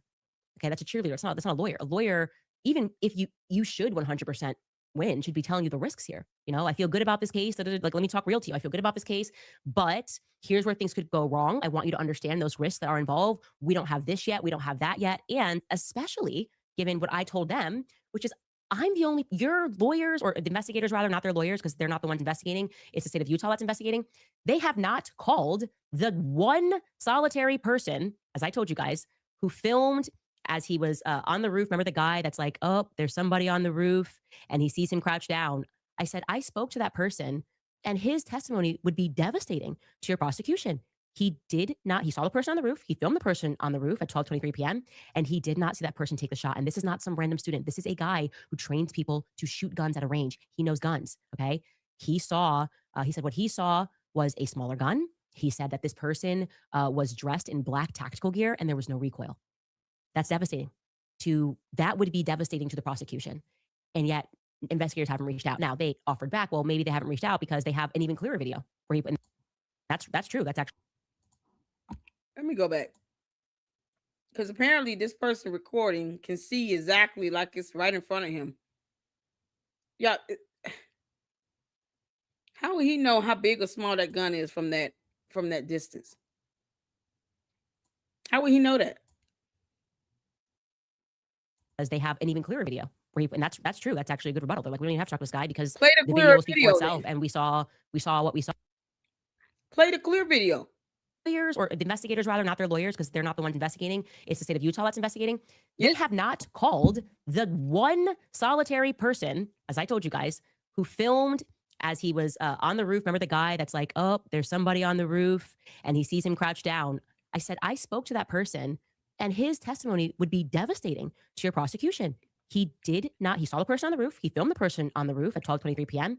and he did not see that person take the shot. And this is not some random student. This is a guy who trains people to shoot guns at a range. He knows guns. Okay. He knows guns, but can you see a gun there from that distance? Can y'all see that? What do you all see? Just with your naked eye. Because that's exactly what they're going to ask him about if they do. First of all, what makes her think that they have not seen this video?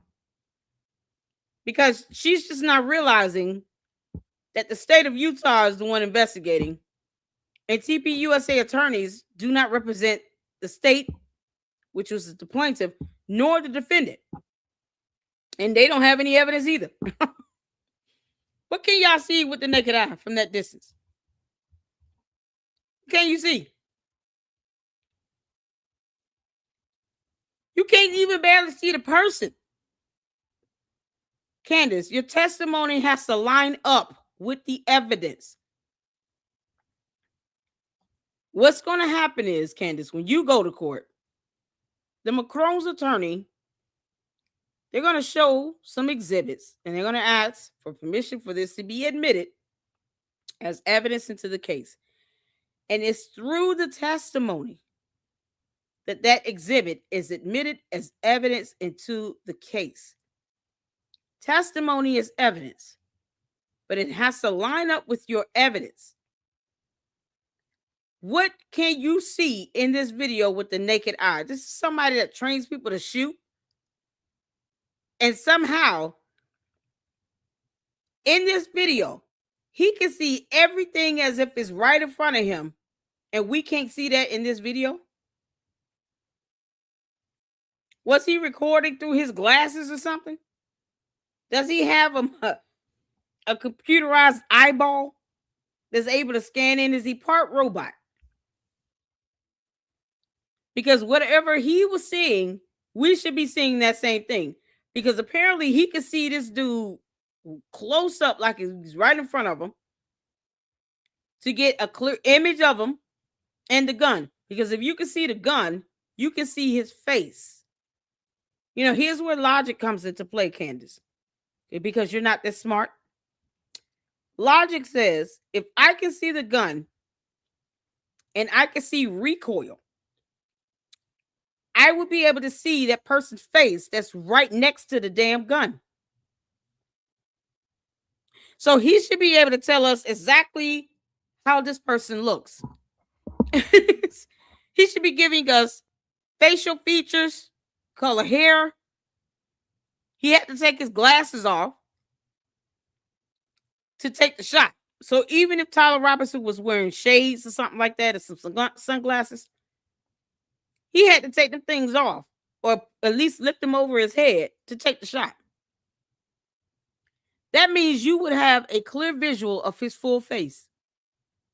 So Inspector Gadget is standing there recording. RoboCop number 2 is standing there recording this video. And this video is out on, public platform. Anyone can watch this video. It's not secret. I'm sure the investigators have seen this. They probably have already talked to the guy. And then they realize there is no way in hell he can see a gun and recoil, or whether a bullet came out of the gun, if he can't see the face of that individual. And the face of Tyler Robinson would have been right next to the gun. Probably more sitting on top of it to see through the scope. Because there was a scope on the gun, was it not? You can't make this up. Thank you. Thank you, somebody. What's going on, Megan? How you doing, honey? Exactly. There's a scope on the gun. So if you know how the gun looks and you know where the scope would be positioned, you would be able to see that person's face because they got to look through the scope. He's not wearing any glasses, probably still had on his hat, but I'm sure he had it lifted up so that it doesn't obstruct his view.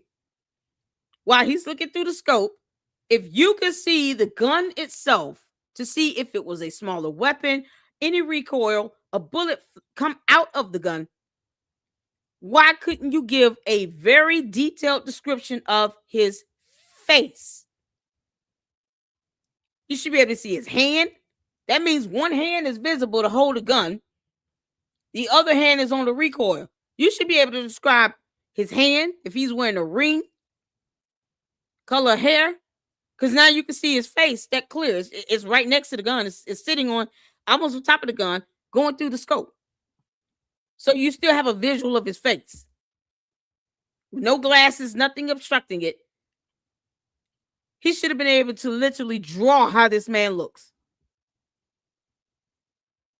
Why would he post this video up where you can't see shit, but yet he can see everything through his RoboCop eyeball? Because that eyeball is something else. The advanced technology, the AI in this era, in the year of our Lord 2025, y'all, we almost into 2026. The AI is something else. It's impressive. Our advancement in technology and medicine is just mind-blowing. Mind-blowing. So RoboCop should have been able to tell us exactly how this man looks. He should be printing out images of this man using his fingertips. You can't make this up.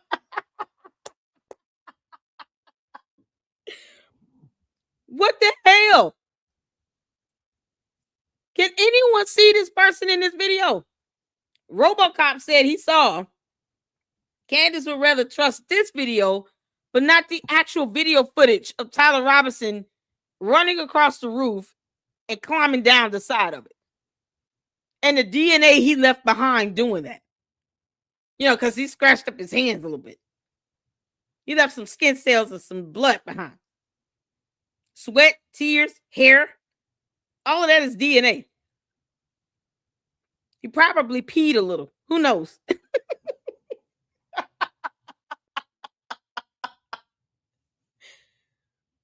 He probably gave out one of those little sharks, You know, when you fart and shit at the same time.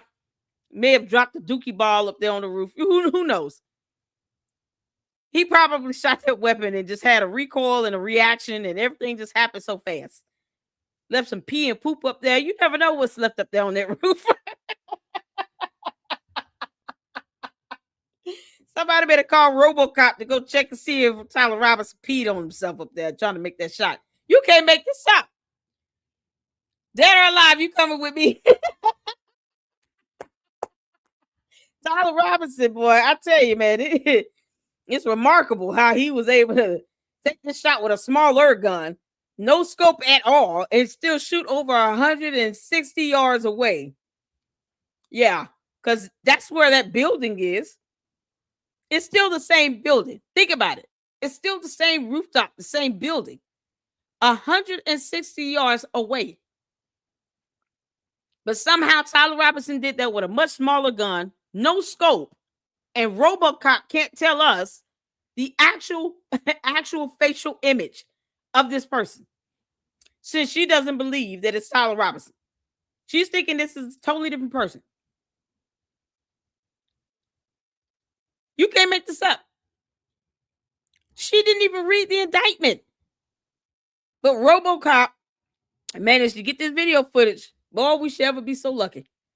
But he can't tell us, like, here's the, image of this man based on the little pixels coming together, formulating in that eyeball of his.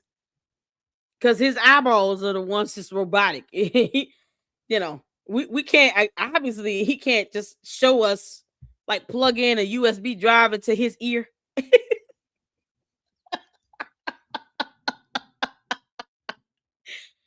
He's got these robotic eyeballs that allow him to see up close as to the exact weapon, to be able to even determine how big or small it is, because size doesn't matter, I guess. Oh, man. You're just destroying everybody's manhood at one time. They say size matters. I believe it matters. Size matters. Let's just go with size doesn't matter. Tyler Robinson was still able to use a smaller gun, according to Candace Owens, the alien from outer space. And then this RoboCop was able to see that perfectly, so clearly, even down to the fact that, you let him put it, there was no recoil from the gun. And who knows? And yet we can't even see an image of the face of that person. We can't even tell if it's a real boy. We don't know who it is. If you're looking at this video with the naked eye. Yeah, because RoboCop saw that clear and up close and personal. It was personal for him. And he sees him crouched down. I said, I spoke to that person, and his testimony would be devastating to your prosecution. RoboCop would devastate. He saw the person on the roof. He filmed the person on the roof at 12:23 p.m.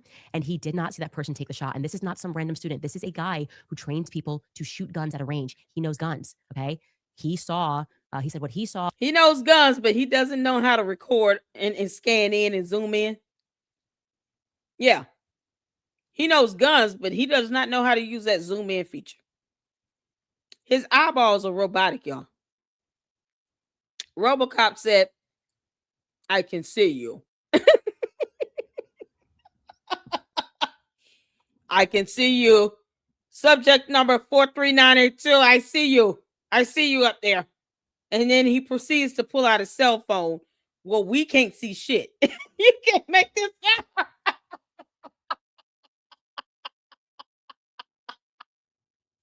What the hell are we looking at? What? Oh, I know Erika Kirk was sitting there like this dumb bee. Candace, you tell us more about these communistic bees and this underground, tunnels and stuff. Can you give us more information on this? Shed some light on these communistic bees. I'm curious about this, the bee theory. I heard it was funny. You can't help but to clown her ass at this point. Why be mad? RoboCop is on her side. Y'all, RoboCop to the rescue. He could see the subject this far away who was still on the same rooftop.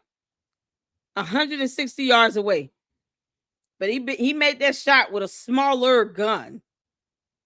And we get no facial recognition at all from RoboCop with the robotic eye that saw everything but the face, even though the face should be next to the weapon. He should be telling us if Tyler Robinson is laying on the ground on his belly. He's going against the surveillance camera footage evidence as well. I mean, there's surveillance cameras out there. I can tell you that. It's surveillance camera footages around there. So he's going against surveillance camera footages and what surveillance cameras picked up. This is the same heifer that does not believe in the moon landing or that dinosaurs are real. So she wants people to literally tap into this alternate reality where her and RoboCop had a conversation where he said, you know, I help people at the gun range. She doesn't know if she's being trolled. Candace, you haven't figured that part out yet. You have not figured out you're being trolled because you take any tip without vetting it, without thinking twice about it, without using any common sense. You just take any tip and you go with it. RoboCop called her. They had a conversation. RoboCop told her, I saw everything with my left eye.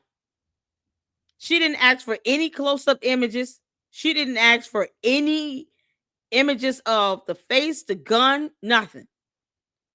She just took this video and ran with it. Never mind the fact that if you could see close up, you would ask, okay, I need images close up, because if I just had to show this to people, my coat might buy it, but you know, Lady Luck Club is gonna hammer me on it because I'm just tired of her calling me stupid.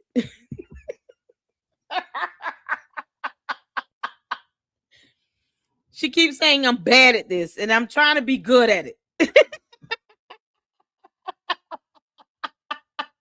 Candace, you're god awful, girl. You're awful at this, Candace. How can this RoboCop, unless RoboCop has a robotic eye, how can anyone see this with the naked eye? To see what type of gun is being used, whether there's a recoil, whether the bullet left the gun. But the person is on the same rooftop. This is the same rooftop, right? This shot was made 160 yards away.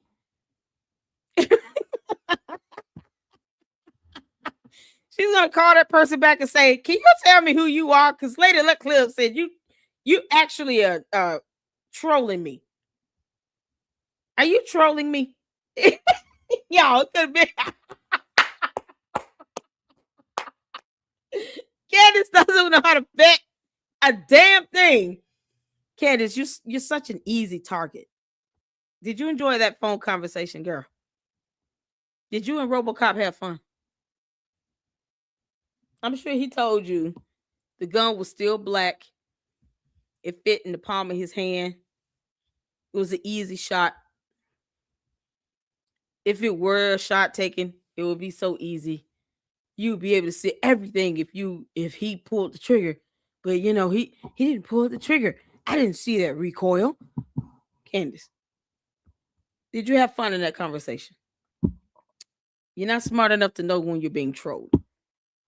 You know, that tip hotline need to blow up.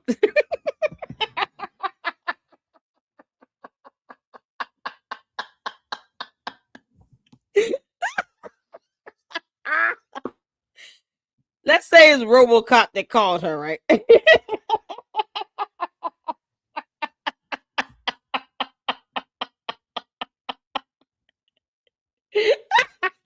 Think about why Lady Luck Club keep messing with me.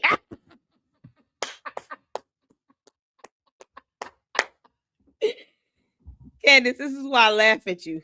You're so easy. You're so gullible. She has no idea.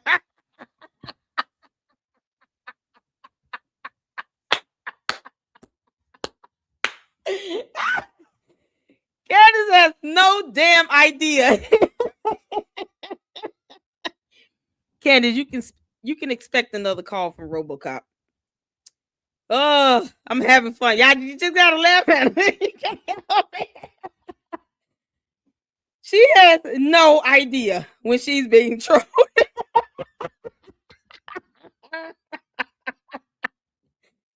This girl has no idea when she's being trolled. Y'all, she can't tell.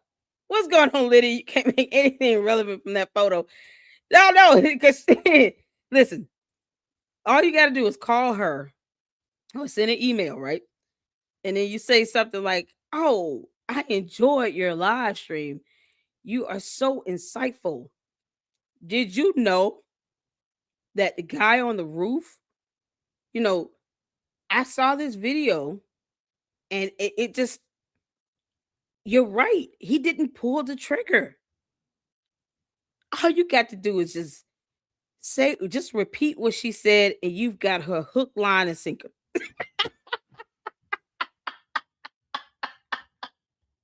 You don't even have to make shit up. You can just repeat a little what she say and just throw that little teaser out. Like, Candace, just as long as you're taking to sit here and pretend like you're doing something, you can still get these calls and emails of you being trolled like hell. You can make this very easy or very difficult. I don't really care either way. We can go as long as you can, girl. You want to keep making this content? Yeah, okay. You're gonna keep getting calls and emails that you're refusing to vet because you're bad at this and you don't vet. And we can just all have a good laugh. I'm trying to teach y'all something. So when you call her and email her, just say, "Oh, I saw your video. It was so insightful. You're doing a job right here. Let me help you out. So in this video here's the link. If you look at the 43-degree angle of the building, like if you go up 43 degrees at a 45-degree angle, and you're looking like east northwest,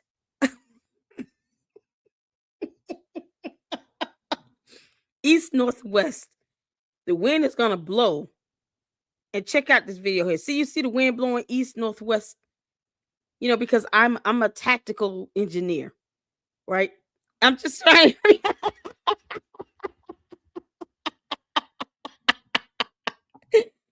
I'm trying to, y'all listen. I'm trying to give you some advice here. This is gonna be fun. I'm a tactical engineer, and what I do is, I take the analysis, like the wind blowing, and it determines how fast or slow the bullets are gonna go. I measure the angles. I give the angulations of it. So if it comes down like 45 degrees, it might curve if the wind blows a little to the northwest. You know about longitude and latitude, right? And she's like, "Yeah, okay. That makes sense. Uh-huh."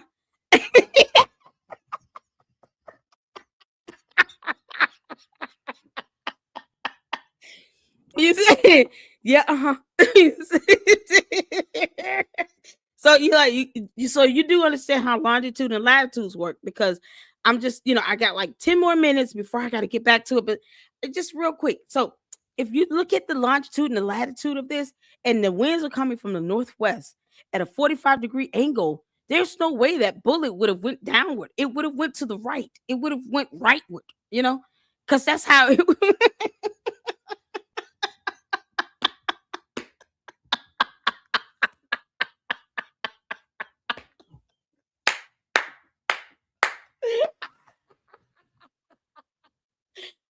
Oh, my stomach hurt. Y'all, can you imagine trying to say this without laughing? Okay. Take a deep breath.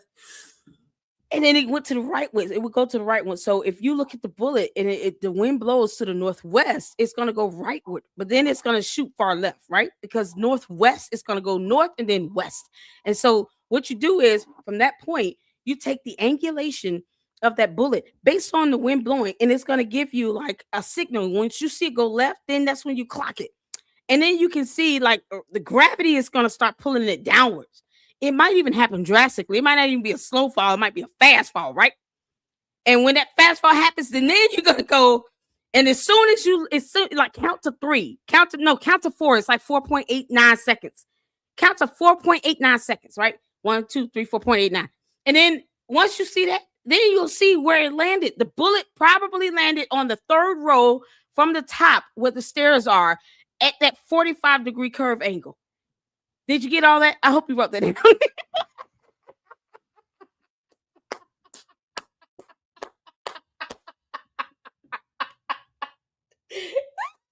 I guarantee you.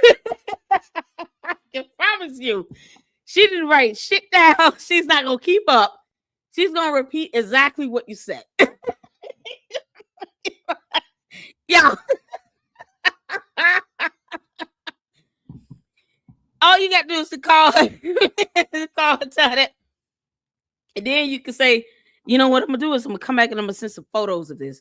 That way you can see exactly what I'm talking about. And then it's going to come like in different photos, like in different frames. So it'll be like 4 frames and it'll happen over 4.89 seconds. Yeah. So the first frame is the first second, so forth and so on. Second frame is the second. Each frame represents 1 second. That last frame, though, is going to be just a tidbit longer because it's 0.89. So you got to account for that 0.89 second coming in. Like you got to account for that. And so once you do that, then you can see where the bullet landed. And it's going to line up to the third row. The step, it's like a step. It's like steps. Did you see the video? It was like they were staying on the steps. So if you count 1, 2, 3 up from the ground, then the bullet has got to be over there somewhere. And if you don't see it, more than likely it landed. And then people, when they were running, when people were running around after they heard the shot, it was a lot of panic and a lot of commotion. So it's understandable, people are going to run. But I can guarantee you, like, maybe the guys in the maroon shirt, it was like maybe a guy or so standing there. You mentioned the maroon shirts. Remember that? You remember when you mentioned the maroon shirts? I thought I saw 2 people in maroon shirts in that area. So in the midst of the commotion, it's natural to think that people are going to just kick things out of the way. So maybe when they were running, they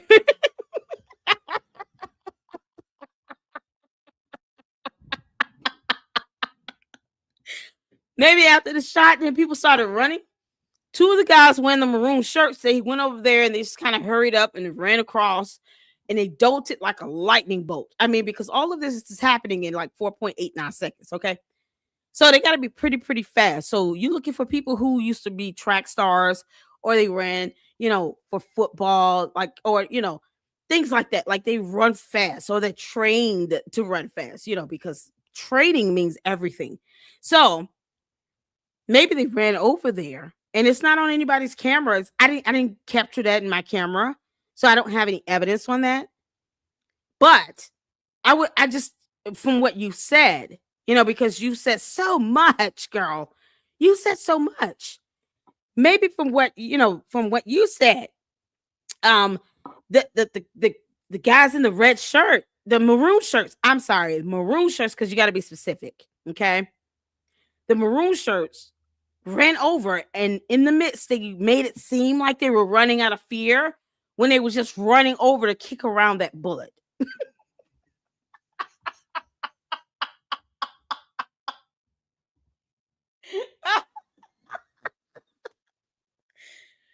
They were running to kick the bullet around.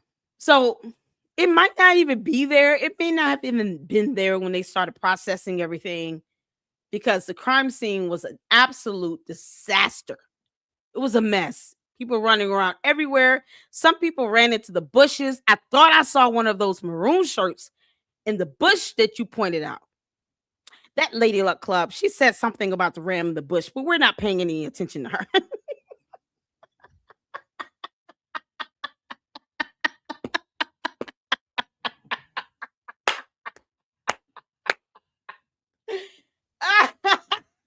Candace, you lie so bad, I have to literally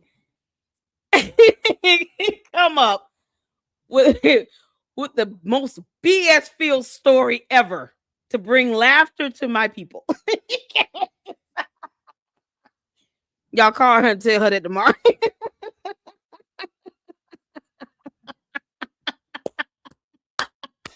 Oh, yes. Yes. Thank you, Manny. It was the magic bullet.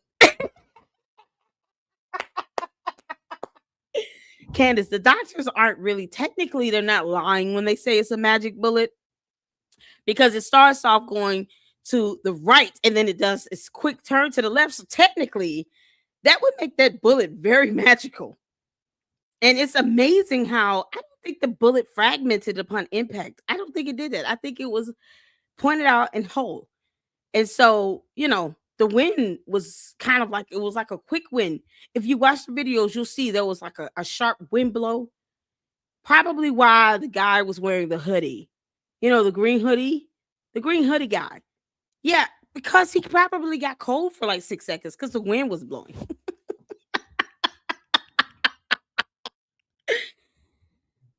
Y'all just, oh man. Times like this, you can't help but to go hammer time in her tip line. Okay. You just can't help it. Candace, you give us content for days, girl. You understand? I can see you say you lie like hell. We all know that. But you give us content for days. You want to give us content and get mad when we actually make a video about your dumb ass. Oh, RoboCop sends his love.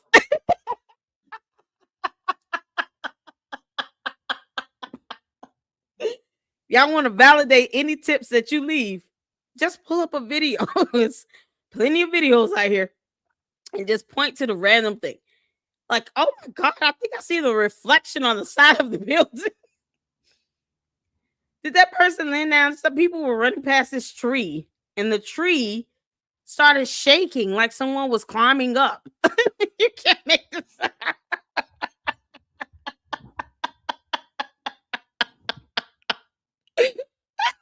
Sweet Jesus, you can't make this up.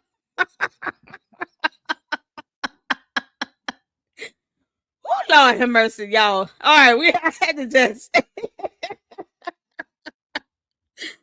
Oh man, Candace, we trolling the hell out of you, girl, because you don't know who's calling, who's emailing. Harry must have been something else. Somebody had fun with that Harry Meyer thing. You can't make this up. Yeah, I had a name change and all of that, so you can't pull up any information on me past 10, 20 years ago. Like, no. When is Harry Meyer going to come out and reveal himself to the world? Because, you said he would, Candace. That's not my creation, by the way. I don't have a reason to come up with nothing like that. That's like you sitting here just bringing in military stories and stuff. I don't do that. That's weird to me, because at some point somebody's gonna fact check something in the military. You got too many people that are very serious about defending our nation and serving in our armed forces to sit here and allow you to goof off that bad about Harry Meyer. Like, I'm not gonna do that. But I will, Candace, because you never know. I might email you and say all kinds of hard 5-6 syllable words that you can't define, you don't understand, you probably wouldn't be able to pronounce. And I'm just gonna make it as elaborate as my creativity will allow me to be. And I just gave a great story off the top. I didn't even have to pre-script that, girl. All because RoboCop called you and said he can see clearly in this video who the hell this is. Was a smaller gun. He said that this person was dressed in black tactical gear and there was no recoil. No That's recoil. devastating. That would be devastating to the prosecution. And then the attorneys laughed and said, who the hell is Candace Owens? And then they looked at each other and said, is she serious? She can't be for real. This girl cannot be serious. What the hell did she just say? So this video is supposed to tell us that the prosecution case is going to be damaging. Can you pinpoint the gun, Candace, in this video? Why don't you Pinpoint the gun. Person on the roof. He filmed the person on the roof at 12:23 p.m. and he did not see that RoboCop person didn't take the see shot. that. And this is not I some guess. random student. This is a guy who trains people to shoot guns at a range. He knows guns. Okay. He saw. He said what he saw was a smaller gun. He said that this person was dressed in black tactical gear and there was no recoil. Can't make this up. That's devastating. That would be devastating to the. That campus looks mighty empty. Let me ask y'all something. Let's look at the beginning of this.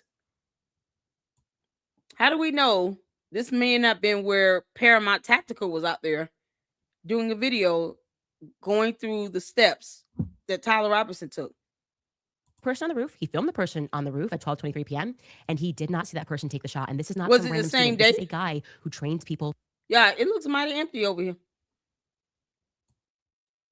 It looks very, very empty.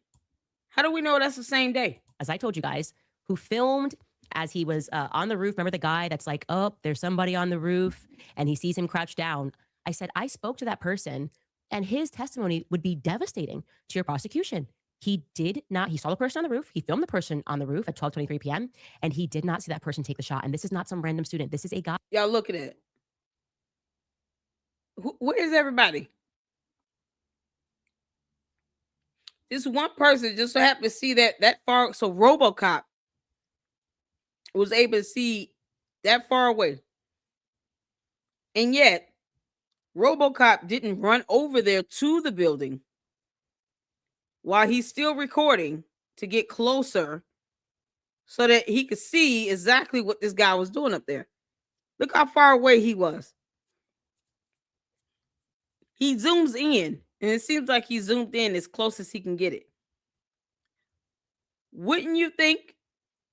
Let me get a little bit closer, not too close to where you in danger, because the guy actually, Tyler Robinson, did pull the trigger on the gun. But either way, if this guy felt that this guy, the person on the roof, was not Tyler Robinson, and he could see the gun from this distance, this is before he zooms in, then he would be able to tell us the face, right? To confirm if it's Tyler Robinson or not, right? He would be able to tell us that. And even if you're saying, okay, for safety measures, I'm not advocating for him to run towards the shooter. He didn't get any closer. So for him to be able to say the gun is big or small from this distance, his physical location didn't seem to change. He just zoomed in with the camera. Because RoboCop can see, I guess, what looks like 200 yards away. A clear image. This far distance. This is man recording. As soon as he turned on his camera, this is how far he was. Then he goes in. Let me slow this down.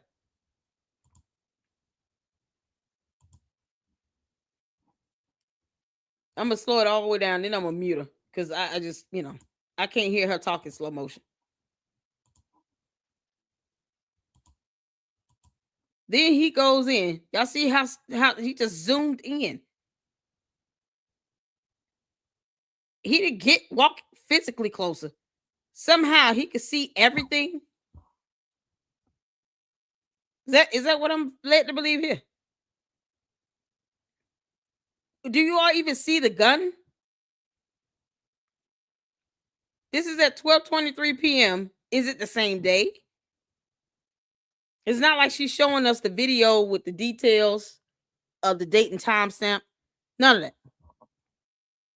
I have this on the slowest speed possible. That's why I'm muting her. What do y'all see the gun? Sparks Automotive. So he's pointing to something that is nothing. He's pointing to the name.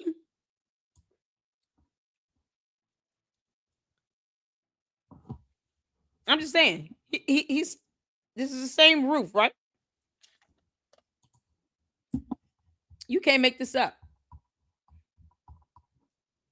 We're going to slow motion.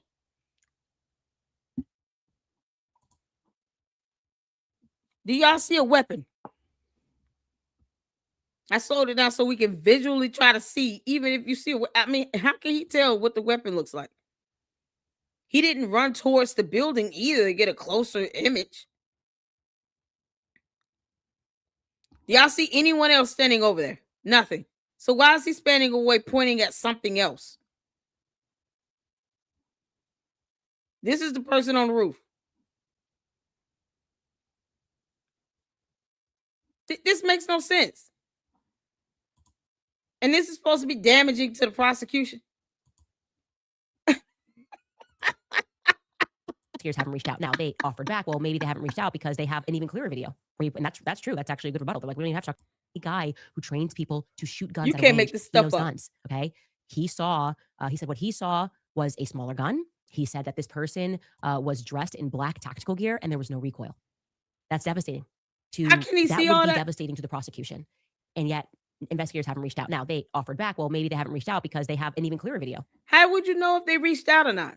They're not going to tell you if they reach out. Prosecutors are not going to tell you, Candace, or TPUSA attorneys, because they're not a party to the case, that they've reached out to a witness to get any statements about this video that shows nothing but a speck on the roof. You can't see a weapon up there at all, let alone determine the size of it or if there was a recoil or not. You might as well just say that this guy said he saw the person up there, but he didn't see a weapon or anything. But based on how far away it is and how small the image is, I mean, what can you see? She puts out video evidence that debunks the idea that this person was able to see a gun. We can barely see the speck. And this person also is saying that that's not Tyler Robinson. He's not confirming the identity. He's not confirming the weapon, nothing, because you can't see it. His RoboCop eye can, but he can't see it with the naked eye. Like we can't see that with the naked eye. Candace, you do realize that the jury will not all have robotic eyesight. There's only one RoboCop, okay? Nobody else on the jury will be able to see through RoboCop's eyeball. We're not even seeing video footage that could have been released from something more advanced like RoboCop's eye. Like we can't see up close. We're not getting any information. He didn't do any imaging or scanning of the, facial images, none of that. RoboCop can do all of that.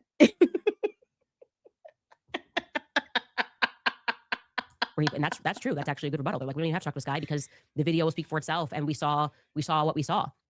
Okay, but wouldn't you still want to? Why speak are you to talking the fast, other guy Candace? so you could prepare? I don't know, to question him something. Of course you don't know. You know nothing, girl. Coil. That's devastating. I can't believe this. That would be devastating to the prosecution. RoboCop slipping. Investigators haven't reached out. Now they offered back. Well, maybe they haven't reached out because they have an even clearer video. And that's they don't know. She doesn't know if they reached out or not. She would not have access to that information, and neither would TPUSA attorneys. Mind you, she's talking to TPUSA attorneys who are not representing either party in the case. So they have no idea who the prosecutors have reached out to as far as witnesses or just getting statements or anything. They have no way to confirm this with her. She can't even confirm it.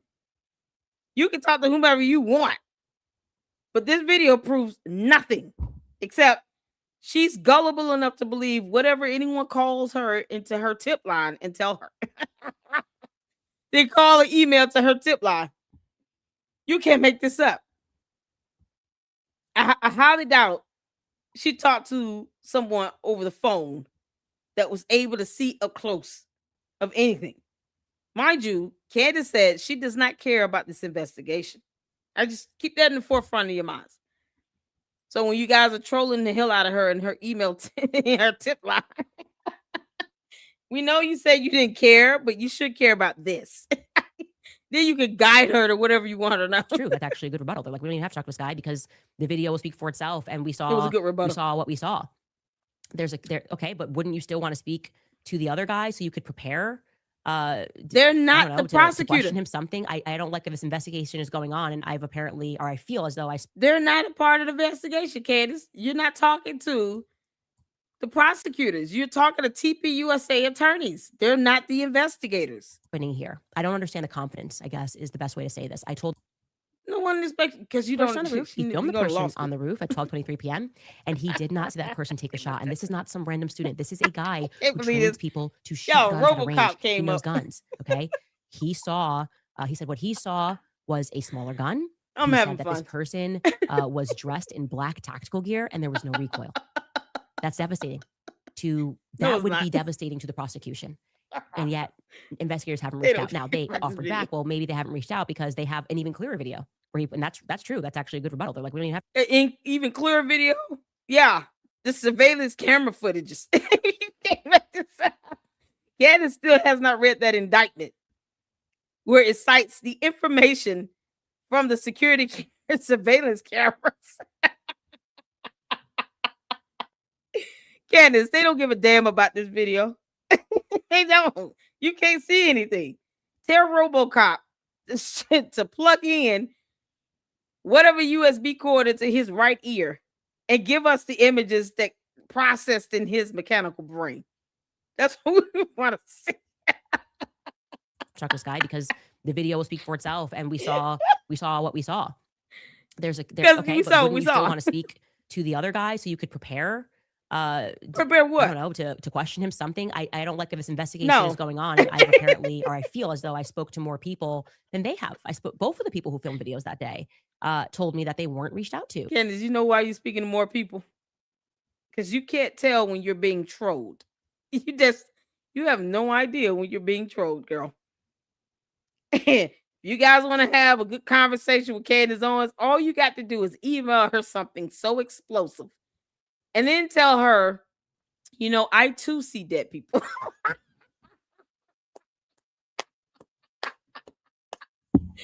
Just say, I too see dead people in my visions. And I also believe that this is coming from something, someplace, somewhere on earth. And I just want to share this with you that this is some information that I've come across from one of my visions, and it lines up with what you've been saying. All you've got to do is use her words against her. Just repeat everything she's been saying in your email and then flatter her.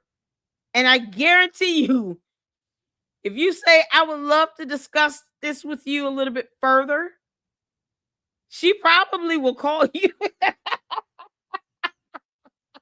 She will probably call you. So make sure you call in from like a Google line or something like that. Not your actual number that goes back to you or anything. Just random NordVPN type of number. It just pushes sporadically anywhere on the planet. So when you call, the number comes up like you're in Zimbabwe. And then you just kind of flatter her. You open up and say, hey, I enjoyed the show today. You got to go all the way there. All right. Don't be repulsed. You just got to go there. And remember, I'm only doing this to troll the shit out of her. And that's it.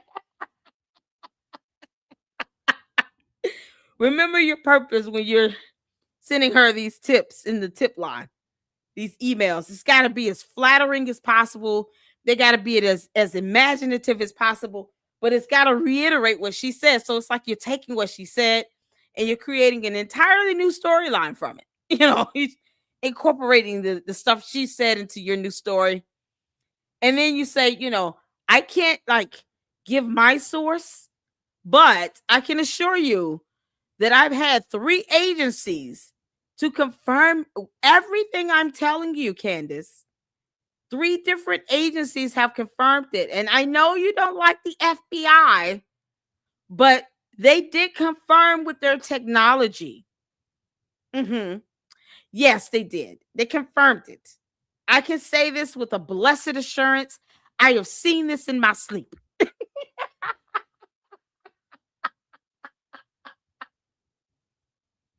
I woke up at 3 a.m. and I was panting.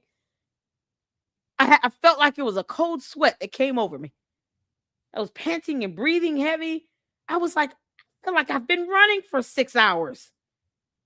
And come to find out, I was running. I was on the UVU campus. Albeit it was like a week later, but I was running on the UVU campus in my vision, and I saw everything so clearly. The maroon shirts, green hoodies, mysterious guys, the t-shirts all over the floor of the ground. Yep, I saw everything. It's not hard. It's not hard to really get her baited into something. The more wacky your story is, the higher chance you have of it being read on her show. So I don't understand what's happening here. I don't understand the confidence, I guess, is the best way to say this. I told him I do not understand the confidence that is happening. Now, another really big thing that happened was they brought me Mikey's call logs. Okay. They brought me Mikey's call logs. And that is why I said this was a productive meeting. There is no other way to say it. I asked every question and they came with paperwork to show and to answer and to explain certain things. Also, which was, I thought, actually kind of sweet that I guess I did on the previous show. I was like, After kind of looking dogging him into out. Mikey and I couldn't find him. And someone said, I think Mikey's not his like real name. Like they thought it was his middle name actually. And I just assumed, okay, well, maybe he's using his middle name and that's why I can't find him.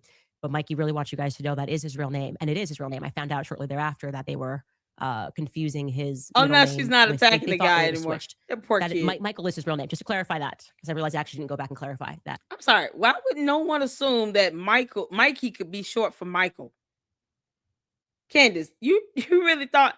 See, when you explain things, we have to remember when she's explaining things for bots and cult members to understand, because the average person understands that the nickname Mikey could be short for Michael.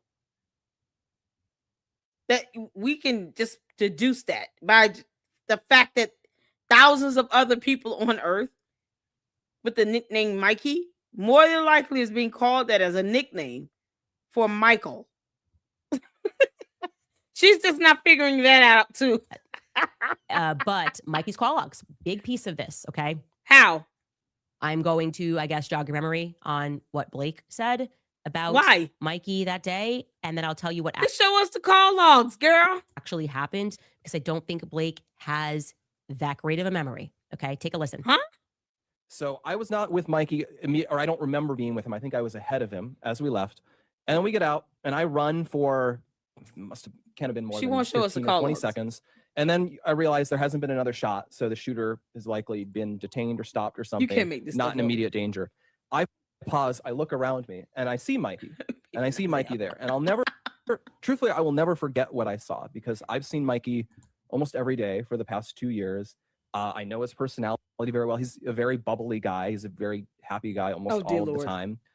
And I'll never forget what I saw, because it was clear in the moment that he was profoundly freaked out. What I'll always remember is the way his lip was quivering, which I'd never seen before. And you very rarely see from someone that he was freaking out. And then I think he literally said to me, I might be imagining this, but I think what he literally said was, he was looking around and then he says, I need to call Erika. And then he takes his phone and he begins calling Erika. And I don't want to disclose how that call unfolded, but he did that. Your mind extends all of this, but that is happening within a minute of all of this occurring. I remember he calls Erika. Around the same time, I pull out my phone and I call my mom just to say, Mom, there's been a shooting. You're going to see it on the news. I'm okay. Pray for me. I've got to go. And I remember that call. And around the time I put that phone away, and then he immediately calls his dad. He calls Rob McCoy and he says, Dad, someone shot Charlie. You need to call all of your pastor friends. Charlie was hit. We need everyone to pray right now. And that's what he told him. Okay, so that's just not right. And so when he says, I might be imagining this, for I'll never forget, followed by I might be imagining this, probably means that maybe you forgot and like you really could be imagining. Now, for me personally, I think the normal physiological response in these high adrenaline situations for most people is you lock in. That they're literally your body, when it goes through something. She can't say what a fight or flight response is. Sort of like you are really paying attention to details. No. Some people pass out, Candace. as a part of fight or flight response. Once again, she's trying to dictate how people have fight or flight responses. Sav says she's doubling down on the Egyptian planes, except they fly out of Israel somehow. Oh my God. She loves humiliating Mikey. I know. This is crazy. They showed the call logs, apparently because he gave them permission to do it. Because he felt like there was nothing to prove with it. But I would have done it because I'm not giving you content. Now, honestly, Mikey could just, send a tip to her tip line and get creative as you want to be, Mikey. Get creative as you want to get. They might be effing with her. Who knows? See, I'm about to drop the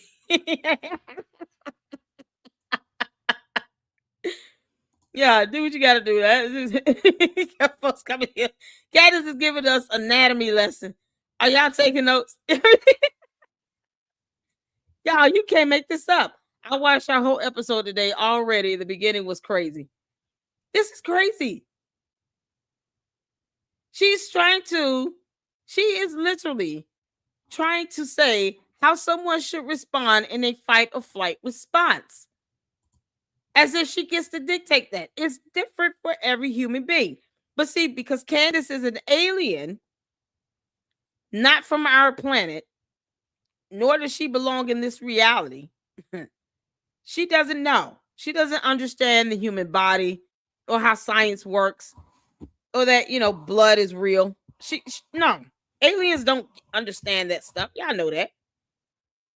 An alien is like wah, wah, wah, wah, wah, wah. Like they don't understand how to speak English, or that lying is a problem, or even deceiving and misleading people, being hypocritical, narcissism. They don't understand it yet. These are foreign concepts and terms for her. So now she wants to predict how people should behave in a fight or flight response, as if every human being reacts and responds the same way. Just because an alien is going to start recording things in their mind like it's a computer and remember everything, never mind the people that just flat out pass out and they black out and they don't remember, or people, even if you don't pass out, some people actually have a blackout during a fight or flight response because adrenaline is so high to where your body is trying to process everything that you're taking in.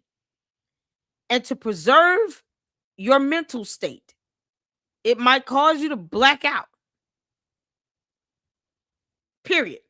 Just no different than someone passing out, except there's a physiological response to that.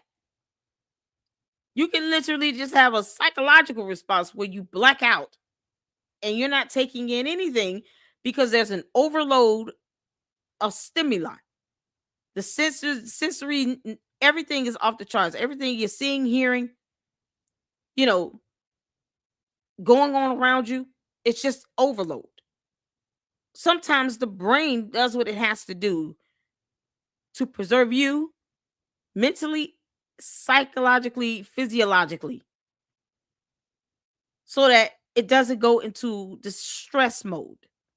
It's got to keep your heart rate, your breathing pattern somewhat normal. Some people have panic and anxiety attacks. She literally refuses to Google fight and flight responses. She refuses to read this information. There's so many responses that can occur in an event like that. And she just refuses to look the information up. We've learned about this many times over in health class growing up. This is why No, they talk you about didn't that fight or learn flight anything. response, and quite literally there's stuff She happening learned in your nothing. body. And so there's a lot of details here that are just not accurate. And the one that surprised me the most How is about it this not accurate if it's based on a fight or flight response that is different in every human being, you alien? Just because it's what you would do or what you think you would do, Candace, does not mean it's the same across the board. We're trying to teach you the ways of Earth. We're trying to get you to understand how human being acts. It's not like you're cold. That's not normal. People kissing your ass and sitting here and worshiping you like you're God. That's not a normal thing. I don't know why you think it is, but it's not. But the aspect of the fight or flight response is it varies from person to person. That's how human bodies work here on Earth, Candace. I don't know why she just won't go back to Neptune. You can't Plugs make is this I up. certainly feel that we were given the impression over and over and over again that the first person Mikey called was Erika, right? He called Erika. We were told this by many people also that he trained like he almost like went to a camp and trained, and Charlie was like 1 2 3 go, and like fast 1 2 3 go. That's why he walked away. 1 2 3 go, and just told him this is what the first thing you do is. Well, he didn't do that. Actually, the first person he called was his wife. He called Elizabeth McCoy, and then he stayed on the phone with his wife for 10 minutes. And during those 10 minutes, he three-wayed Erika 3 minutes after the shot went off. And then he three-ways his father, and then he three-ways a third person who I'm not interested in mentioning because it's not relevant. This is Danny McCoy, by the way, is his brother that's in the military, but that's before the shot goes off. Charlie Kirk shot goes off. I have that in detail. Charlie's brought to security. Mikey McCoy calls his wife. They stay on the phone for 10 minutes. Okay. In that same minute, because we know this because Blake Neff has given us his call log to his mother, Blake Neff called his mom. His call with his mother lasted 45 seconds. So we're assuming it went to 12:25. It very well could have stayed in 12:24, depending on the millisecond. Blake Neff ends that phone call with his mother. Mikey McCoy, after the phone call with his mother ends, adds Erika to the phone. Okay. So that when he was recapping and he's like, oh, his lips quivering and he's like, I got to call Erika. And he's like, and then I called my mom. That's not right. That's just not right. Okay. Mikey called Erika after Blake Neff ended that phone call with his mother. If call logs are to be believed above, human testimony. Mikey McCoy then drops Erika from the phone call 2 minutes later, and then he adds his father to the phone call. Again, he is this entire time on the phone with his wife. Okay.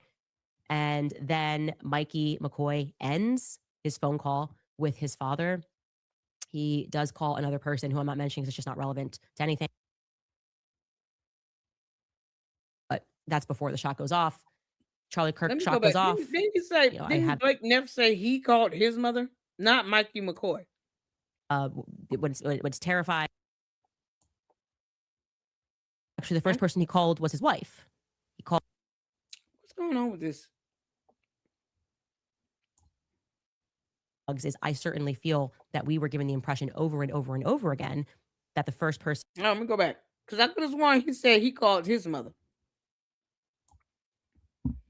Says, Dad, someone shot Charlie. You need to call all of your pastor friends. But he did that. Your mind extends all of this, but that is happening within a minute of all of this occurring. I remember he calls Erika. Around the same time, I pull out my phone and I call my mom just to. He said he called his mom, Candace. Mikey McCoy did not call his mom. Blake Neff called his mom. Why is she confused about this? This is what listening skills will do for you. Blake Neff, Candace, called his mother. Blake Neff called Blake Neff's mother. He did not say Mikey McCoy called his mother. Blake Neff called his mother. So who lied about that? No one lied about that. Blake Neff said at the same time, I called my mother. Candace, you need some RoboCop ears, girl. This, but that is happening within a minute of all of this occurring. I remember he calls Erika. Around the same time, I pull out my phone and I call my mom just to say, Mom, there's been a shooting. You're going to see it on the news. I'm okay. Pray for me. I've got to go. And I remember that call. And around the time I put that phone away, and then he immediately calls his dad. He calls Rob McCoy, and he says, Dad, someone shot Charlie. You need to call all of your pastor friends. Charlie was hit. We need everyone to pray right now. And that's what he told him. Okay, so that's just not right. And so when he says, I might be imagining this, for I'll never forget, followed by I might be imagining this, probably means that.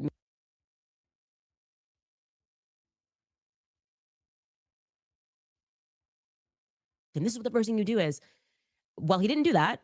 Actually, the first person he called was his wife. He called Elizabeth McCoy. And then he stayed on the phone with his wife for 10 minutes. And during those 10 minutes, he three-wayed Erika 3 minutes after the shot went off. And then he three-ways his father, and then he three-ways a third person who I'm not interested in mentioning because it's not relevant. This is Danny McCoy, by the way, is his brother that's in the military, but that's before the shot goes off. Charlie Kirk shot goes off. You know, I have that in detail. Charlie's brought to security. Mike.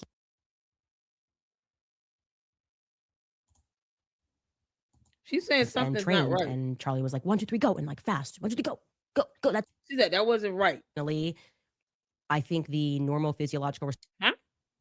Oh What he God. said was he was looking around, and then he says, I need to call Erika. And then he takes his phone and he begins calling Erika. And I don't want to disclose how that call unfolded, but he did that. Your mind extends all of this, but that is happening within a minute of all of this occurring. I remember he calls Erika. So how would Blake Neff know who Mikey McCoy was talking to before the shot? Blake Neff was not aware of who Mikey McCoy called until he announced, I got to call Erika. Why is she making it seem as if Blake Neff is saying Mikey McCoy didn't call anyone else? That's not what he said. You see, because Candace, none of this BS you're presenting is going to be used in a court of law either way. You can't even meet a burden of a preponderance of the evidence. You definitely would not ever be able to prove beyond a reasonable doubt. Blake Neff never purported this information as if Mikey McCoy did not call anyone else before he said, I got to call Erika Kirk. He's just recalling Mikey McCoy saying, I got to call Erika Kirk. Mikey McCoy could have very well called other people prior to that. He could have very well called someone else. He could have called his own wife first. I mean, naturally, most husbands would call their wives first. And then if their kids aren't there, they're going to try to get the kids. And then they may call their parents. And then he's calling Erika Kirk. So why is she making it seem as if he lied about something? He may not have known who Mikey McCoy was talking on the phone to prior to that. None of you know if I've gotten a call today. Now, if I say, I just got a call from my son. How is that a lie just because you don't know if I called my mother before my son? I didn't disclose that information to you, but is it necessary? Do I have to give you every person I called for today? No. Is Blake Neff supposed to know every single person that Mikey McCoy called? No. Who does that? You're going based on what he's saying about him hearing Mikey McCoy audibly say, I got to call Erika. Is he required to tell you every person he's called before that?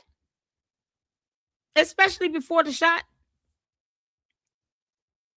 Why is this? This isn't relevant to she's not telling us who the shooter is. So none of this is relevant. It would not be relevant to the prosecutor. The prosecution will not give two craps about this call log. That's why it's not important. But for Candace to sit here and to try to divert attention to this as if it's going to be used in the case, it's absolutely asinine. It's stupidity on steroids. The prosecution will not ever bring this up. They don't care. She can't connect this to the shooter. Mikey McCoy is not the shooter. We don't care who he called because it's not telling us who she believes to be the shooter. And she's not telling us that either. Candace, who's the damn shooter? You don't believe Tyler Robinson shot the gun. You want to stall on that because you want to keep making content. You want to leave people on the edge. You want to intentionally pretend as if you don't believe that. And for what? For you to sit here and talk about Mikey McCoy's call logs? Who gives a fuck? I said it. This is so irrelevant. None of these call logs are going to be shown to the jury. None of it. She still can't tell us who the shooter is. We couldn't even see the person on the roof in that video, which would be inadmissible because the jury can't make out who the hell that is on the roof. That's why it would never be admitted. The jury is the one that has to see all this evidence. Candace still wants to pretend like she doesn't know how this goes when she admitted that the state of Utah is the one that's leading this investigation. When people were saying this, she didn't care. That video would be inadmissible. You can't make out anything. And it's irrelevant. It's a moot point. Just like these call logs. Moot point. No one cares about these call logs. It does not show anything connected to a possible shooter of any sort. And she can't say Mikey McCoy shot Charlie Kirk either. So if he didn't have a gun in his hand and he wasn't sitting on that roof up there, no one gives a damn about these call logs. It's nothing more than a distraction. She will never, ever be able to tell anyone who the shooter is. And that is what she said she will be finding out. She's going into areas that is completely irrelevant, and she knows it. She knows that she can't get the evidence related to this investigation. She knows it. That's why I said just F her up in the tip line. Just go crazy in that tip line. She wants to turn this into a show. I mean, you know, people can just start trolling the hell out of you, Candace. I'm telling you, to the point where you feel like I'm being tortured. Yeah, okay. No. I think there are a lot of smart people out there that are smart enough to deliver you a dose of your own medicine, Candace. And it's high time that you start finding out. And I mean, every minute of the day, you should be getting tips where the stories should be mind-numbing. Oh, man, it should literally have you looking like Boo-Boo the Fool. These call logs say nothing. She still can't tell us who the shooter is. And she's trying to give this false impression, this false perception that Blake Neff knew exactly who Mikey McCoy called before Erika Kirk. It's absolutely ridiculous just because she wants to invoke herself into this. And they still don't take her seriously because they're going to watch the show and they're going to say, this has nothing to do with the conversation. And apparently she wants us to respond. So everyone at TPUSA needs to ignore the hell out of her. Erika Kirk needs to ignore the hell out of her. Period. Candace is still not going to get that grand reunion on stage with Charlie Kirk or Erika Kirk or anyone. She probably will never be invited to AmFest. They probably gave her some call logs and she probably can't even verify if they're authentic or not, but whatever. Let her think these are call logs. Like I wouldn't even appease her in this. And if you give her anything, she has no way to vet it. So who says this is real? Chabu.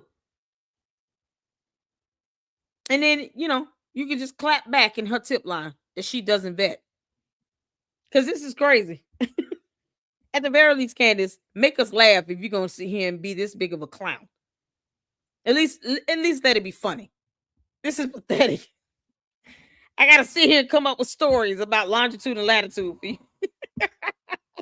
Because you're sitting here talking about call logs that no one cares about.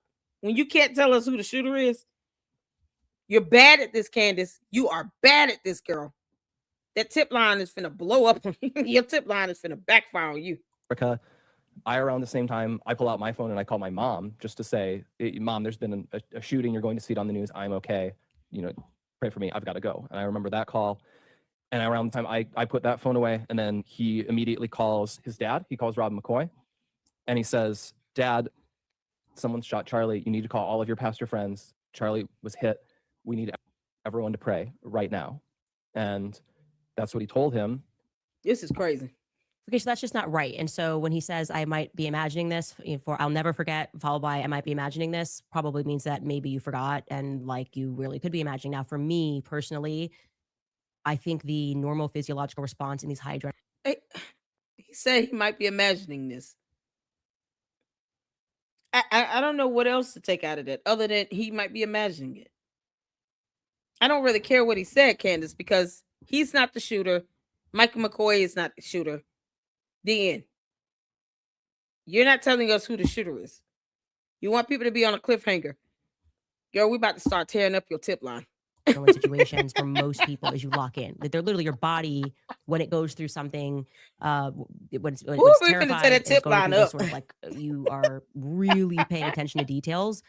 We've learned about this many times over in health class growing up. This is why they talk about that fight or flight response, and quite literally, there's stuff happening to your body. Ooh, And that'd be a so good story there's for a a lot of tip details line. here that are just not accurate. And the one Oh that my surprised God. me the most about these call logs is I certainly feel that we were given the impression over and over and over again that the first person Mikey called was Erika, right?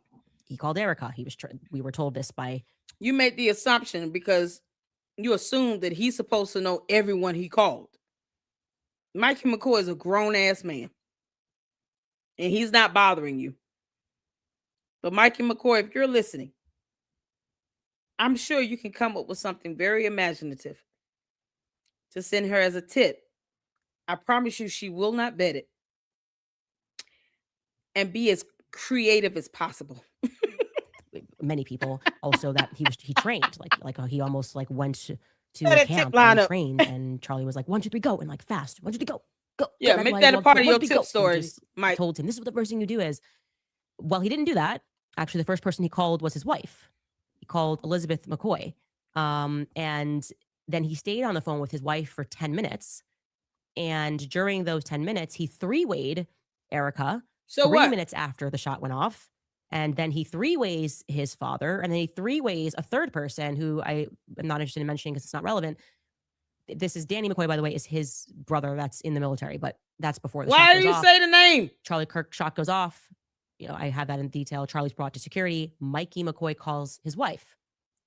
They will stay on the phone for 10 minutes.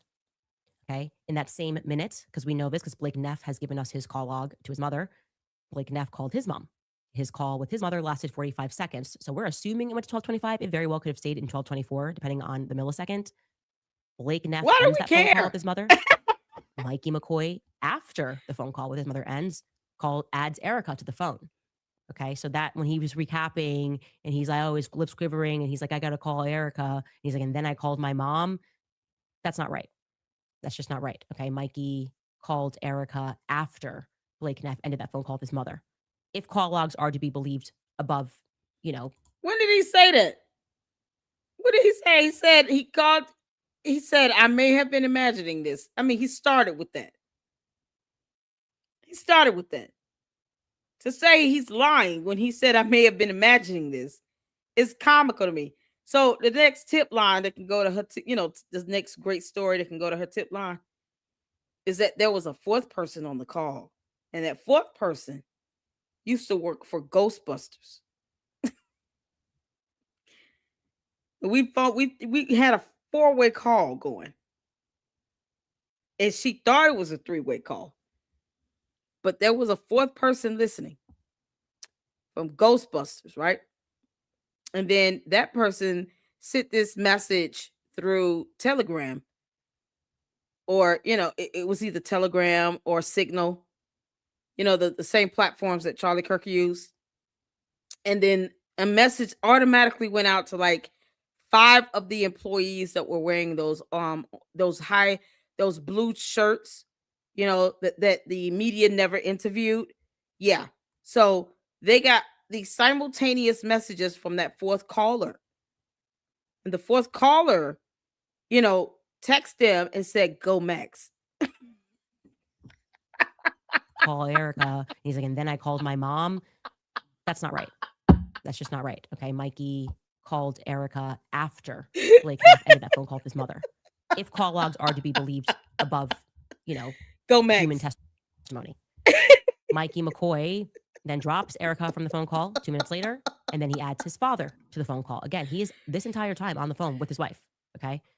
And this entire time, the former employee, the employee with Ghostbusters caught those kids that were, they were so shaken up. And they all got that simultaneous message from Telegram or Signal. It was either one. It was either Signal or Telegram, right? and they checked their phones, and it said "Go Max," and it rocked them to the core where they recorded everything like RoboCop's brain. RoboCop brain kicked in, and then they started recording everything. And you know, I mean, of course, they were having a panic attack. They were crying. One of the guys was crying real bad, but they had all gotten that same message from the fourth caller that it's a mysterious person. But you know, I heard, you know, someone told me I got a tip.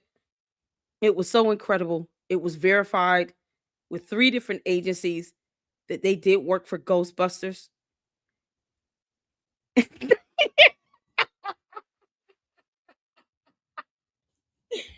They did work for Ghostbusters. They absolutely, and it was verified. So you can believe what I'm saying, or you know what, not but whatever.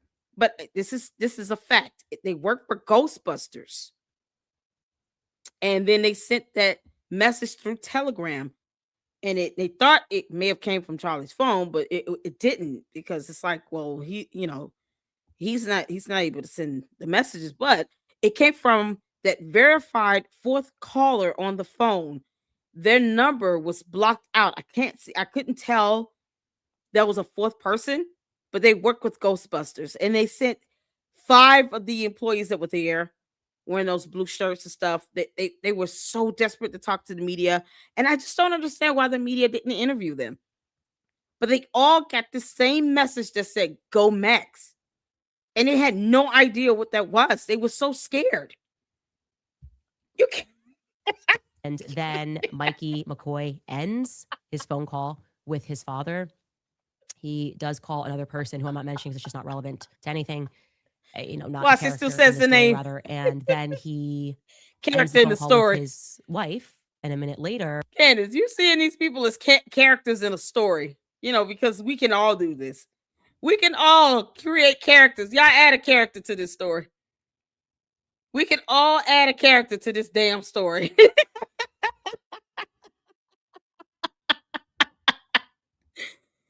These people got add a character to the story. I'm adding in an employee from Ghostbusters sending out messages that says "Go Max." Add a character to the story. Who y'all got? Yeah, be as creative as possible. This is so crazy. You can't make this stuff up. It has nothing to do with who shot Charlie Kirk. Dear Lord, she's calling these people characters in her story. These are characters in her story, y'all. I can't listen. I'm giving her a view just for the sake of reacting to this. Hopefully, you guys walk away with ideas of what to send in her tip line, because she got it, boy. That could be just the best clapback of all. Having her wonder whether or not anything is really real. Is her tip lines now fake and gay? That's what she should be asking herself.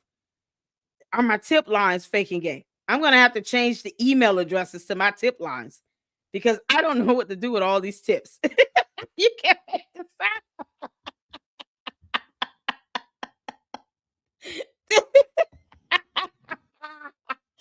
Oh, man. Oh, you can't make this up. And her candy ass cult members have no idea. They have no idea what they're being told. They're just hearing it from Candace, and they're saying, "Yes, God, we hear you." Because they're comparing her to Jesus Christ now, because it's a dumb cult. But, they have no idea who might be feeding her these stories, because she still doesn't know how to vet a tip. Man, ask Scruff McGuff, add him in there. No reply said I'm adding Scruff McGruff. Scruff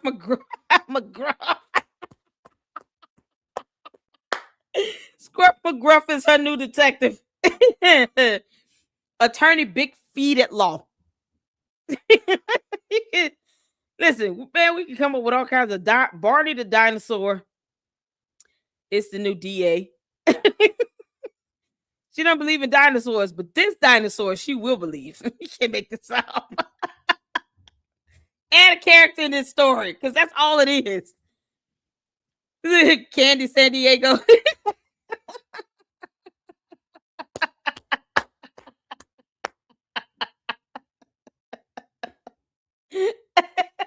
You can make this stuff up. Hey, this call log doesn't tell us who the shooter is at all, but there's a fourth person in that call, y'all. It wasn't a 3-way call, it was a 4-way call. She's not telling you all that. It was somebody from Ghostbusters. He sent out these messages mysteriously to 5 people, and it said, "Go Max." And then that person then reported to the FBI. They just felt like the call logs would be so they would be so highly regarded. You gotta carefully curate those call logs from Mikey call logs. Mikey McCoy. Call logs. 1225. Mark it down. And that's it. Like this is for her. She considers this investigatory. We don't know who the shooter is, Candace. Tell us who the shooter is. His brother calls him Fuck's back, sake. and they stay on the phone for 10 minutes. Babysitters I did Club. not get this from everybody speaking about this Mikey McCoy call log. I know that you guys did not get this. I did not get this. I don't know why she was disappeared from this. Like, you could go, look, the wife wants privacy. No, she was like, main stage at the memorial, has been, I would say very involved. Her calls to her husband are private. You don't even know if these are verified. Candace, you'll believe in anything, girl. In a lot of this kind The of calls to her husband it's are very close, private. that she's close with Erika. They went on the vacation together. So I don't get this disappearing act. I found that to be like, okay, but Privacy. they were forthcoming with it. That feels good. That feels good, guys. Like, wow, we don't have to guess. Now we have solid answers. And like I said, when you come out, That don't tell us who the shooter is. To the candy asses. Are we missing something here? Who is the shooter? Tell us who the shooter is. Yosemite Sam.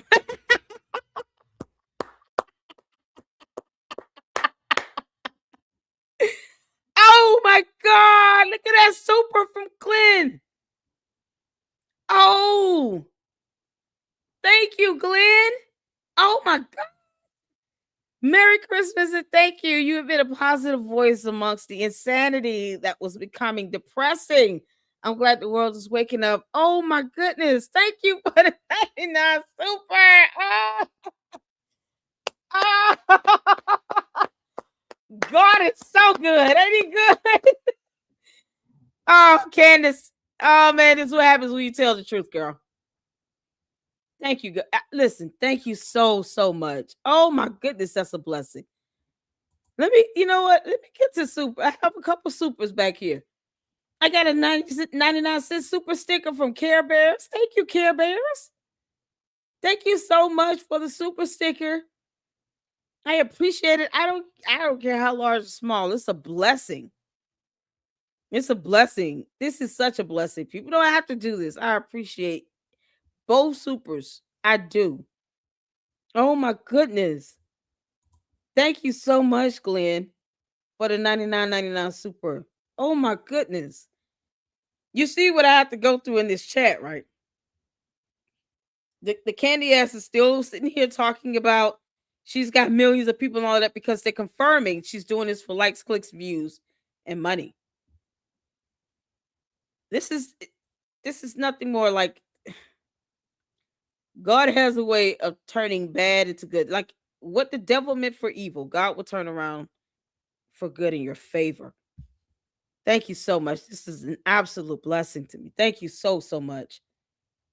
Oh my God, there's $2 super. Thank you. Miss Veronica, thank you so much. Big ups to you, Miss Lady Luck. Happy holidays. Thank you so much. Oh my good Lord, y'all gonna make me cry. This is I don't think I've ever had a 99 super like that. Y'all, I mean I could go whole live streams for 3-4 hours and not get warned. And I just, man, it warms my heart. Large or small, man, it's a blessing. Wow. Thank you so much. Shout out to you, is it Miss Vernica? I just want to make sure I say your name correctly. Thank you so much for the $2 super. I appreciate this. This is a blessing. My mind is blown. I want to cry, man. I want to cry.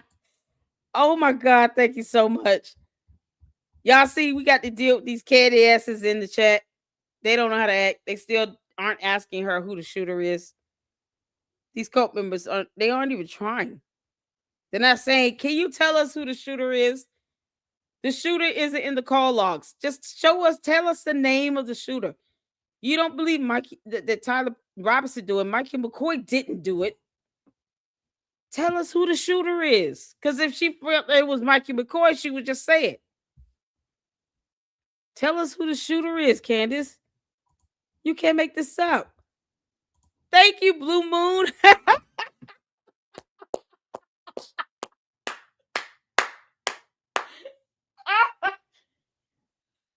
God is so good. I'm about to get up and shout. We got some gossip music. So, Lord, we thank you. Thank you so much, Blue Moon. Look at this.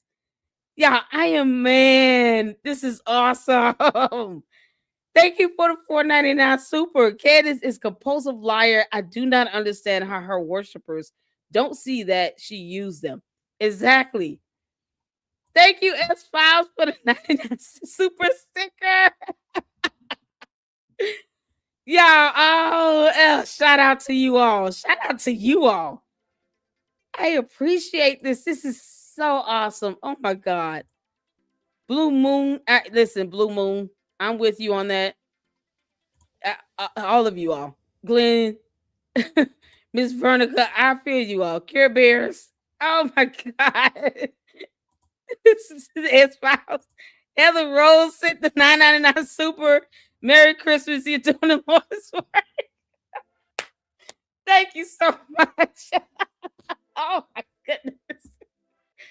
Y'all, oh my God, man. I don't even know what to say. I'm just speechless now. Thank you so much.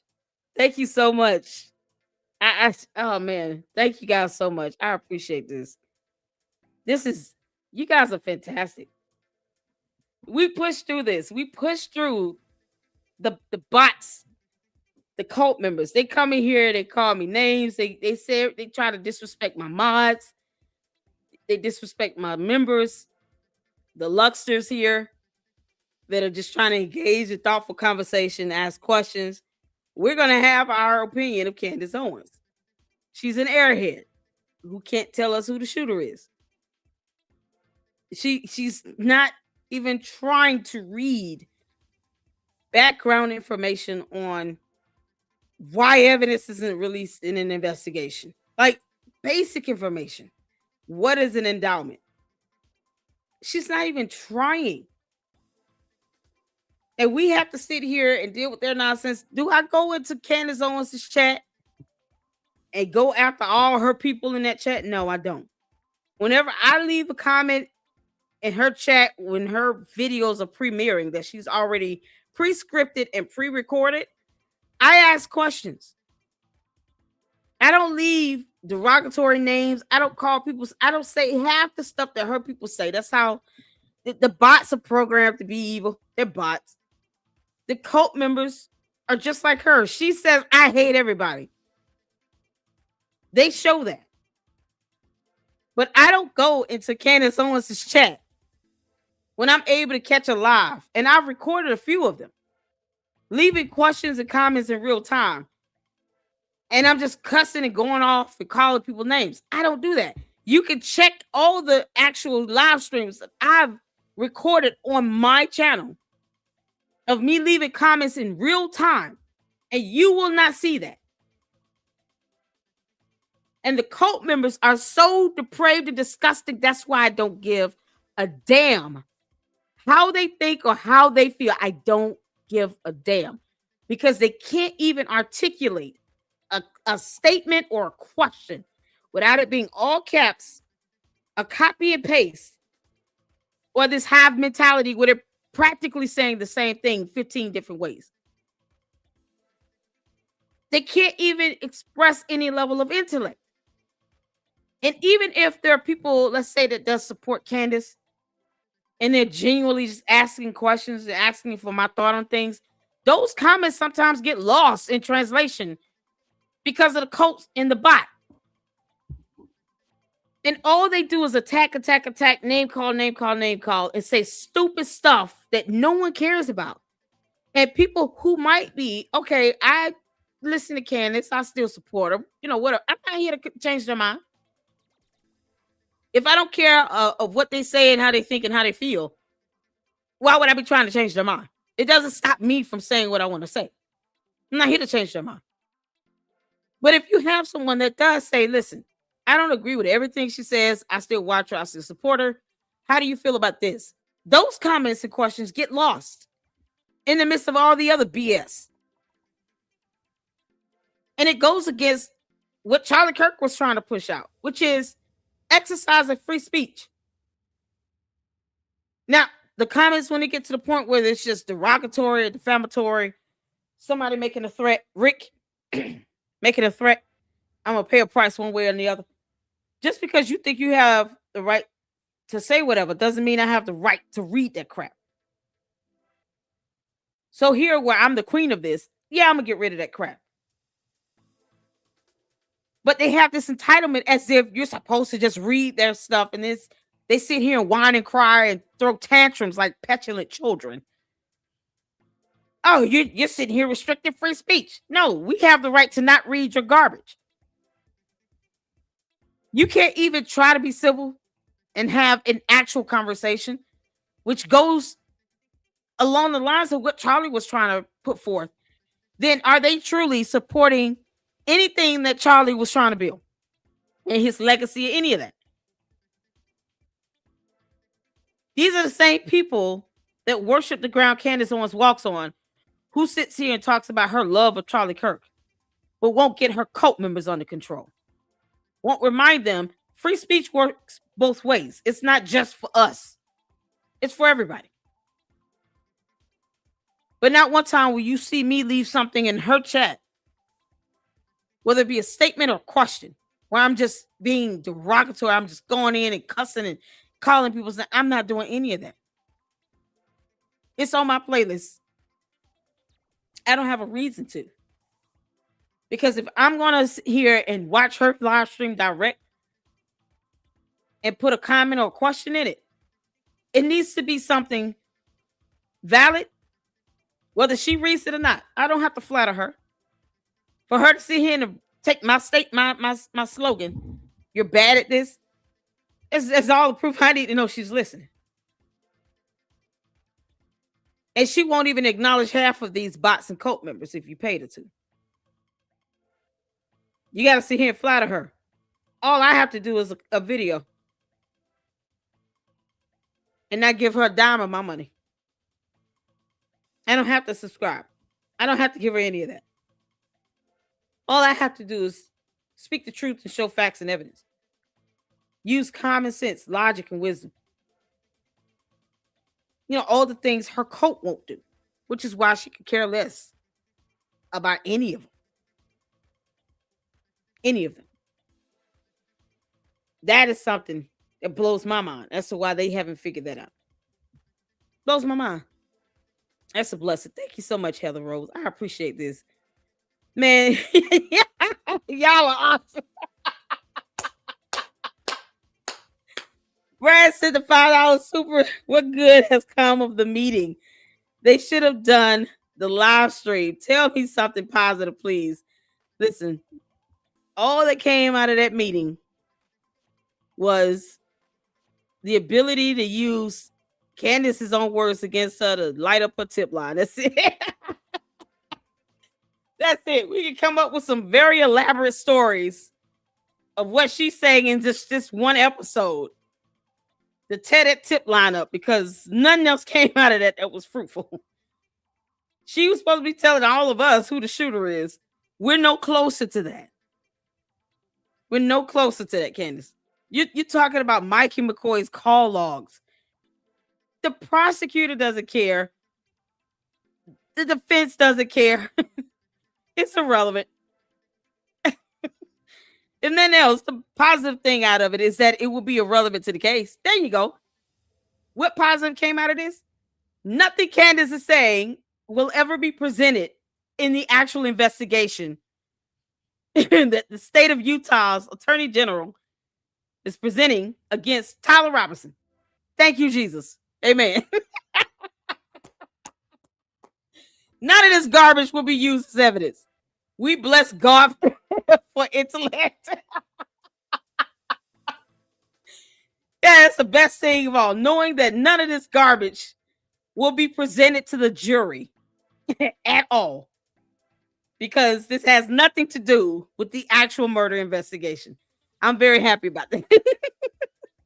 And for a giggle, why not just use this to light up a tip line? I'm just saying she doesn't vet it anyway. This none of this will be evidence, Candace. None of this will be evidence. None of it. I'm gonna sleep peacefully on that. You can't make this up. Thank you, Brad. I appreciate the $5 super. Such a blessing. Yeah, we can all be assured that these call logs will not come up in the murder trial at all against Tyler Robinson from the state of Utah. They're doing the real investigation. That's what we care about. This stuff here is for laughing giggles. That's it. We understand. No, Candace has no ability to ask questions and get messages of Charlie Kirk saying, someone was trying to kill him and murder him the next day. Like, none of that. None of that. Even when she has an opportunity to be presented with information, they give her the call logs, but not those messages that came from Charlie Kirk's phone or from his Telegram or his, Signal accounts. Like, none of that. She didn't post up those messages. Nope. But she took time to post up these call logs that we don't care about. It has nothing to do with the investigation. Nothing. Just smile and hope and pray that someone this week will be creative enough to turn these call logs into a tip that will blow her mind and that would have all of us laughing at the stupidity of it all. Sir Kelly, thank you for the $2 super. Thank you so much. Oh my God. Y'all are awesome. Thank you, March, on for the $50 super.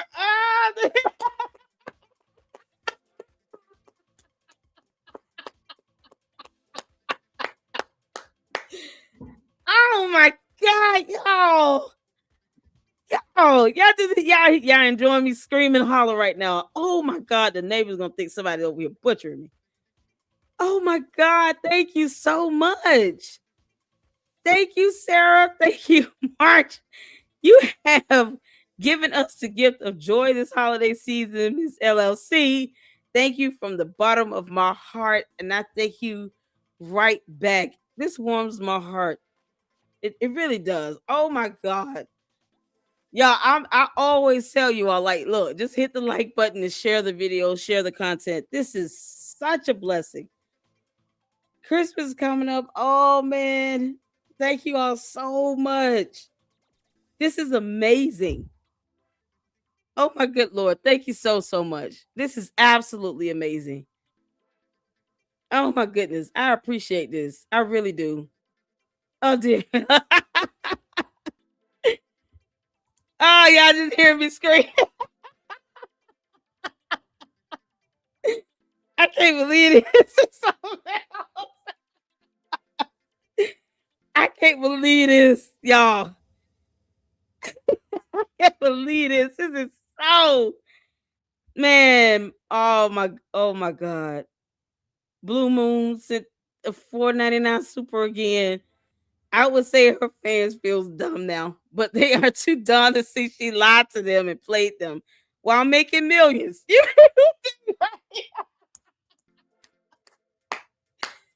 That's why I said, listen, calling me names in the chat does nothing.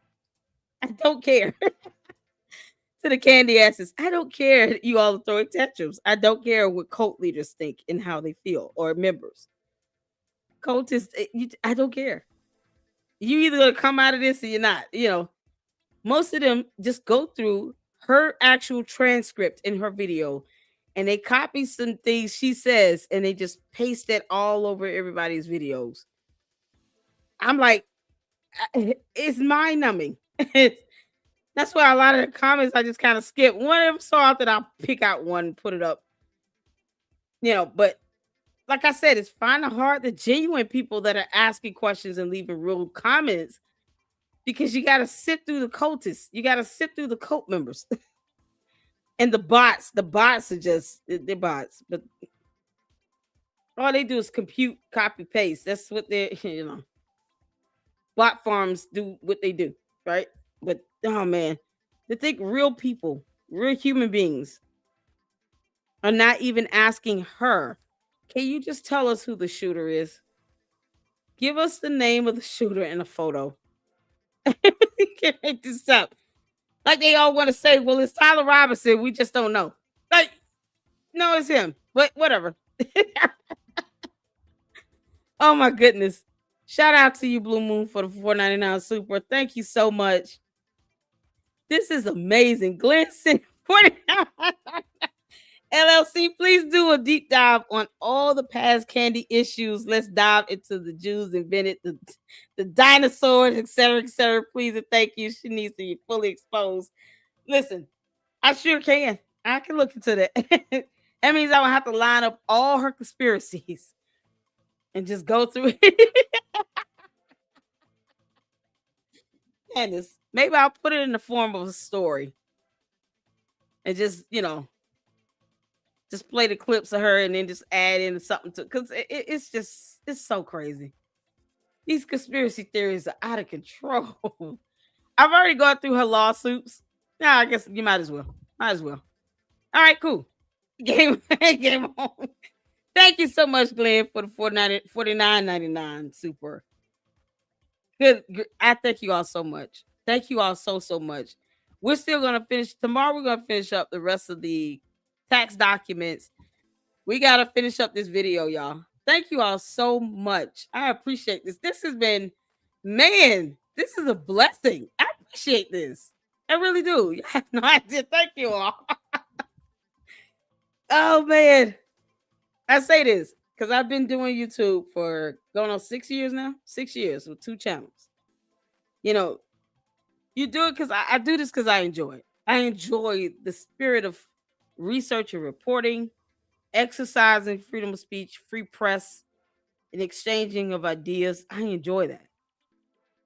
I have a regular day job, I have 2 kids. I enjoy being able to pull up information and connect the dots based on just background research. Even if, I say, hey, you guys inform me of this, to be able to exchange information and ideas, to learn from one another. That's fun for me. That's like kind of like my release from work, like my escape from the 8-9 hour a day job I have. I get to mentally escape from that by diving to being able to learn and research and share information and have this exchange and this dialogue with you all. That's, to me, just that and me spending time with my kids. Greatest joys of my life. So when I say I enjoy doing this, I do. I would love to be able to do this one day full time. But I'm also realistic, right? So there are times where you have, just information I'm reading sometimes up 1-2 o'clock in the morning, looking up information, going over court documents if I'm going over a lawsuit, looking up background, just basic terminology, and putting in some man hours into this just to do an analysis video, like the endowment, endowment, the TPUSA endowment video, debunking rules and finance and Candace behind because they failed to read. It took me at least 2 good days of research to be able to get the information to put it together. It's one thing to just show you all stuff. It's another thing where you can put it in a way to where people can understand it, whether they're young or old, whether you are financially savvy or not. to be able to explain endowments, the various types of endowments. And then, of course, presenting that type of information can be boring as hell. Like reading lawsuits and court documents, that's boring. Everybody knows that. Courts are boring. They're meant to be boring. You have an outlandish case going on in the court of law, that's making the news and something's probably going wrong. But for the most part, court is boring. So to be able to have to do that and to keep it entertaining and fun, keep you guys engaged, it takes I have to pray before I do this. I still get nervous sometimes, but I have to, have it together to where you guys can learn and be engaged and, have some entertainment. I have to be able to do that right. And so you could go and do I could do a live stream for an entire week. And now I don't even have a goal or anything, not see anything, but I still do it. As long as you guys are hitting the like button, that lets me know that you're enjoying the content. And so anytime I see these supers like this or cash apps or anything, it's a blessing to me. It does give me some assurance that people do appreciate it. Hitting the like button, commenting in the videos, engaging in the chats. That's reassuring to me that I'm going down the right path at least, and you guys are enjoying it. And that's what's very satisfying about this, is like seeing you guys respond and being able to converse back with me, share information, impart knowledge, and just having a good time. Having a good time. That's what it comes down to. The super is just an added blessing. It's like the cherry on top, y'all. You have no idea. So she may never go live like that, but I go live. I'm not pre-recorded, pre-scripted. This is live for me off the top. And I thank you guys for the support. I really, really do. You have no idea what that means. So I'm looking forward to hitting 30,000 supporters and then growing to 50,000 and plus. That means so much to me. You guys have no idea. And to any other content creator, that will all tell you that. Good content creators will tell you that. It's so reassuring to see people learning and engaging in it. And it just warms my heart. So thank you all so much for that. Thank you, thank you, thank you. I can't thank you enough. So let's get back to this, finish this up. Y'all, we're not even halfway there, but we're going to get there. I'm going to try my best not to pause it because I want to get through this. We're just going to laugh and giggle. All right. And give solid answers, and you're not weird and calling people names and saying all this stuff. It allows people to go, okay, I feel a bit more like we can trust this process because we have communication. That's the reality. And so I wanted to update you with that. Also, another thing that really, I think, surprised them and I think surprised me is getting back to this Hamptons retreat. The thing about the Hamptons retreat, and I communicated this with them. Oh, dear Lord. That makes me so uncomfortable is how many little lies were told. I think I've been clear about that. Like Steph Dillon definitively pressed Charlie at this event. Whether it was in a hypothetical, which it was in a hypothetical, but he got fired up in the hypothetical of Charlie discussing potentially tweeting something against Bibi Netanyahu. It did lead to this firecracker moment. Again, this is one of those things where I go, why am I always being hung out to dry for telling people the truth? Especially when I wasn't going, oh, well, Steph Dillon killed Charlie Kirk. I just, this happened. It factually happened. It was part of a cover-up. Yet everybody's kind of putting out these weird statements and they're not being honest in them. And I was saying to them, that made me feel really weird. And I would love to know more about this Bibi Netanyahu offer to fund Turning Point to the next level. At which point Erika said she was not aware of that happening. One is aware of that. It's obviously totally possible that was kept in the business lane of Turning Point USA. But I'm certain, I said, I am absolutely certain that I did not get this from an obscure source that Bibi offered to fund Turning Point to the next level. And it was part of my frustration with that sit down with Alex Clark, where Andrew said, oh, there was not $150 million that's made up. I told them, Andrew Colvett was my source. Andrew Colvett told me. Why is that a secret? That Bibi Netanyahu offered to take Turning Point to the next level and that Charlie turned that money down. So I said there's a bit of a predicament when I'm being like lambasted by all of these voices and people that are attacking me and these paid campaigns. And when I say paid, yes, Voices in her okay, head. actually have the names of people. Different ways they're being paid. Some are being paid by PR firms. Too many are being paid by Prager University, which is upsetting to me What? because I know Marissa and it's just dirty. But it's Girl. especially crazy when people are calling it a conspiracy when I'm It sharing is. things that are told to me from the spokesperson of Turning Point USA. Okay. That's weird. But you're not And telling us who that yes, is. they were forthcoming and nobody's ever denied this. So this was not on our list of lies about the fact that DB Netanyahu did call him. Okay. That did happen. Bibi shared that, by the way. Our source for that could have just as well been Bibi Netanyahu. And not a lot of clarity on, I don't know, why some people think he didn't make this offer and why definitively. We don't care about the offer, Candace, because he's not the shooter. Tell us who the shooter is. 3 different sources who would have knowledge of this confirmed to me that Bibi Netanyahu did indeed make this offer. I never said $150 million ever, not once on the show. Who's the shooter? I wouldn't have even said that, by the way. If you said take Turning Point to the next level, Oh, dear I Lord. actually would have assumed it was more, if I'm being honest. Who That's like cares? that's a hefty offer and it leads to a lot of questions. So there was not a lot of clarity there.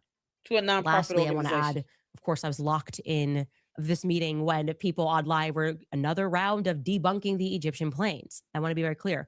We discussed the Egyptian planes, and did. I have since worked on an incredible document about the Egyptian planes, which we are going to put up on our website because I realized that when we shared that spreadsheet, people assumed that one of the columns, which was actually saying where the planes landed on that day, because it was plus or minus 3 days, was exactly where Erika had been on that day, and that was inaccurate. And so for clarity, I had been working on the last week on All turning of the it into an the interactive points are timeline that we can inaccurate. put up on our website because I'm certain that these Egyptian planes are incredibly shady and that they were in fact tracking Turning Point USA faith broader events. Of course, Erika was at some of them, Charlie was at some of them, but it is the pattern no here is coordinates. undeniable. So let the naysayers and people make videos trying to. Where are the coordinates of where they were? It has to match up. You got to prove to us that they were at these same coords when the planes flew over.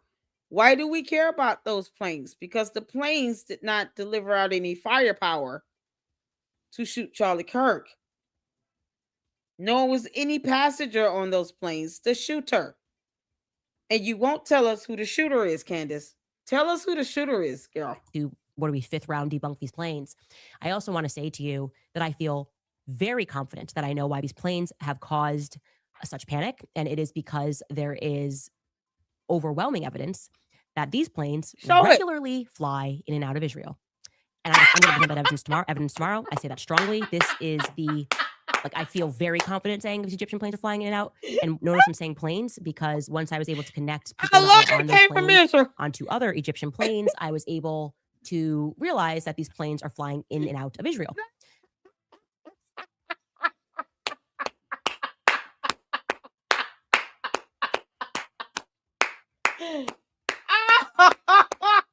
Oh, this is priceless, Candace. Did you get that from the tip line, girl?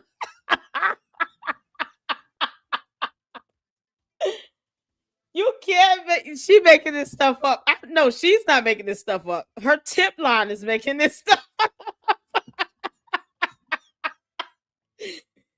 Candace. Oh my God. Why we don't have any video footage of these planes leaving and coming into an airport in Israel? Which airport would that be? Y'all know what airport this is?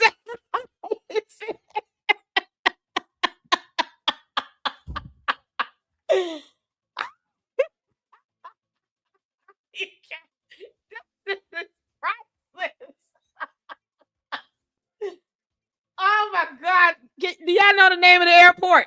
What's the name of the airport? I must have missed it. She won't give up willingly, in my opinion. This is why Erika Kirk needs to absolutely ignore her. I said this. If you gotta respond with an attorney. She called them on the phone. She should have had one of her attorneys in person. And the attorney should have been answering all the questions. I'm going to object to that answer, that question. You can just ask us another one. It should have been just like that. Candace should have felt like her attorney was there deposing her ass. Yo, what's the name of the airport? I must have missed it. You can make this. Somebody said, hold on, it gets worse. Oh, dear Lord. Are you serious? Candace, girl, we're going into 6 hours. You guys are champions. Yeah, okay. We try not to go too much longer. Y'all are champions. I had to pause this because I can't believe it. These planes are coming in and out of Israel. Tell us the name of the airport, Candace. This is about to get good, I guess. It's gonna be funny. And turning their transponder off each time that they do it. That is now makes perfect sense of why there was this mass panic. But right? you It's not didn't give exactly us like we have a strong- evidence. What's the evidence that the transponders were turned off? You can't make this stuff up. Something you cannot see with the naked eye, by the way. The transponders are in the plane transmitting data to the air traffic control. So if anything, this data can be retrieved either from the plane, from the black box, or the ATC. You can make this up. I just wanted to know what's the name of the airport. to realize that these planes are flying in and out of Israel and turning their transponder off each time that they do it. That is now makes perfect sense of why there was this mass panic, right? It's not exactly like we have a strong Egyptian lobby in the United States. Now we're like, whoa, well, those darn Egyptians again are trying to get TikTok censored. I mean, every person in the game, Barry, acting. Well, these are the usual suspects that act if something is a threat to Israel, okay? What? Which is, they should have just been forthcoming, pretended that it was changing apart. Instead, they're trying to gaslight us, and they're actually, frankly, just pissing me off. So I became locked in. Oh, on these she's so Egyptian planes mad. because that's how I am. Okay, you keep pushing me and keep pushing me. I will become an expert on these planes. I'll learn how to build an Egyptian plane. And the reality is, like I said, Why is an Egyptian plane going to be built any differently than an Israeli plane? I'm sorry, is there a different engine that's only specific to Egypt that cannot be used in a plane built in Israel? Does she not know you can have planes built in one country as like an order? Like you can have one country order some planes from another different country and they just fly and deliver the planes over to the country that ordered the plane. Does she not understand how this works? So she knows nothing about the FAA. No, okay. Oh, sweet Jesus. Candace knows nothing about how you can have planes imported, built, manufactured, and imported from another country. You can have a plane built with parts that come from other countries. Like the engine could come from like Italy. The wings can come from like France. The seats come from Angola. it's the Mediterranean. Like, who knows? She has no idea. Her planes are even built. Girl, stop. Felicia. Bye, Felicia. Girl, bye, Felicia. tomorrow I will show you how these planes tie back to Israel. And there's no disproving this. So more Yes, on that it later. is. We'll be right back after throwing into some of our sponsors. Oh, God, no. Free speech video platform. Nope. The description below. Nope. It was Danny McCoy in my head. Girl. Please correct that if you're going to make videos, not Danny McCoy that called him and then called him after. That is another assistant of Charlie's. So we want to be accurate. I don't know why I assumed it was Danny McCoy in my head. I may have done that. You made a lot of assumptions. So you had to correct yourself on something else yet again. You're making a lot of assumptions, girl. You proving nothing. The planes came eventually from Israel. She just had to go through Egypt to get to that point. She was like, listen, I got to connect this plane back to Israel, but I got to first take it through North America. Then we got to go through, the continent of Africa, because Africa is a continent. And then make a pit stop in Egypt. And then go across the water straight to Israel. We're not going to Greece. We're not going to Italy. Straight to Israel. This is priceless. Views matter just as much. You can move to Rumble today. Just click the link in the description below, download the app, and join us there. Girl. I'll see you there. Okay, so a couple of things I want to say. First and foremost, I just got a live update that I thought it was Danny McCoy on No, the call log. you I should lied. totally correct that, and I will correct that, and we'll be sure to trim it in post here. But it is not Danny McCoy. It is Danny, another one of Charlie's assistants. So I will correct that. Please correct that if you're going to make videos. Not Danny McCoy that called him and then called him We after. don't That get is no video. another assistant We of don't Charlie's. care. So we want to be accurate. I don't know why I assumed it was Danny McCoy in my head. I may have done that. Okay, another thing. Jesus. You guys may have been noticing that we No, she did say that. Did she say it was a brother? A brother. Danny McCoy was the brother in the military or something. Candace, you was way off with that. It's funny how she's trying to attempt to correct herself while she still doesn't even take accountability and say, I misspoke. I said the wrong thing. You know what? It's not even a misspeak. I said the wrong thing. It should be the assistant then. Just like I had to learn about the maximum allowance with the taxes for apartments. I had to correct myself on that. I wanted you all to correct me on that. Shout out to Brandy. They had to give me correct information. I didn't bite her head off when I say, "Oh, how am I wrong?" I'm asking genuinely. I literally wanted to know because I wanted to make sure that I'm repeating this information correctly. I'm not a tax consultant or anything. So that's something I had to learn. And I appreciate that because people who want you to relate correct information, if you say something wrong, they go to correct you. They say, no, this is what it is here. Because it can be factually supported, right? So if you look up tax laws, you can see like the maximum deduction you can get for rental space for an apartment is going to be capped at 500 square feet. That's a fact. Shout out to that. Shout out to tax laws that I refuse to sit here and really read and absorb because, oh man, that'll break your brain.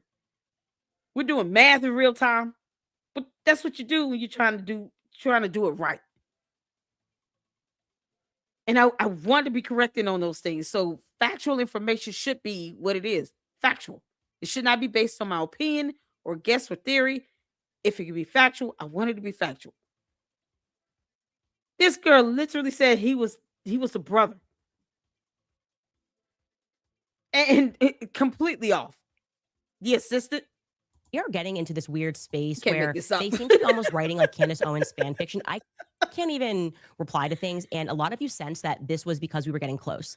I agree. I fully agree that these Tell us to attackers have shoot him. grown hysterical. Like I can't even begin to tell you the conversations between me and my PR person. I'm like, there's nothing to respond to. I mean, there's not even one sentence of It's your PR person, but not your attorney. Because your attorneys aren't telling you anything as to why you shouldn't be saying certain words and terminology and phrases because you can get sued for defamation.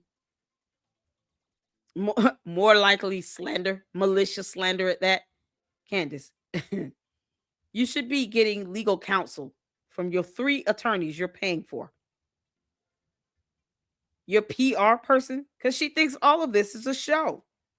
This is all a show for her. I'm going to tell you more about the planes tomorrow. I don't know why you could do it today. You're showing us call logs that are irrelevant. The jury won't see it in the murder trial. We don't care. You want to see him talk about planes coming from Israel, but they're Egyptian planes. We don't care. The jury won't care about that either. But yet, she wants to leave everybody on this cliffhanger while her PR person is telling her, yeah, you're doing great. Keep it up. Because she's got to keep making money at this. that is true. Case in point, by the way, New York Case in Post point. does this article today. We were actually laughing, okay? Like Yes, inside you were. Candace Owens' sadistic and dangerous world, monetizing baseless conspiracies. Yep. This is after, by the way, they changed my husband's Wikipedia and said that he was a Qatari, like he had a Qatari passport or citizenship. I don't think my husband's ever even flown over Qatar. I could be wrong, but I know he's never been to Qatar. I don't think he's ever flown over Qatar. And they're just making it up and then they make it trend no matter what it is. And I'm like, this is happening. It's like a psychological operation. You doing the same thing. What's good for the goose is good for the gander, heifer. They can put in next to your name on Wikipedia. I can literally do that. I can put in next to your name on Wikipedia, Candace Amber Owens heifer farmer. Because you can do that in Wikipedia. Anyone can update that. Why are your people, your cult fan base, changing his date of birth? Your people did that, Candace, not the New York Post. Your candy ass cult members changed his date of birth to try to fit whatever you said that still somehow was not correct. Because if you searched for his birthday, there are 3 dates overall on the internet, not just Wikipedia, where you don't believe in getting information. Factually.co had 3 different birth dates. So there's other information out here on the internet where there are 3 birthdays listed for Boys Club. Why they wouldn't put Boys Club next to his name, I don't understand. That'd be funny as hell. You can't make this because up. they're trying to keep us constantly responding as opposed to focusing on our investigation, which is why I spent this weekend. You're not an and I just kept investigator. down on the Egyptian plains because it's completely crazy. And when you see a media storm like this, it can only be happening because Zionists are locking arms and going attack because they by and large control the media. They just do. Okay, one way or the other, Zionists control the empire medias, and they are scared about something in this investigation. We've noticed that from the very beginning. They're not scared. So they wrote in this article, the New York Post, just to give you an example of how insane this is. They said they had an inside source that told them that while I was at the Daily Wire, I just fought with people from the very source that in my first week, I threw my car keys at a producer and expected them to park my car. That sentence genuinely made me laugh so hard because I never once in the entire time that I worked for the Daily Wire did I ever drive my car to work. Okay. I just didn't. They had a driver that took me there. So I don't know why I would suddenly take the driver's keys and then throw it at somebody, but quite literally, I never drove the Daily Wire. So it's just when I say fan fiction, I'm like, this is fan fiction. You got to prove Secondly, that, girl. they say I did that to a producer and that I conducted, demanded others do my research. Could not be further from the truth. I have always, done my own shows. I can't read a script. I riff my shows. I think that. No, you don't.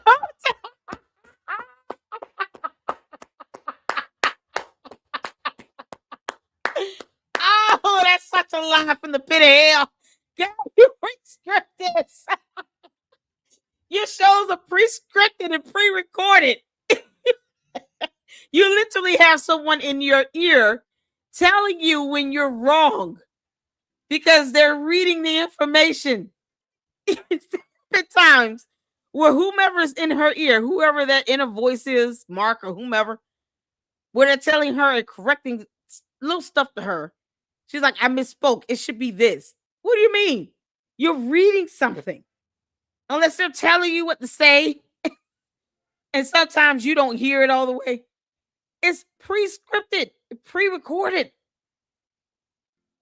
She does not go live at all. You can't make this up.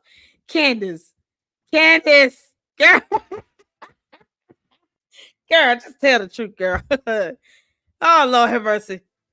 I guess she just doesn't want to shame the devil. Make the devil mad. It's pretty obvious that I demanded a huge studio, attempted to use their PR firm to get the cover of People magazine, like the top of the full fan fiction. There's not even a shred. I don't even think we ever had a conversation about People magazine because that would not be a normal outlet for any conservatives. That I wanted to be on the cover of People is insane. And I can't believe this. They said that their sources also said that like my team hated me. My team came with me when I got fired. My whole team's here. So we don't know who your team is. Yeah, I'm just laughing at this point. I don't know what else to do. Oh, this is too funny now. If I want to watch a sci-fi investigation film, Candace, I know, right? It's so bad. It's so bad. Shout out to Glenn. Oh, did I miss this? Another $99.99 super. Good grief. You are the sponsor of our live stream tonight. Glenn, you're awesome. Thank you so much for the Candy Asses LLC as the best belly laugh on the internet. This is to give back to you, sis, for all the hours you've spent without expecting anything. Man, when I say thank you so much, This is such a blessing. Thank you so, so much. Oh my goodness. I appreciate this. This is such a blessing, you all. Oh man, I've been smiling and laughing from ear to ear because you guys have completely blessed me this evening. I appreciate it. I really do. All of you. All of you have blessed me this evening. I even sometimes, I try to, give give some credit to the candy asses because they come in here and they give a view. They won't hit that like button though, but they give a view. It's just, yeah, that's about it. That's about as much credit as I'm willing to give them. They come back for the banter. They love it. You can't make this up. Thank you so much. Thank you so, so, so much. Oh my goodness. I appreciate it. You can't make this up. Candace. Candace. She said her shows are not pre-scripted, pre-recorded. It's off the top. She's mad at the New York Post. Like, we are just hitting a turning point right now. Oh, shout out to my mod. Man, he says, all super chats, thank you for your support. Thank you all so much. I appreciate this. Girl, Candace is sitting here saying, ain't nothing scripted. I make this stuff up. Oh my God. This is why I went over these lawsuits, because you guys can see this pattern of behavior. All the Luxers can see it. She does the same thing. It's the same behavior. Some of the stuff she says, like her slogans and her statements and things, her accusations are about the same. It's some sort of psychological something. No, it's not. It's called real life. You're being sued. And it's like she's trying to mentally escape from that lawsuit. Like she said, her attorneys have probably told her, you're not going to win this. Here's a real possibility of what you're facing.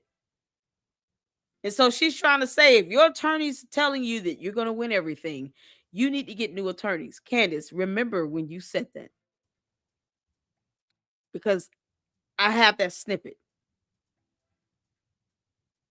I'm going to make sure that it's time-stamped in your comment section of you saying that about the attorneys. If they tell you that you're going to win, then you need to get new attorneys. So I want you to remember that, Candace, as you go through these court proceedings with the Macron lawsuit. I don't give a damn about your Egyptian planes or Mike McCoy's call list. None of that stuff is going to be into today's evidence in the criminal trial against Tyler Robinson, nor is it going to be utilized in your lawsuit, Candace, that Macron's filed against you. And yet, you're using all of these distractions to cover up from the very real possibility that you are not going to win that Macron lawsuit. You're going to have to pay out tens of millions of dollars. And I will be here reporting every single word said in that courtroom. Maybe I'll get blessed, Candace, from some of your candy ass cult members to be able to fly up and be able to see a couple of those hearings in person. Oh, that's going to be awesome. Because at some point, they're going to get sick of you lying about everything. So, yeah. Yeah, you let me wind up with a round trip ticket and a hotel to be able to go to those hearings. I'm going, Candace. Do you understand? I will be there. If I am blessed with the opportunity to go, I will be there. You can't make this up. She's running from it.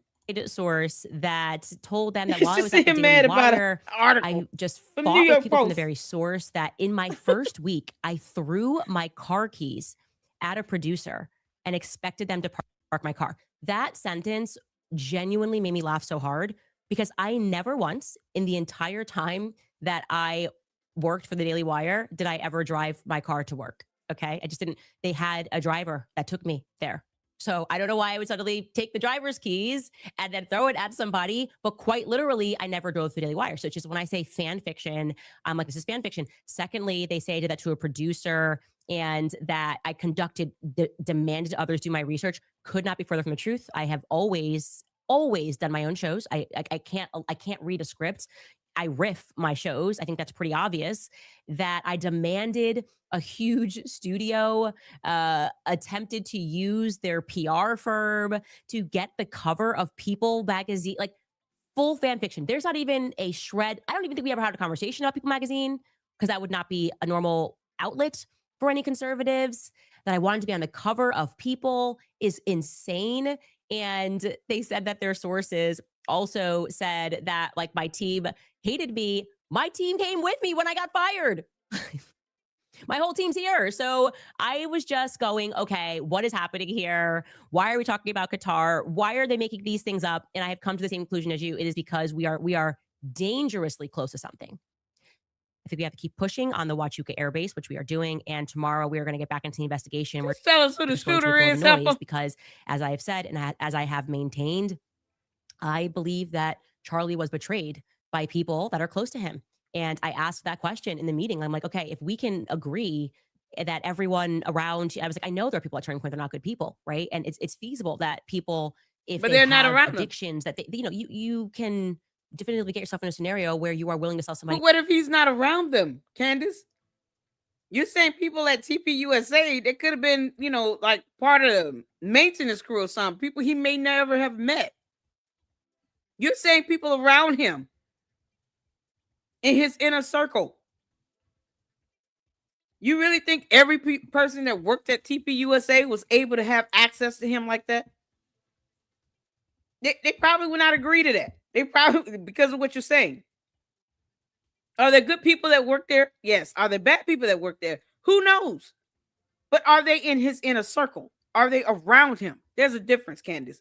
Because you don't understand words, you alien. All of this stuff is going over her head. And she's not going to ever explain this and be clear when she related stuff to her cult mates. They're just going to go with it. There were bad people there too that he probably never met, because common sense and logic, something she continues to say only when it's convenient. She doesn't use common sense and logic all the time.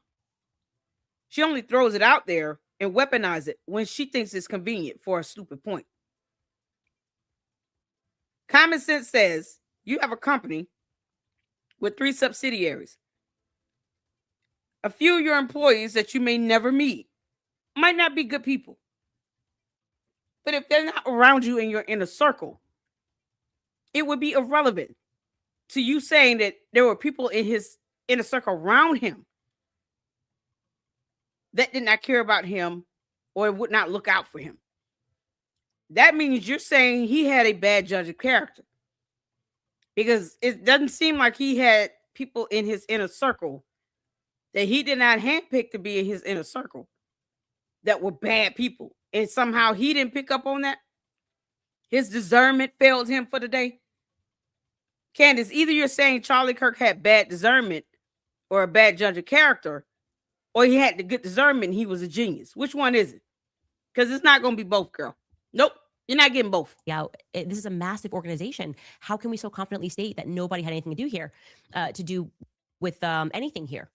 And I think that one of the things that Erika was like, well, about like a feminist, and I didn't want the vibe of that, which I think it did come across like a bit of a feminist, to say like, this is all my family. I'm like, how could this all be your family? I know people in this family and they're not good people. I wouldn't even do that with my own family. Okay. I got people in my family, like we all do, who aren't exactly walking a straight arrow in life. And yeah, so I've communicated that. I have not changed my position on that. I am not going to stop researching the characters in this that I don't feel good about. But further to sort of them just creating and making things up, Tim Pool has now gone out and extraordinarily claimed that I have the same security as Charlie Kirk, and that I'm a fraud, and that actually I have the exact same security. You will recall that Tim just said a week ago that I have no security. Okay, this is Tim Pool a week ago. She is burning everything down. and she's gloating and smiling while she does it. And you know what you told me? She has no security. She doesn't deal with the we have to deal with. She's a piece of She has security, just not on the level of you. Oh, yeah, the one fat guy you mentioned with no wall and no barrier in a suburban neighborhood with neighbors. She doesn't give two No one's out for her. She's lying about all of this. You told me. Here's the difference. He's repeating what you told him, Candace. There's the difference. He's saying, she told me. She said this. He's not saying that as a fact. He's saying, she told me. She said this. There's a difference in that. See, Candace, when you purport something to be a fact, you're saying it is a fact. Tim said, she told me. She said. He's repeating what you discussed with him, what you told him. And you're not directly debunking it either. You went to her house and she's got a 4-foot wall and one fat guy, and she doesn't give a about our security. So that was like Tim last Monday. This is Tim who said I had no security except for one fat guy, which I told you was not true. Now he's saying this. Take a listen. Okay, I'll say things that I probably shouldn't say, but I'm going to say, I always get super heated on this. Candace Owens has the same security team as Turning Point and Charlie Kirk did. She's lying. She has the same security people. I've been digging into this. I've been meeting with people and talking with them, and I shouldn't say too much. He said he was meeting with people and talking with them. So this is information that was told to him. Because Candace, if you're going to sit here and report information, at least report exactly what he's saying. He met with people, he asked, and they told him this. So he's once again relaying information told to him. He's not saying it is a fact I've seen for myself. He said, I've been meeting with people and they told me. You know, Candace, it's a step up from what you do. You tell us you've had visions of people who are deceased telling you something. At least these people that talk to Tim Pool are real people. I am definitely more apt to believe that. And I'm sure the people that told him this will be more than happy to come forward. We're still waiting on this Harry Meyer to manifest himself. You know, because he wants to reveal himself to the world. Even though, unless he's the shooter, we still don't give a damn. Candace, we don't give a damn. Unless he's the shooter, we don't care about Harry Meyer. She got a whole lawsuit to worry about. And me reporting on it. Because there's more that's going to be coming out soon. Because rest assured, people are filing legal paperwork against her. Yes. Candace has the same security team or has yes. the same security companies and You're the getting same security sued, personnel as Charlie and Erika did. So when she comes out and is questioning them, she is lying outright. Yep. Now, I've invited many of these people to come on. We'll see what happens. We'll see when they can. The issue is the moment Candace goes on her show to millions of people and lies, litigation begins. And what happens when litigation begins? People don't do interviews about it. She is exploiting this, and she knows she is. Y'all look at her face. This is a look of someone that's like, ah, shit, I got more lawsuits coming.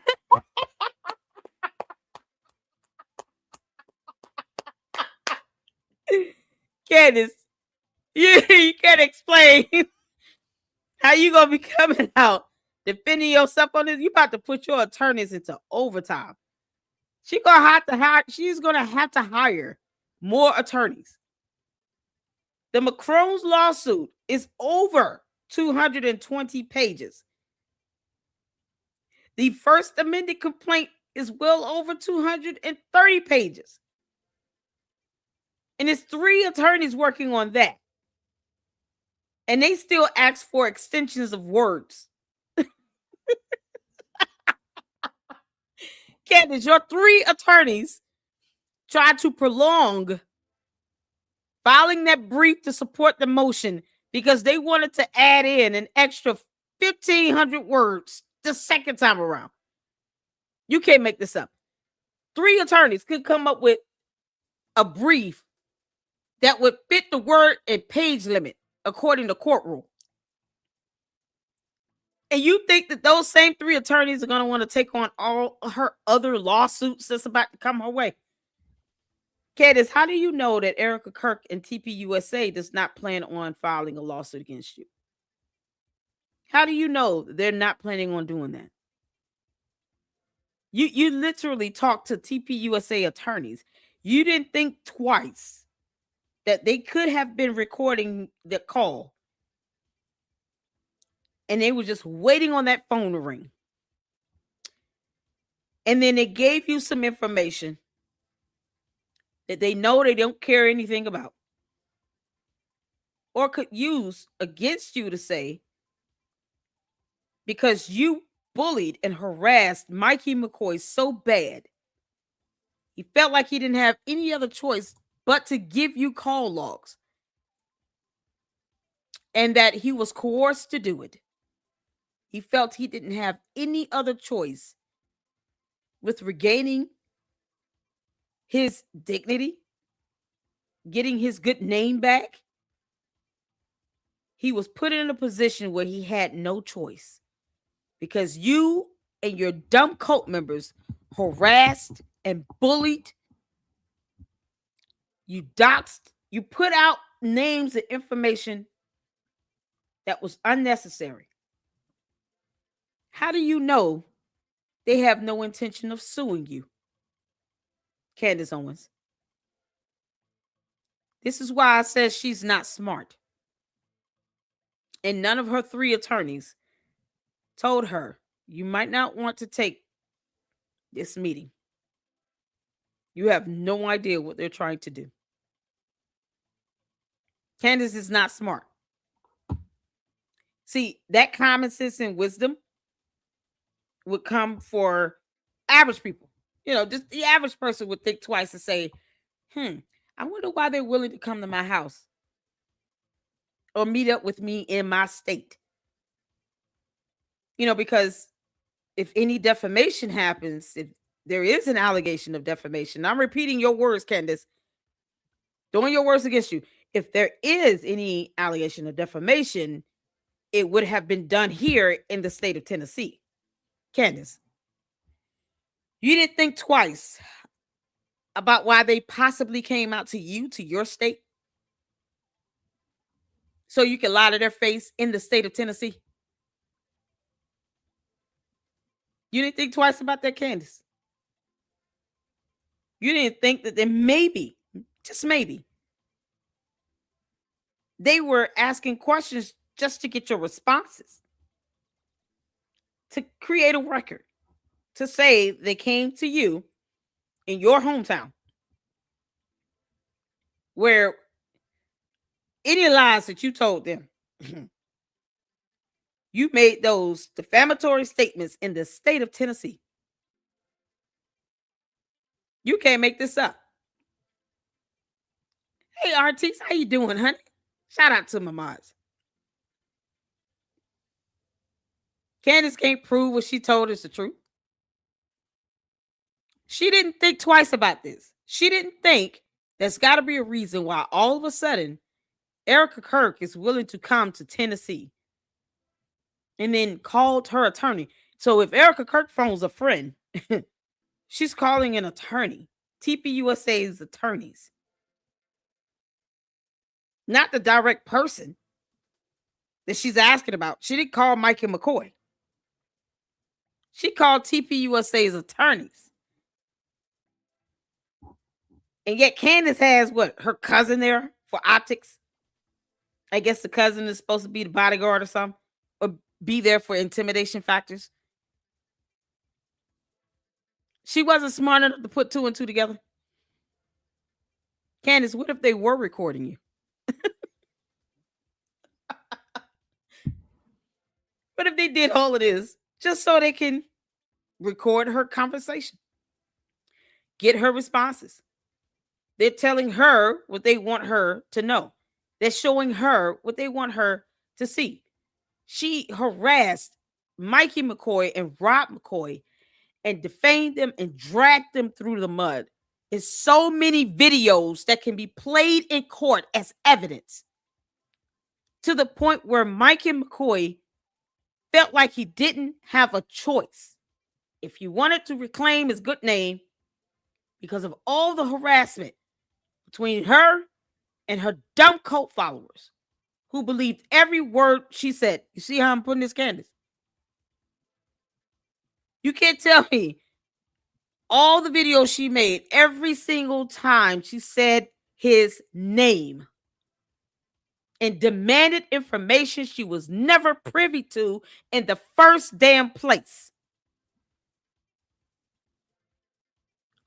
All of the attacks claiming that he was a part of some cover-up if he did not produce it. That's too close to extortion, Candace. But because you're not that smart, you heifer, you have no idea. Just like she doesn't vet her tips. She has no idea.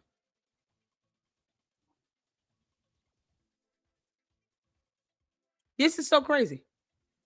So they could be suing her. And if she's not listening to what Tim Pool is saying right now and paying attention, of course it's going over her head. Because Candace does not use the common sense that God gave a billy goat. You know, that ram in the bush that you keep obsessing over on UVU campus. The cult members always start leaving when I start talking because, you know, information for them is hard. But she has no idea. Candace, you heifer, I know you're listening. You don't know if these people planning on suing you. They could have said flat out, yeah, you know what? At least if we want to file a lawsuit, we'll file it in Tennessee. Because we went there and she lied to our faces. She said these statements that were inflammatory, defamatory. We felt cornered. We felt like we didn't have an option. She was going to continue to attack and defame TPUSA as she's been doing. And she had no evidence, no concrete evidence. She said it herself to the cult members. Where's the concrete evidence of that message again? When she said herself, your own cult leader said she never had any concrete proof to begin with. And then said she would have no way to verify it one way or the other. She would have no way to verify it one way or the other. That doesn't mean that Erika Kirk and TPUSA could or could not. The absence of the message proves that it never existed. But your own cult leader admitted she never had any concrete proof to prove one way or the other of what that message truly said. And then she comes and does a video. It says that they confirmed her to be right with no evidence. Candace, you are an airhead. And I say that with love. To keep people wrapped up. She's going to in get this sued. insanity. Tim versus Tim, undefeated. And what I will also say is that's all a lie. It's almost like they have just sent a call, like they're getting too close and just said, I don't care what you write. I don't care if it's complete fiction, make it believable. Say her husband beats her, say her, like it's coming after my husband. They're coming after me and they're making stuff up. I have never employed the same security team as Charlie Kirk ever. We went our separate ways early. Actually, there was like, it's obviously been publicized before he had Schaefer. Are you stuttering? Stay on script. You're a bad liar, girl. Stay on script. You said we went our separate ways. That doesn't mean you never hired one or used the same security firm. She could have used the same security detail or the same security company. Why even go into explaining how I've never utilized the same chef that my mother uses, but you know, I mean, we go back though, but we went our separate ways. You all would be like, wait, did you use the same chef as your mother or not?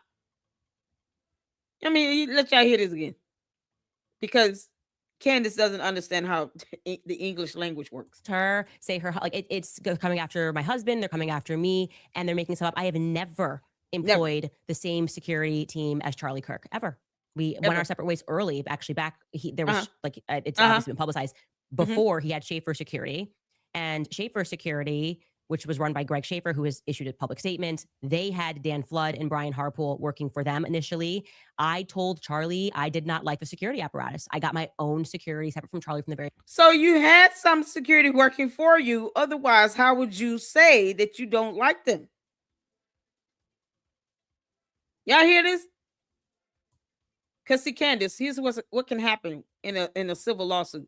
It's called a deposition, where they put your little ass on an oath, and then they ask you direct questions to where you will be forced to answer yes or no. You won't even be able to be given the opportunity to even explain. And for pathological lawyers like you, that's the best way to go. It is again, because she doesn't understand how words work. Her say her like it's coming after my husband. They're coming after me, and they're making stuff up. I have never employed the same security team as Charlie Kirk ever. We went our separate ways early. Actually, there was like it's obviously been publicized before he had Schaefer Security, and Schaefer Security, which was run by Greg Schaefer, who has issued a public statement. They had Dan Flood and Brian Harpool working for them initially. I told Charlie I did not like the security apparatus. I got my own security separate from Charlie from the very beginning. Okay. That's a fact. It just is a fact. There's no way. But she can't say it's a fact without evidence, right? She would have to prove that, right? So it sounds like she did have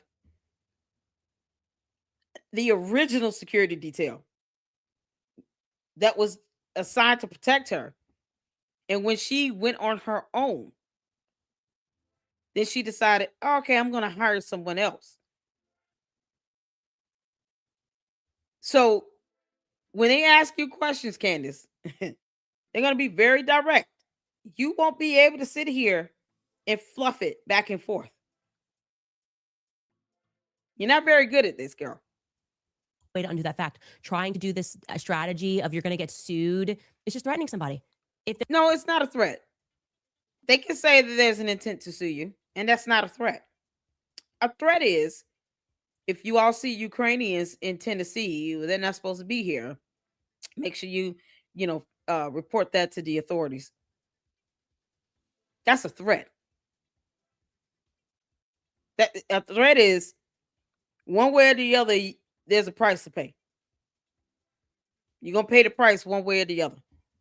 From Rick, your cult member. That's a threat. It's not a threat to say that there's going to be an intent to there's an intent to sue. They're going to sue her. Because if they do it, they're not threatening you.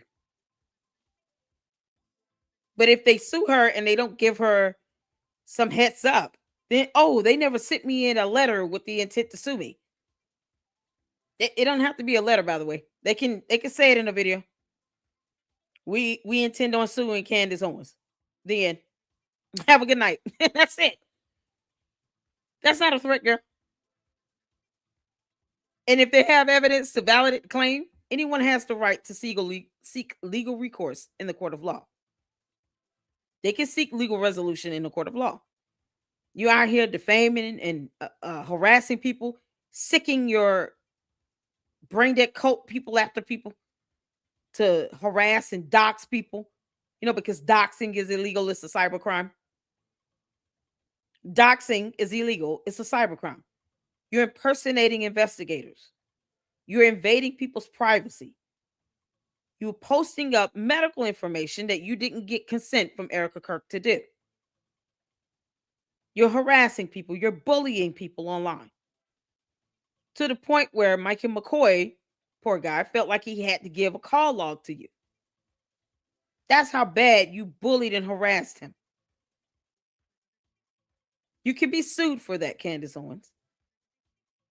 And I hope they sue the hell out of you. Absolutely. Because she's not going to learn any other way. She's been doxing people for years. There was any truth to that. You can't just file legal paperwork. You have to send a cease and desist. You have to say, no, you something don't. you said on your show was That's untrue. A lie. Can you please? Nope, that is a lie. I'm not going to let you lie, Candace. You do not have to send a cease and desist letter. You do not have to do that. They can just sue you. A cease and desist letter is a formality. They don't have to send you that. Where did she get that from? What law is that? Let me type this. I'm going to Google this. Because now we got to look stuff up because you're sitting here lying like hell. Is it required to send a cease and desist letter? Candace, you're an absolute idiot. She's lying about simple stuff that can be researched.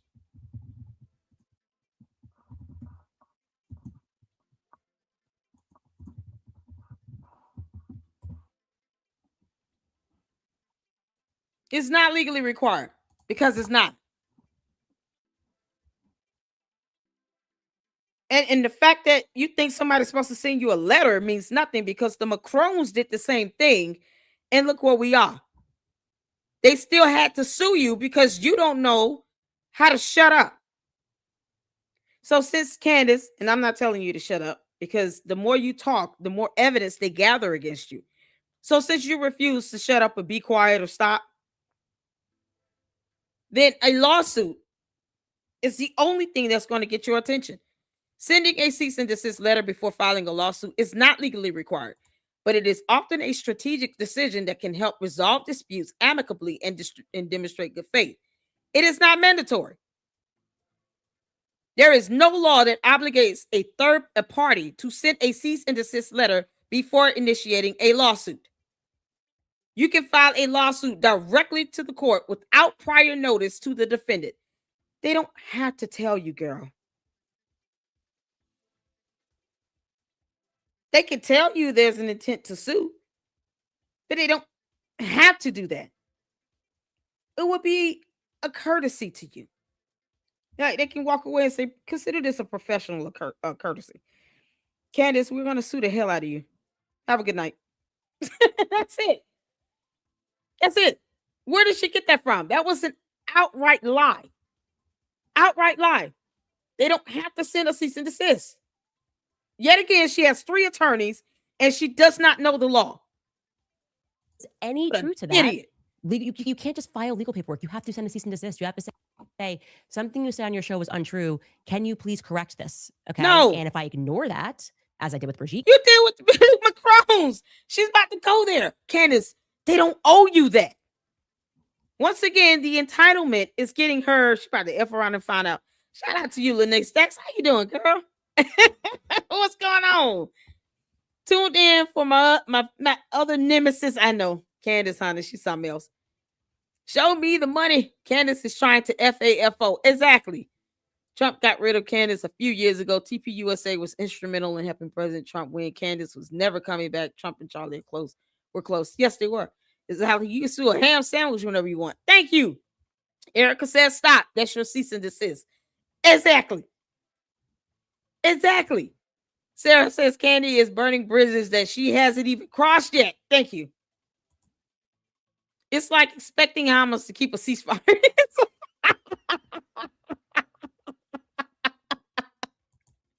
You can't make this up. Knowing this, you can't make this up. Candace, they don't owe you anything. You're not God. You're not Jesus.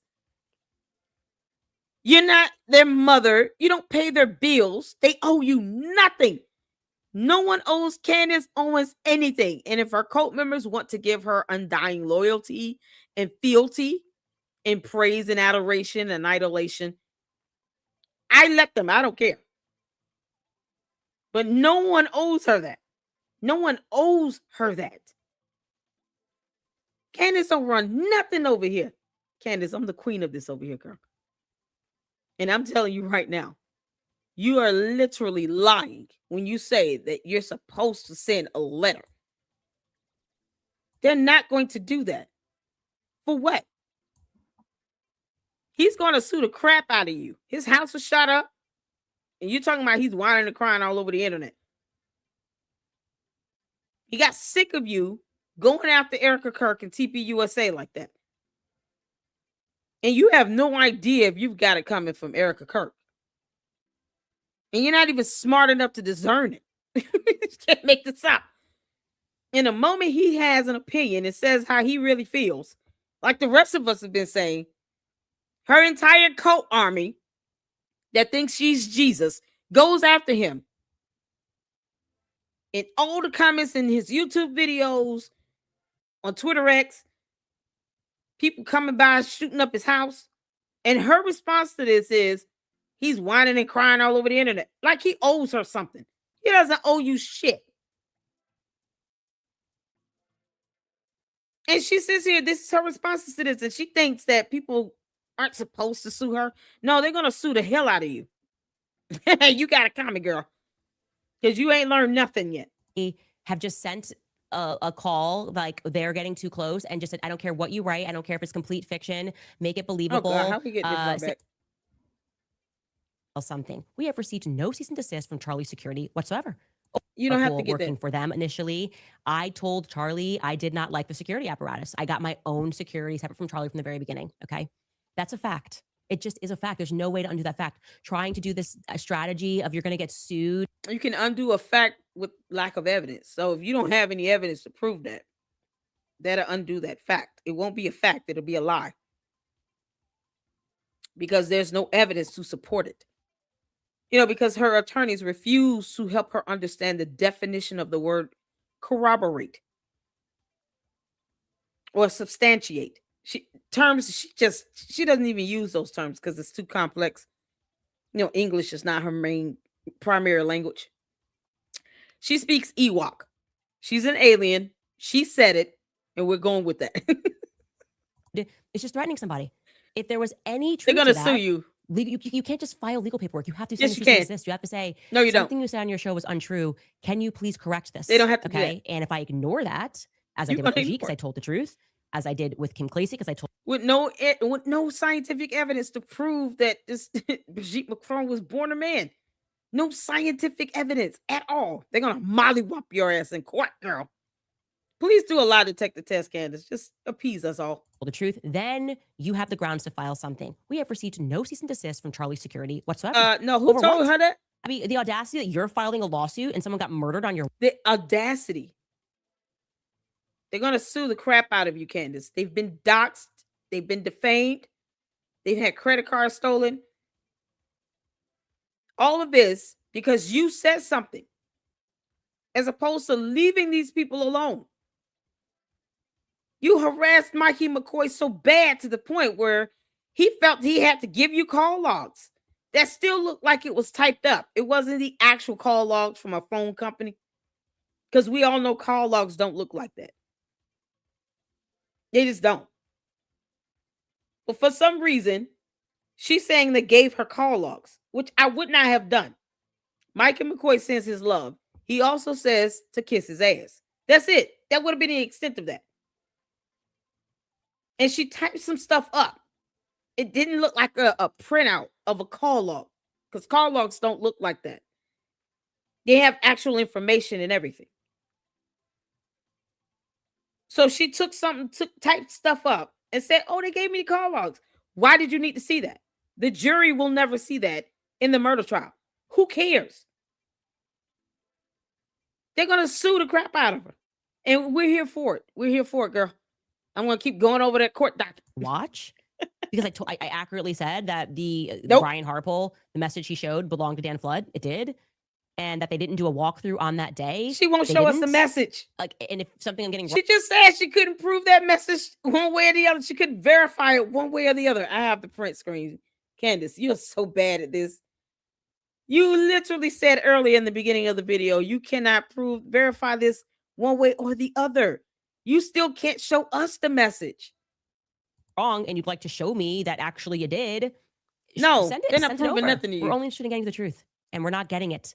We're certainly not expecting to get it from Tim Pool. That is crazy. That's just crazy town. But I do think that is right now. No, that sounds about right. So when he sues you, then whatever you think you need to see related to the case, guess what, Candace? That'll be discovery, girl. And you love getting to the discovery phase, don't you? In the midst of you filing for motions to dismiss, you'll get to that discovery phase when your dismissal gets denied. Have a Zionist strategy, and that's why I want to encourage you guys to stay focused. Wachuca, which we're going to have a lot on tomorrow. Zionist going to be in court because there is something there, and I think that caused a panic, as well as the Egyptian planes, which I am telling you go back relate to Oh, Israel. dear And I'll Lord. be able to prove that tomorrow for all of the naysayers. And again, it's only because this is how they act. If they always overreact, and then it lets us know. The naysayers. What about the black box data? the FDR, real data. Yeah, that young man that debunked her, he actually had secondary data to substantiate the first set of data where he subscribed and paid money to get that information. And he said she was 66% incorrect. He didn't even go unrealistic with it and say 100% or 99%. It said 66%. Guess what, Candace? It's still more than 50. If you're over 55, if you're 66% wrong in something, you are 2/3 off. 66% is a huge percentage error. Big percentage error. And you still cannot verify that Charlie and or Erika Kirk were at those coordinates at the same time those planes flew over them. And you said there were 73 points, 73 chords. And she's trying to go back and debunk the young man that actually showed data and cross-referenced the data and said, here's the truth, 66% incorrect. These planes were in other continents. They weren't even here. And she's trying to debunk that. And she doesn't understand how to read flight data recorded. Can't even print it out. That we are close. They are like an alarm. They are just an alarm. Oh, here we go back to easy. Something else that I wanted to show you, by the way, I thought we were not supposed to be doing live streams while we were speaking, but Turning Point, I guess, has their daily show, but that I didn't feel like that was communicated to me. It felt like a ceasefire and then it got violated, but they had an sue interesting them for conversation it. on Yeah, their show where they yesterday, go. on the Charlie Kirk show, about this trial, the upcoming trial about Tyler Robinson. And here is what they had to say. Take a listen. So this is straight from the charging document. It says Robinson's mother explained that over the last year or so, Robinson had become more political and started to lean more to the left, becoming more pro-gay and trans rights oriented. She stated that Robinson began to date his roommate, a biological male who was transitioning genders. This resulted in several discussions with family members, but especially between Robinson and his father, who have very different political views. In one conversation before the shooting, Robinson mentioned that Charlie Kirk would be holding an event at UVU, which Robinson said was a, quote, stupid venue for the event. Robinson accused Kirk of spreading hate. And when you see how easy that rooftop access is, you start to kind of put one and one together, and you realize that Robinson had a plan that he was going to ultimately take advantage of. And he obviously knew how easy it was to get up to that rooftop, which is terrifying. It really is. And look, one of the other things that's being pushed around for a long time was that, TPUSA, both the local chapter and you guys, didn't advertise this event till a couple days prior to. Now, the insinuation there is that doesn't give Tyler enough time to plan for this. And what we found out with a little bit of, 20, not even 5 minutes of Googling and looking, but you guys already put out on your website as early as August 27th. So we have at least almost a full 2 weeks prior to this. Dear Lord. Not only the time of the event, but the location, the exact location of the UVU courtyard. So when you have over 10 days of planning, and it sounds like that Tyler already was familiar with the campus to begin with, like a lot of the mystery of this starts to go out the window, and it starts to really conform with what is exactly being proposed by the state of Utah and the FBI in the charging documents. Yeah, and we can attest, Andrew Cipher, who's our head of field, Charlie sometimes throw the events out, 7-10 days in advance. If something opened up in his schedule, he would be able to do these outdoor events a pretty quick turn. And so those whole that whole theory kind of goes out the window. So unless I am mistaken, and I am not perfect, but I do feel like we worked really. Oh, no. Yeah, Candace, you flat out lied about a cease and desist letter. You said they were supposed to send this to you and required to do it. No, they're not. Hard to see when this location was first revealed. The first time that we found that the courtyard was mentioned, because Charlie's speaking at events, your assumption would be they're inside, right? You have no idea where it is. So it's not like you can see Stop whether you have assuming. a shot to the courtyard unless you know Charlie's speaking in the courtyard. The earliest that we found that was on September 2nd. The local media mentioned on KMYU that Charlie was speaking at UVU in the courtyard. Okay, that's the first time that we found this. If I am wrong, please tag me, because what he's referring to on August. Candace, you don't work there anymore. You haven't worked there since 2019. So unless you were still obsessively trying to keep up with events, You wouldn't know. You're not on the inside. You can't make this up. This is now, she's already lied about the requirement of a cease and desist letter. Lied flat out.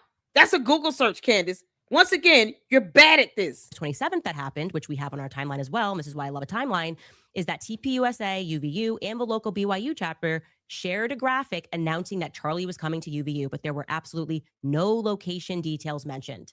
So that actually does shred the idea that he could have practically gone and scaled rooftops before September 2nd. That's the first public mention is September 2nd. So they announced the event on August 27th, as he says, no location details. And then on September 2nd, there are location details provided by local media for the first time. Prove me wrong.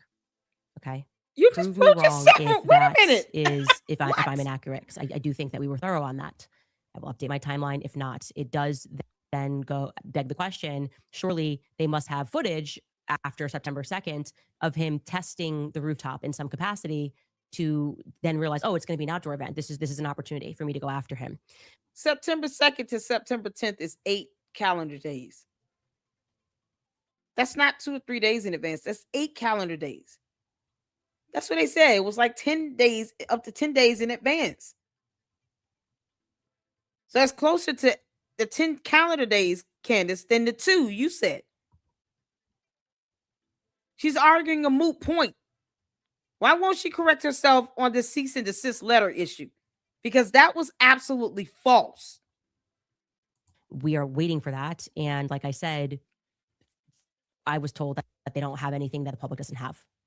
So it's not obvious to me. I don't think it's obvious to the public. Now, I do want to get to Viva Frey. You can't make this up. Who had this to say regarding drones. Oh, sorry. Around the regarding the text messages from Tyler Robinson.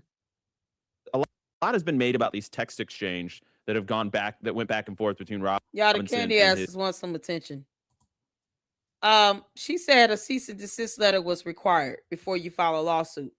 Are you able to read words? Do you understand English? That's what it is. This literally says it is not legally required.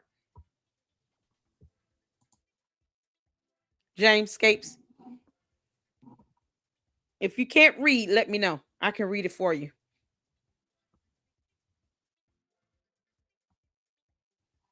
I would love to know. If you can't read, let me know. James. You see here? It's not that hard. It's a Google search. This is Candace is lazy as hell.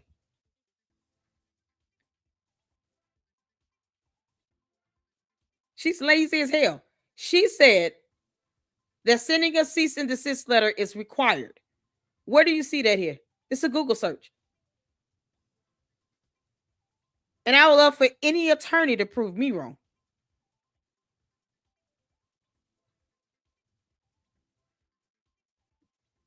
Go ahead. Come on, James. Zionists have nothing to do with what goes on in the court of law. Their argument is about as laughable as anything else. You just need to be literate to read and understand this, not a Zionist.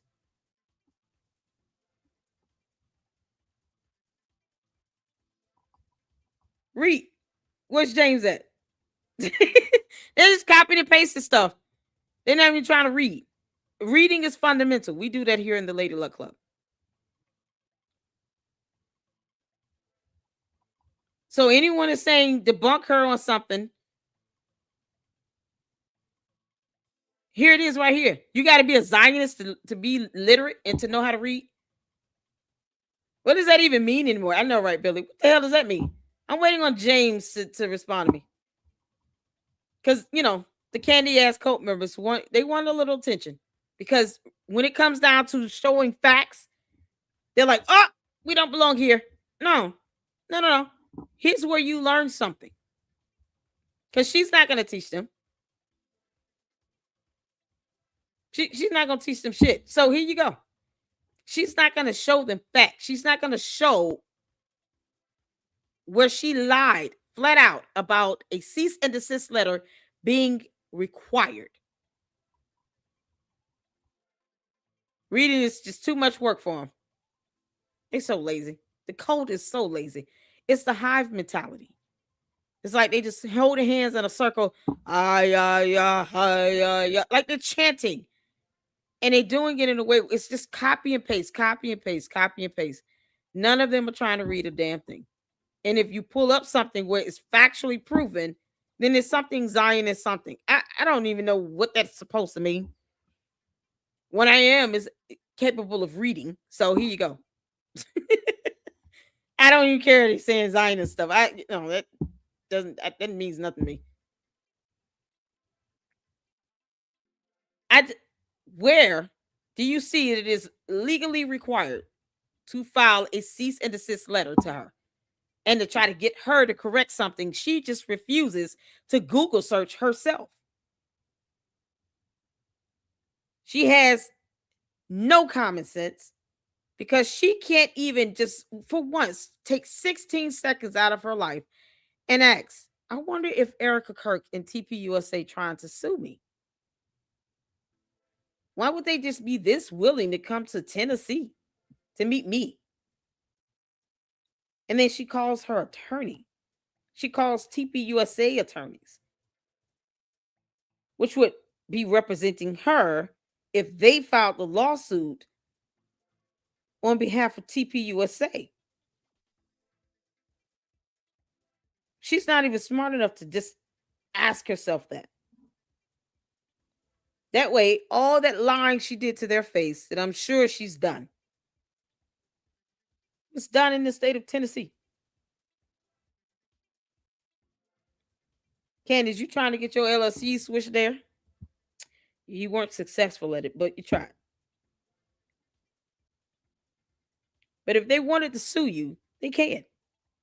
And you've given them more ammunition because you didn't even think twice about this. You can't make this up. The candy asses refuse to research and read. It says right here, sending a cease and desist letter before filing a lawsuit is not legally required. They want everyone else to do the hard work. Prove her right, prove her wrong. Hell no. Tell her lazy ass to do it. You're a cult member. You have free time in between your worship and idolization of Candace Owens. Why don't you Google and search? Don't expect us to do that. No one needs to lie about anything from a legal perspective, like a legal matter. No one needs to do that because you can Google it. No judge will say you must send a cease and desist letter before you file a lawsuit. They can go in there and make that moot point if they want to, piss off the judge saying they didn't do anything and get paid. The judge is going to say, well, they're not required to send you a letter. They filed the complaint. We're here. And I hope if TPUSA and Erika Kirk does sue her, that they file a federal lawsuit. So it goes to a federal court. Go all the way there. That's right. A federal lawsuit. Then it goes to the federal court within Candace's jurisdiction of where she resides. Take it there. Go to a federal complaint. We told you to stop. She didn't. She wanted us to send her a cease and desist letter. We don't owe her shit. But here's the complaint and the certificate of service that she was served. Candace, you lack the common sense God gave a billy goat and a cockroach, girl. You can't make this up. They want everyone else. It's funny. They want everyone else to prove her right or wrong because, they enjoy the banter. But they won't force her to tell them who the shooter is. It's been 3 months. Tell us who the shooter is, Candace. All this his lover, his trans furry gay lover, whatever. And people say it doesn't sound right. Well, there is a video that I want everybody to check out by Turkey Tom. I believe you've watched it now, Viva, where, and this has been authenticated as somebody who was in the Discord chats with them and apparently spent time with them at this apartment. And he said 100% this is how they talked, which is a striking finding. We're going to go into that more probably tomorrow or the next day, depending on how today goes. But I mean, I get the skepticism on this. At first, it struck me too, but apparently, this is how they talk, Viva. That was not the most implausible thing to believe. Okay, so you have a text message. It does read, regardless of whether or not this is how they talk. People saying they were manufactured by or drafted by AI. To the extent that they're confirmed text messages, you can come to whatever conclusions you want after that. But whether or not this is how they talk regularly, to the extent that those were authentic text messages, they show what they show, which is whether or not his lover was aware of what was going on. You're etching bullets, and it's maybe not for target practice of a sporting nature. But like when I say I don't believe the official narrative, and you have to go back to a number of things here. I put my sort of best theory as to what went down. I want to know who was on the Discord chat in advance, what they were discussing, and whether or not there might have been some other I say foreign, not foreign government, but outer influence there. Tyler Robinson is getting radicalized right about the same time as Thomas Crooks, right about the same time as the other guy, Ryan Ruth. He's being radicalized at a politically relevant period of time, right around the same time, oddly enough, as the alleged suspect in the January 6th pipe bomber. A time frame where political violence is potentially very useful for the upcoming election. So the time frame of the radicalization is very interesting to see whether or not he was on anybody's radar beforehand. It's very interesting. Is the judge going to even entertain this narrative? Are they gonna sit here and say, okay, listen, I get what you're trying to say, but let's say it was a time frame 20 years ago where people were being radicalized. Can you connect all these so-called events, all these events that occurred to that time frame where people were being radicalized? What if you had 3 events that occurred that were standalone events, and the 3 people that carried out mass school shootings were just picking up left and right? But you had 3 mass school shootings where they're standalone events, meaning these people weren't a part of any discords or Facebook groups or any of that. So you can't lump them in and say, well, they were also being radicalized, because that theory falls apart if you can pull forth events where they were carried out by people who are not a part of these Discord chats either. When you're looking at these arguments, you have to look at both sides. So for every 5 people he might say were radicalized from these Discord chats and carried out these specific horrible events, the defense might be able to find 6 that are standalone events and say these 6 people did these horrible events and they had nothing to do with those Discord chats. You're pretty much having to say that the majority of the people in these Discord chats that are radicalized around the same time frame are the ones that are out here executing these horrible events. And the margin of error where you have people that are not a part of it, not being radicalized within the same time frame, or they're not a part of these Discord or Facebook, whatever chats or groups they're in, is very slim. It's less than 51%. In a murder trial, you got to prove beyond a reasonable doubt. So how well will this fly over where your burden is proven beyond a reasonable doubt? You want to make this type of argument for a civil matter, you want to sue for wrongful death, that's one thing. You're talking about a murder trial. This will not be that significant, because you will not be able to prove beyond a reasonable doubt that all the people radicalized during this same time frame are part of this group, are the same ones out carrying out all these horrible events, when you can probably find people who have caused harm upon others, executed people, and all the stuff that weren't radicalized during that time frame, or they're not a part of these groups. They're just standalone individuals that did evil acts. You can't go to a murder trial with that. You have to prove beyond a reasonable doubt. You need concrete evidence to even support that type of theory. He finds it interesting. Will the court find it to be beyond a reasonable doubt? That's what it comes down to here. So you don't have to believe that Tyler Robinson acted alone, but they're not putting the gun in the hand of anyone else either. They're not showing proof someone else pulled the trigger. I don't care how he spoke. The fact that he admitted it and the fact that no other person has been presented to be a viable shooter is concerning. When they're sitting here talking about these theories that would not meet that burden. It just wouldn't. It will not meet the burden. And he's a former litigator. You can't make this up. You can imagine how many times he's probably been objected to in court for just irrelevance, lack of relevance. We don't yet know that, and why there would not be confirmation on that can lead to suspicion. You remember the old man, George Zinn, arrested You need for more than claiming to be the shooter suspicion the to day find of and then someone gets busted guilty. for CP on his phone. Like, in my mind, if I'm making a plausible theory here, George Zinn was probably on some Discord chat with a bunch of young perverts, and he's an old pervert, and he's getting off doing whatever they do on those. You're not making a plausible theory. That would not fly beyond a reasonable evidence, a reasonable doubt. You wouldn't have concrete evidence for that.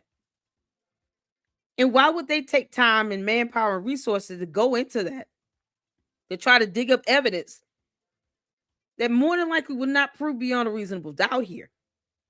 You said, if I'm making a plausible theory, oh dear Lord, he's proving my point. Would it prove beyond a reasonable doubt? Chats. He knows what's going down. He shows up there and thinks he's going to be some useful decoy or distraction for Tyler Robinson because they know what's going down. That's my theory. But, you know, it's just a theory. It is the absence of total disclosure, the total lack of faith that anybody has, not just in the FBI per se, but in any state law enforcement. Nobody has. He just said that's his theory. It's not relevant. It's just not. Being able to say 100 people in this Facebook group were all radicalized between the year 2020 and 2021, or let's say 2022. In the year 2022, because midterms is not concrete evidence to prove that all 100 people that were radicalized are the same ones that's carrying out these heinous, vicious acts. Because if you can find heinous, vicious acts that were being committed by people who were not a part of this group and were not radicalized, their lives, you're outliers. It's just a theory. He's not even providing concrete examples, evidence, case law, nothing. It's just, this is a former litigator giving his opinion, and he's trying to invoke some plausible theory. It's not plausible. You know how much evidence they would have to sit down and try to come up with just to prove beyond a reasonable doubt? Everything he's saying can be questioned. Everything. He has any faith in our institutions anymore, and it leads people to go from because we won't sit here and figure out who's radicalized, to just not believing it, to concocting the most outlandish conspiracy theories imaginable. But then those text messages, you can understand how they will cause people to come to those types of conclusions. He just gave a theory. He just said that's my plausible theory. Tyler Robinson, because they know what's going down. That's my theory. But see, that's my theory. You just gave a theory, and now you want to sit here and dog out because he's trying to make it seem like no one else can have a theory. We don't want theories. We want evidence. Evidence for a criminal matter that proves beyond a reasonable doubt. We don't give a damn about your theory. And you're a former litigator. You are a former litigator. It is the absence of total disclosure, the total lack of faith that anybody has, not just in the FBI per se, but in any state law enforcement. You're not getting the evidence. Nobody has any faith in our institutions anymore. And it leads people to go from, healthy skepticism to just not believing it, to concocting the most outlandish conspiracy theories imaginable. But then those text messages, you can understand how they will cause people to come to those types of conclusions. And he just came up with his own theory. Allegedly, the rumors are Kash Patel, getting mad at Tulsi Gabbard and Joe Kent for trying to look into a potential terrorist angle to this, also does nothing to foment faith in the system. Look, I think it's what he's saying there is perfectly valid, and we can all surmise about what we think happened that day. We can also ignore the fact that I broke the story that the nurses were told at Utah Valley, which treated George Zinn. But you can't sit here and post up medical information, you dingus. You can't sit here and disseminate information, medical information given to you illegally. It was in violation of HIPAA privacy laws. That was not public information. And no one needed to know that. You disseminated information that the public did not need to know. It didn't help with a damn thing. Just like these weirdos and cult members trying to find out where a dead body is that they don't care about. The average everyday person is not walking around here trying to figure out where someone is buried unless you have a personal connection with them. This is somebody you love to care for. It's your family. Just wanting to know where his body is, it's irrelevant. It's not going to help them pay their mortgage. It's so stupid. This man can't get any peace, even in death, because Candace is still a thing trying to make content because she doesn't know how to come up with, information and then research and then report on that. She has to sit here and concoct dumb stuff up out of nowhere and then disseminate information that was given to her illegally in violation of HIPAA privacy laws, which are federal laws, without consent from Erika Kirk. HIPAA privacy laws protects patients' medical information, whether they are alive or dead. And if they're deceased, you're getting that consent from the next of kin. And for Charlie Kirk, it was Erika Kirk because he was married. Period. And she didn't even bother to look that up. Candace, you're bad at this.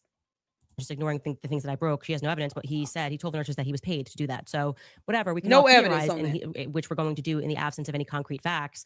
But I will say it's good that Turning Point is at least giving that. But then she just said, okay, we're going to theorize in the absence of concrete facts.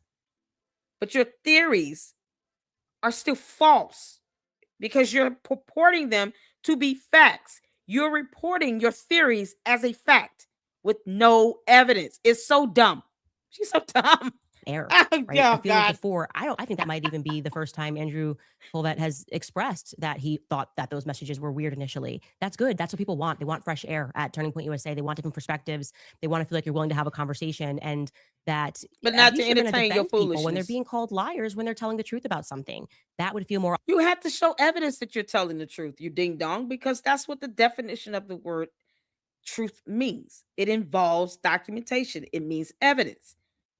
It means you're not saying that they're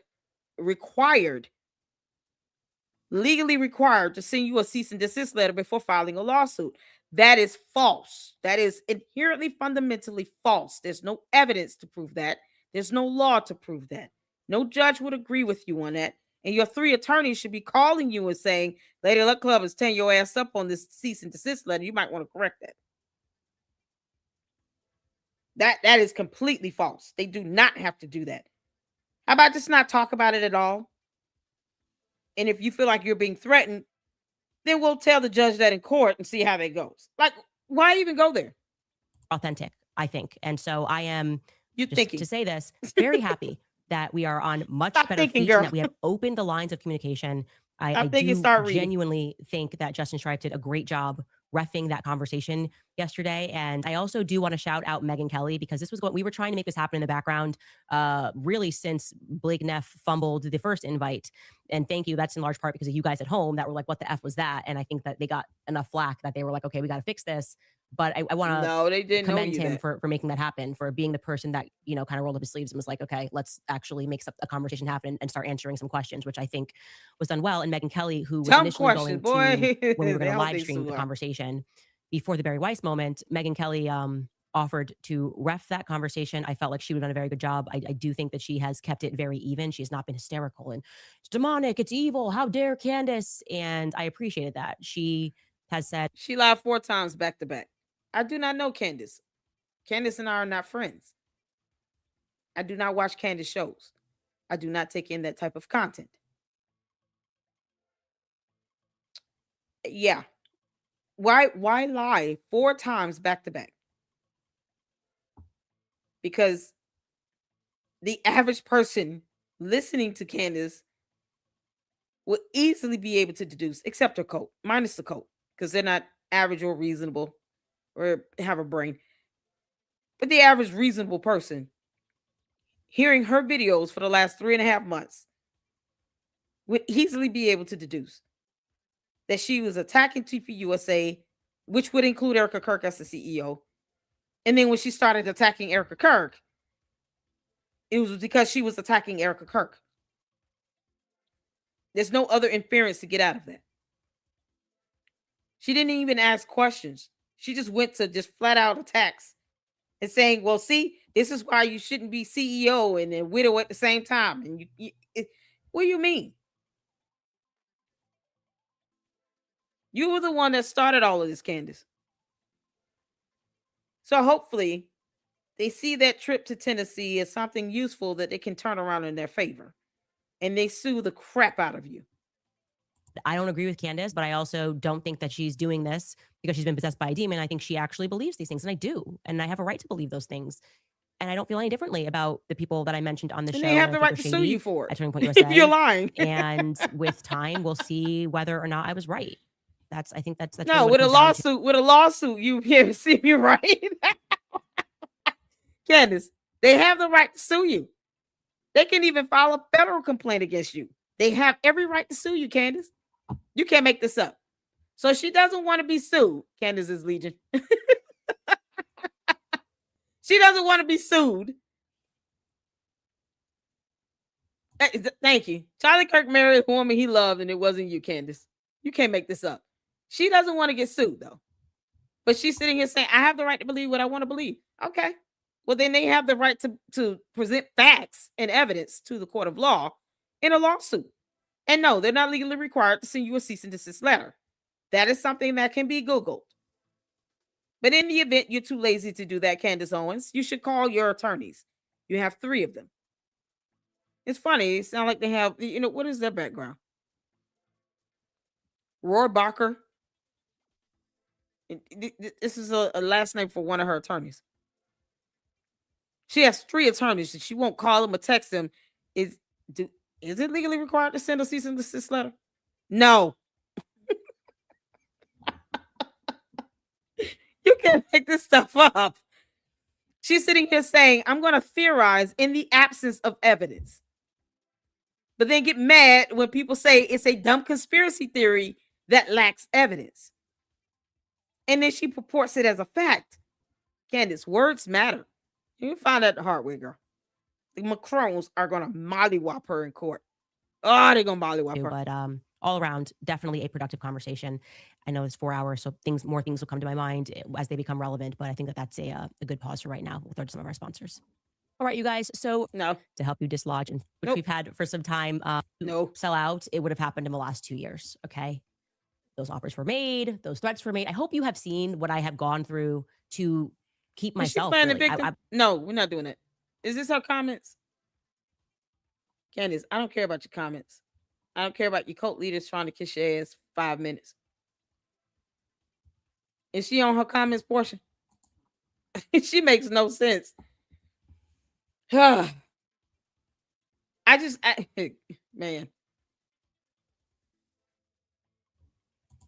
I don't care what she knows because what she's telling us is not factually based. I made it clear. I don't even care how the cult thinks or feels. When you enter my chat, you enter at your own risk.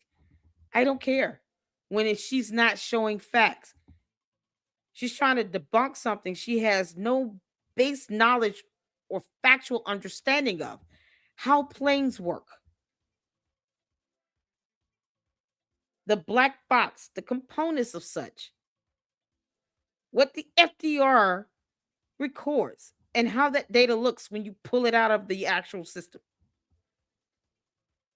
You can't make this stuff up.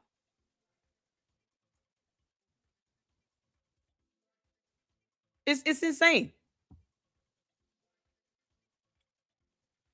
And yet it's still something as simple as this to Google. You're saying I don't know what she knows. I do know she does not know how cease and desist letters work. She doesn't know what they went out there to do. Candace has no idea what they went out there to do when they flew and landed in Tennessee. Period. Tim Pool isn't just speaking for himself when he talks about lawsuits coming. So when you don't understand that, and somehow the aspect of her being sued goes over your head, I don't want to. I don't think me knowing what she knows is imperative. I don't even want to even have to comprehend her dumb conspiracy theories. And she's already said she's going to theorize in the absence of evidence. You don't need to do that. I formulate my opinions based on a set of facts and evidence. I seek answers that can be actually found, that can be researched, that can be provided. She lives in La La Land where she wants things to keep circling in the air. Why don't you cult members go ask her who's the shooter and to finally tell us all? That's what she was supposed to be doing. Finding out who the shooter is. Why can't she tell us that? Why is she still asking that question after 3.5 months? And somehow she's supposed to have this wealth of knowledge in her head. But none of that knowledge is this. The shooter is this guy here. And here's his name in a photo. This is basic information she did not know. Why do I have to trust anything that she may know? You see how this works? Why do I have to trust anything that she may know when she doesn't know this? Basic information. Cease and desist letters are not required. She's not entitled to get a heads up if someone wants to sue the crap out of her. They have the right to sue her. And rights don't shift and change because it's your cult leader versus anyone else.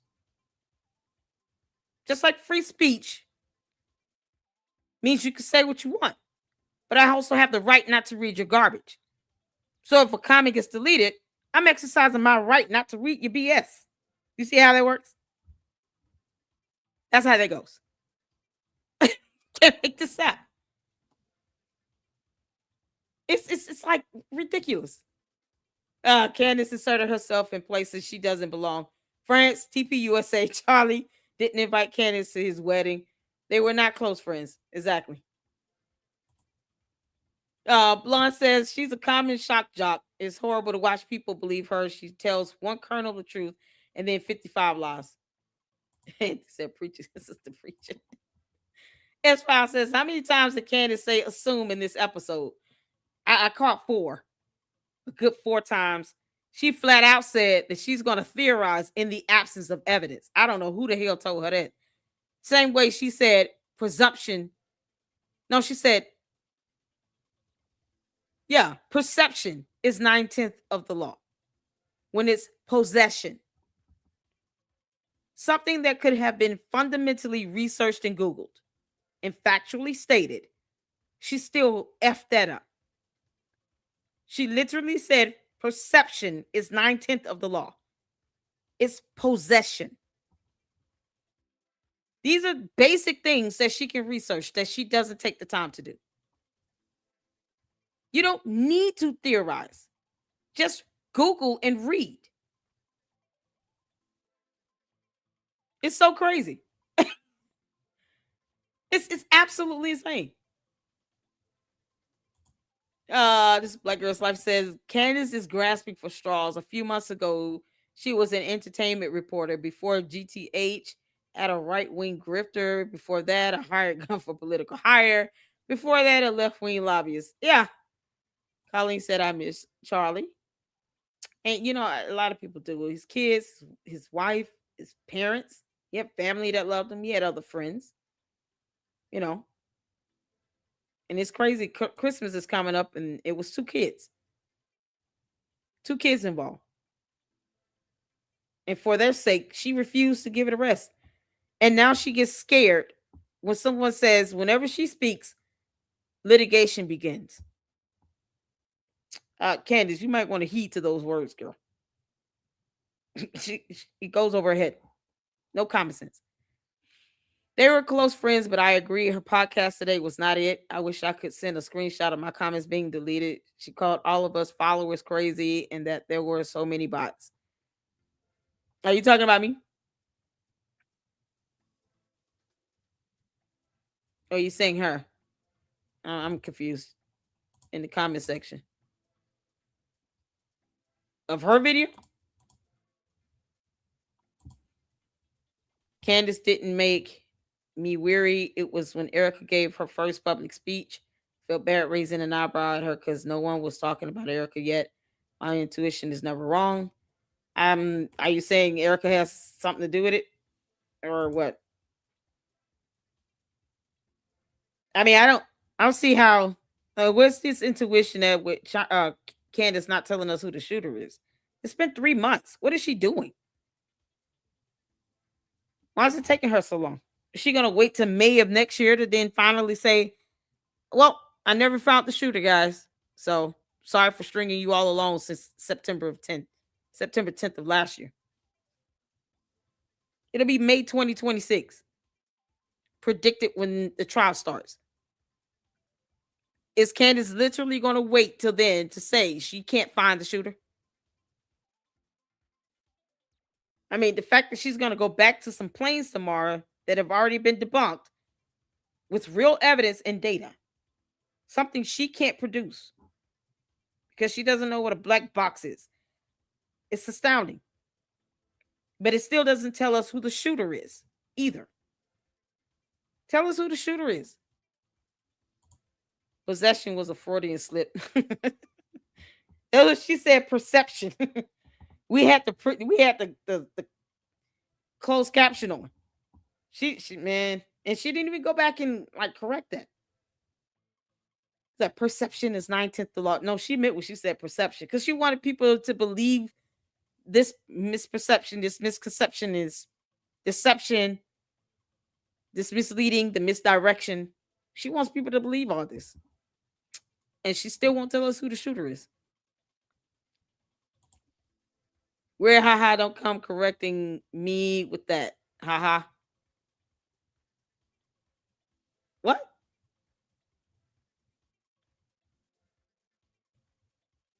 Okay. I don't speak code. So you're gonna have to resend that comment and make it make sense. And speak plain. Why do I speak in code?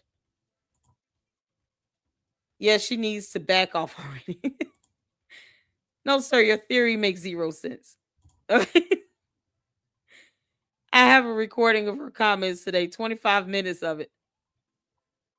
I'm no fan of Charlie Kirk, but Candace is crazy as AF, and Erika is a grifter who knows what else. Sorry, it had to be said. Hey, everybody have their opinion. Erika knew it was like this January 1, 2025. Erika, your hubs would die. This, babies would be fine. Player kids would be something parentless or something like that. What do you mean? That's horrible to say. You bringing up the kids? Why? You want the kids to be parentless? What's wrong with you? Play or your kids will be completely parentless? What are you talking about? That's really dark to say something like that. You want the kids to be parentless? Oh, God. Now I gotta say a whole prayer because stuff like that. And people find it hard to believe that the kids are getting kidnapping threats. Anyone who judges a widow 3 days after her husband was assassinated is ignorant. Exactly. I don't even get this. This comment right here is eerie. What do you mean her babies will be fine? I don't think they're fine when they're catching death and kidnapping threats. I think that is absolutely horrible. You really think these kids deserve that? They deserve to be in this tense situation where perfect strangers want to know where her father's buried?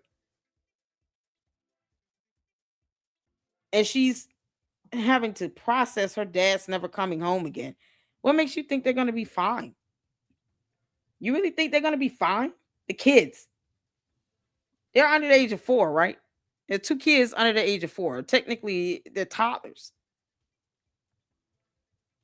And you really think they're going to be fine? One day they're going to have to grow up and see these videos of their father being taken from them on national television. How is that fine for them? It may require counseling and everything. What is this?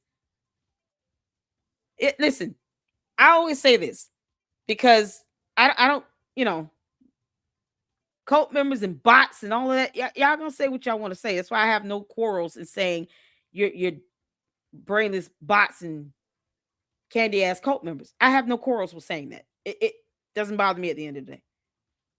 Why bring the kids into this nastiness? These why say that about what the kids being referred to? Why are they in this comment? Do you really believe that these children, these toddlers, will be fine having lost their father in the way that they're going to find out he was assassinated in front of thousands of people on national television? And then these same crazy ass people listening to one dumb woman who refuses to Google whether or not a cease and desist letter is legally required before she gets sued for defamation and slander, malicious slander, are going to be okay after they see those videos. You really think they're going to be okay? You can say whatever you want about me. I don't give two shits. Why bring in two small kids that are both under the age of 4 years old? Why do that? This is why, and just for, the cult members that think comments are being deleted. No, they're not. But if I call you out, I say you enter at your own peril. I have no quarrels with saying exactly what I want to say. You're always free to exit. But like that is dark and evil and sinister. And these are the people that support Candace Amber Owens Farmer, the ding dong, alien. They get mad at someone calling her an alien, but you say stuff like that about these kids being okay. I don't know how they supposed to. What the hell? They can say what they want whatever they want about me. And no, I don't have to read your BS comments. But stuff like that, it's just an example. It's the epitome of the hateful, evil people that support Candace Owens, who herself said, I hate everyone. So when people are saying you're hating on her, they don't understand the definition of that word. Could be a literacy problem where they've refused to read. But this is coming from people who support a woman that said, I hate everyone. Those words came out of her mouth in a whole ass video. And she said, I will never apologize for this. Fine, don't. Don't get mad when we call you a mean, evil, hateful spirited person, Candace Owens, and your cult members are a reflection of that. Because one of your cult members think that the kids are going to be fine. It's dark. It makes no sense.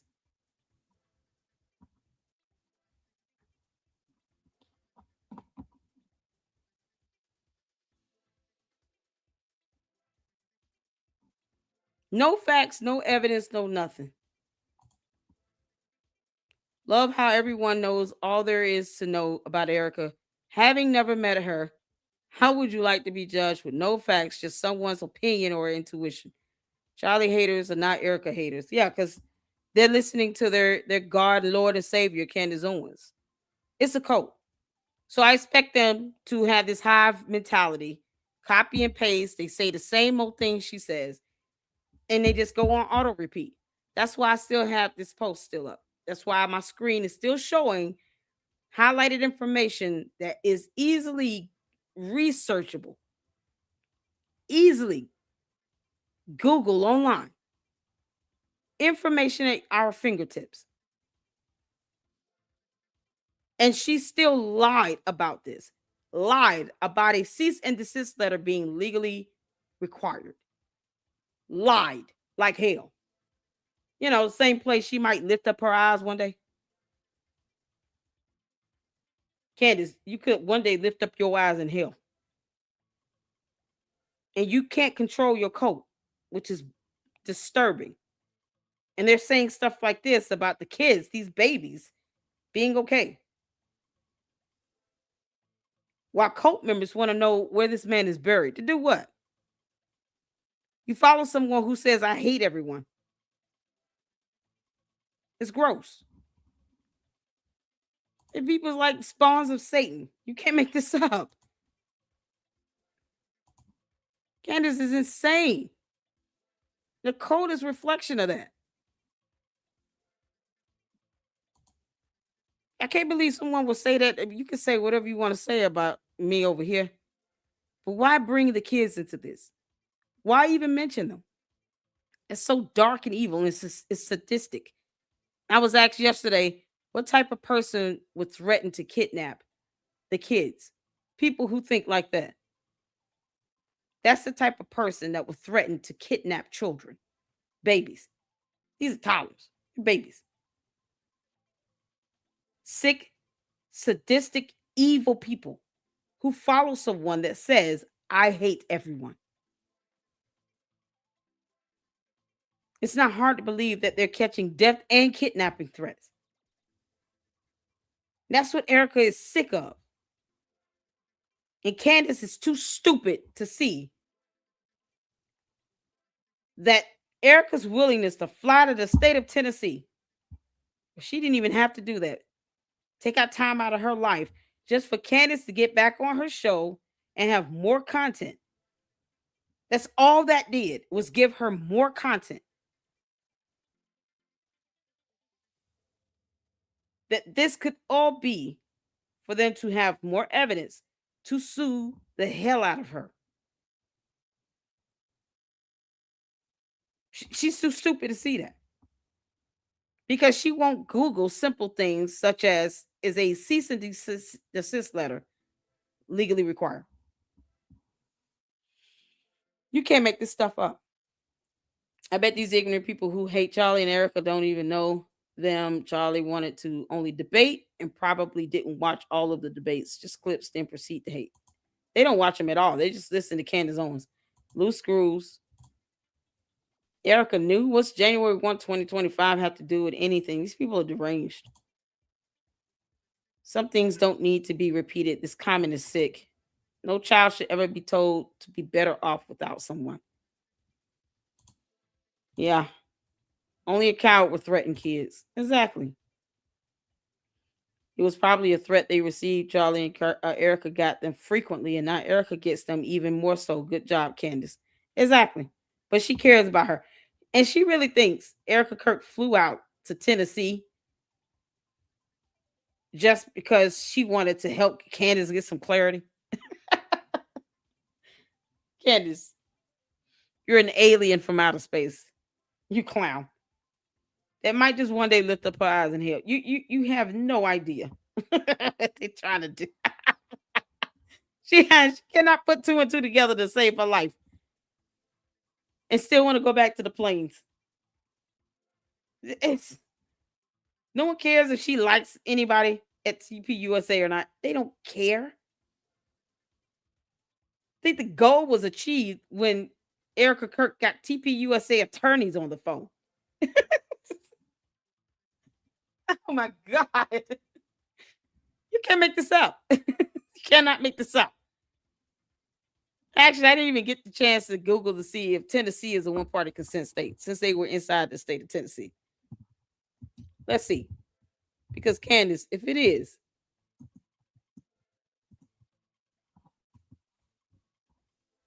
yes, it is. Candace, Erika Kirk could have recorded that whole thing without your permission and have exactly what she needs. You're an idiot. Tennessee is a one-party consent state, meaning you can legally record a conversation if at least one party involved consents to the recording. Erika can give herself consent.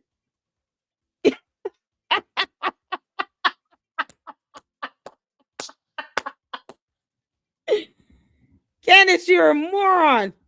You are a moron. There you go. So whether they with the Tennessee or Candace with the Phoenix in Arizona, they're both one-party consent states. Candace, you're not that smart, girl. You're not that bright, you heifer. I told you you're bad at this. And your cult members are showing that you're soulless at this and very evil. They're bringing up the kids. Kids are just off limits. Bring that energy my way because I won't give a damn either way. But don't bring up the kids. These are babies. They gotta grow up and watch these stupid videos Candace have made about their father for what? All because she feels something. Facts don't care about your feelings, Candace. Prayerfully, they went out there and they recorded every little thing you said and did. And they didn't need your permission to do it because laws are laws. This is insane. I hope they sue the hell out of her. Tennessee is a one-party consent state. There you go. I know, right? Hey, Susan Q, how you doing? These poor kids will see all of this someday. Also, how Candace attacked their dad. I feel so bad for them. Who, child? You can't make this stuff up. Juju says Conspiracy needs to go find her kids because Erika children are blessed and loved, still respect. Yeah. This is absolute. Oh God. That's it, man. When I say very scary people, Cantifa's your cult leader is compromised. You can't make this up. People just can't admit they're going to follow Candace blindly. So instead, they turn their hate towards Erika and criticize her. Yeah, because they're running out of ideas. That's what's so crazy, Mike. Shout out to you. They're running out of ideas. Candace is going to run low on content at some point. And hopefully for just the sake of a lawsuit. That is the only reason why Erika Kirk took time out of her life to fly out to Tennessee to make sure she got what she needed on the record so she can fly back home and handle her business. TPUSA attorneys in that phone call. Candace didn't call her attorneys, because funny how she didn't do that. You can't make this up. Candace, the idea of them suing you even the more in your own state. Lord, please let it be a federal lawsuit because they can file it. I mean, you can't make this stuff up. The malicious slander. You think Erika Kirk is your friend? She ain't studying. You should get ready for AmFest, Candace. This is absolutely insane. Tennessee is a one-party consent state. There you go. You're a whole coat. Don't bring up the kids. You can sit here, you can hate my guts because the candy ass cult members already do. They can't stand me. They hate my guts. But don't bring up the kids. It's not necessary. Because they know I don't give a fuck about their comment either way. But why even say something like that about children? The kids. Like, good grief. Man, that was dark. You can't make this up. Good Lord. Y'all. All right, y'all. Thank y'all so much for tuning in. We're going into 8 hours. Tennessee is a one-party consent state. So hopefully, Tim Pool, Mikey McCoy, Rob McCoy, Erika Kirk, all the TPUSA, they all sue the hell out of Candace Owens into oblivion. They do not owe you a cease and desist letter. It is not legally required or mandated for any reason. Candace Owens still refuses to Google and research and read. And I just want to thank all of you guys for the support here. Thank you guys for hitting that like button and the supers. Oh my goodness. What a blessing. This has been a fantastic evening all around. And I appreciate all of you all. You call it for Nick Fuentes. Yeah, we got to do a video about Nick Fuentes putting Candace Owens in check. Because obviously she's not going to stop. They understand they may have given her content, but hopefully they got something out of it as well. And that's just more evidence for a damn lawsuit. Let that happen, Erika Kirk. The Macrons are showing you how it's done. Get it done. All right, y'all. That's all I got. Make sure you guys hit the like button. And yes, you can leave your comments below. But understand, cult-like mentality doesn't get you anywhere with me. And bringing up the kids is unnecessary. And until the next one, you guys have a good evening. Lady Luck Club out. Deuces.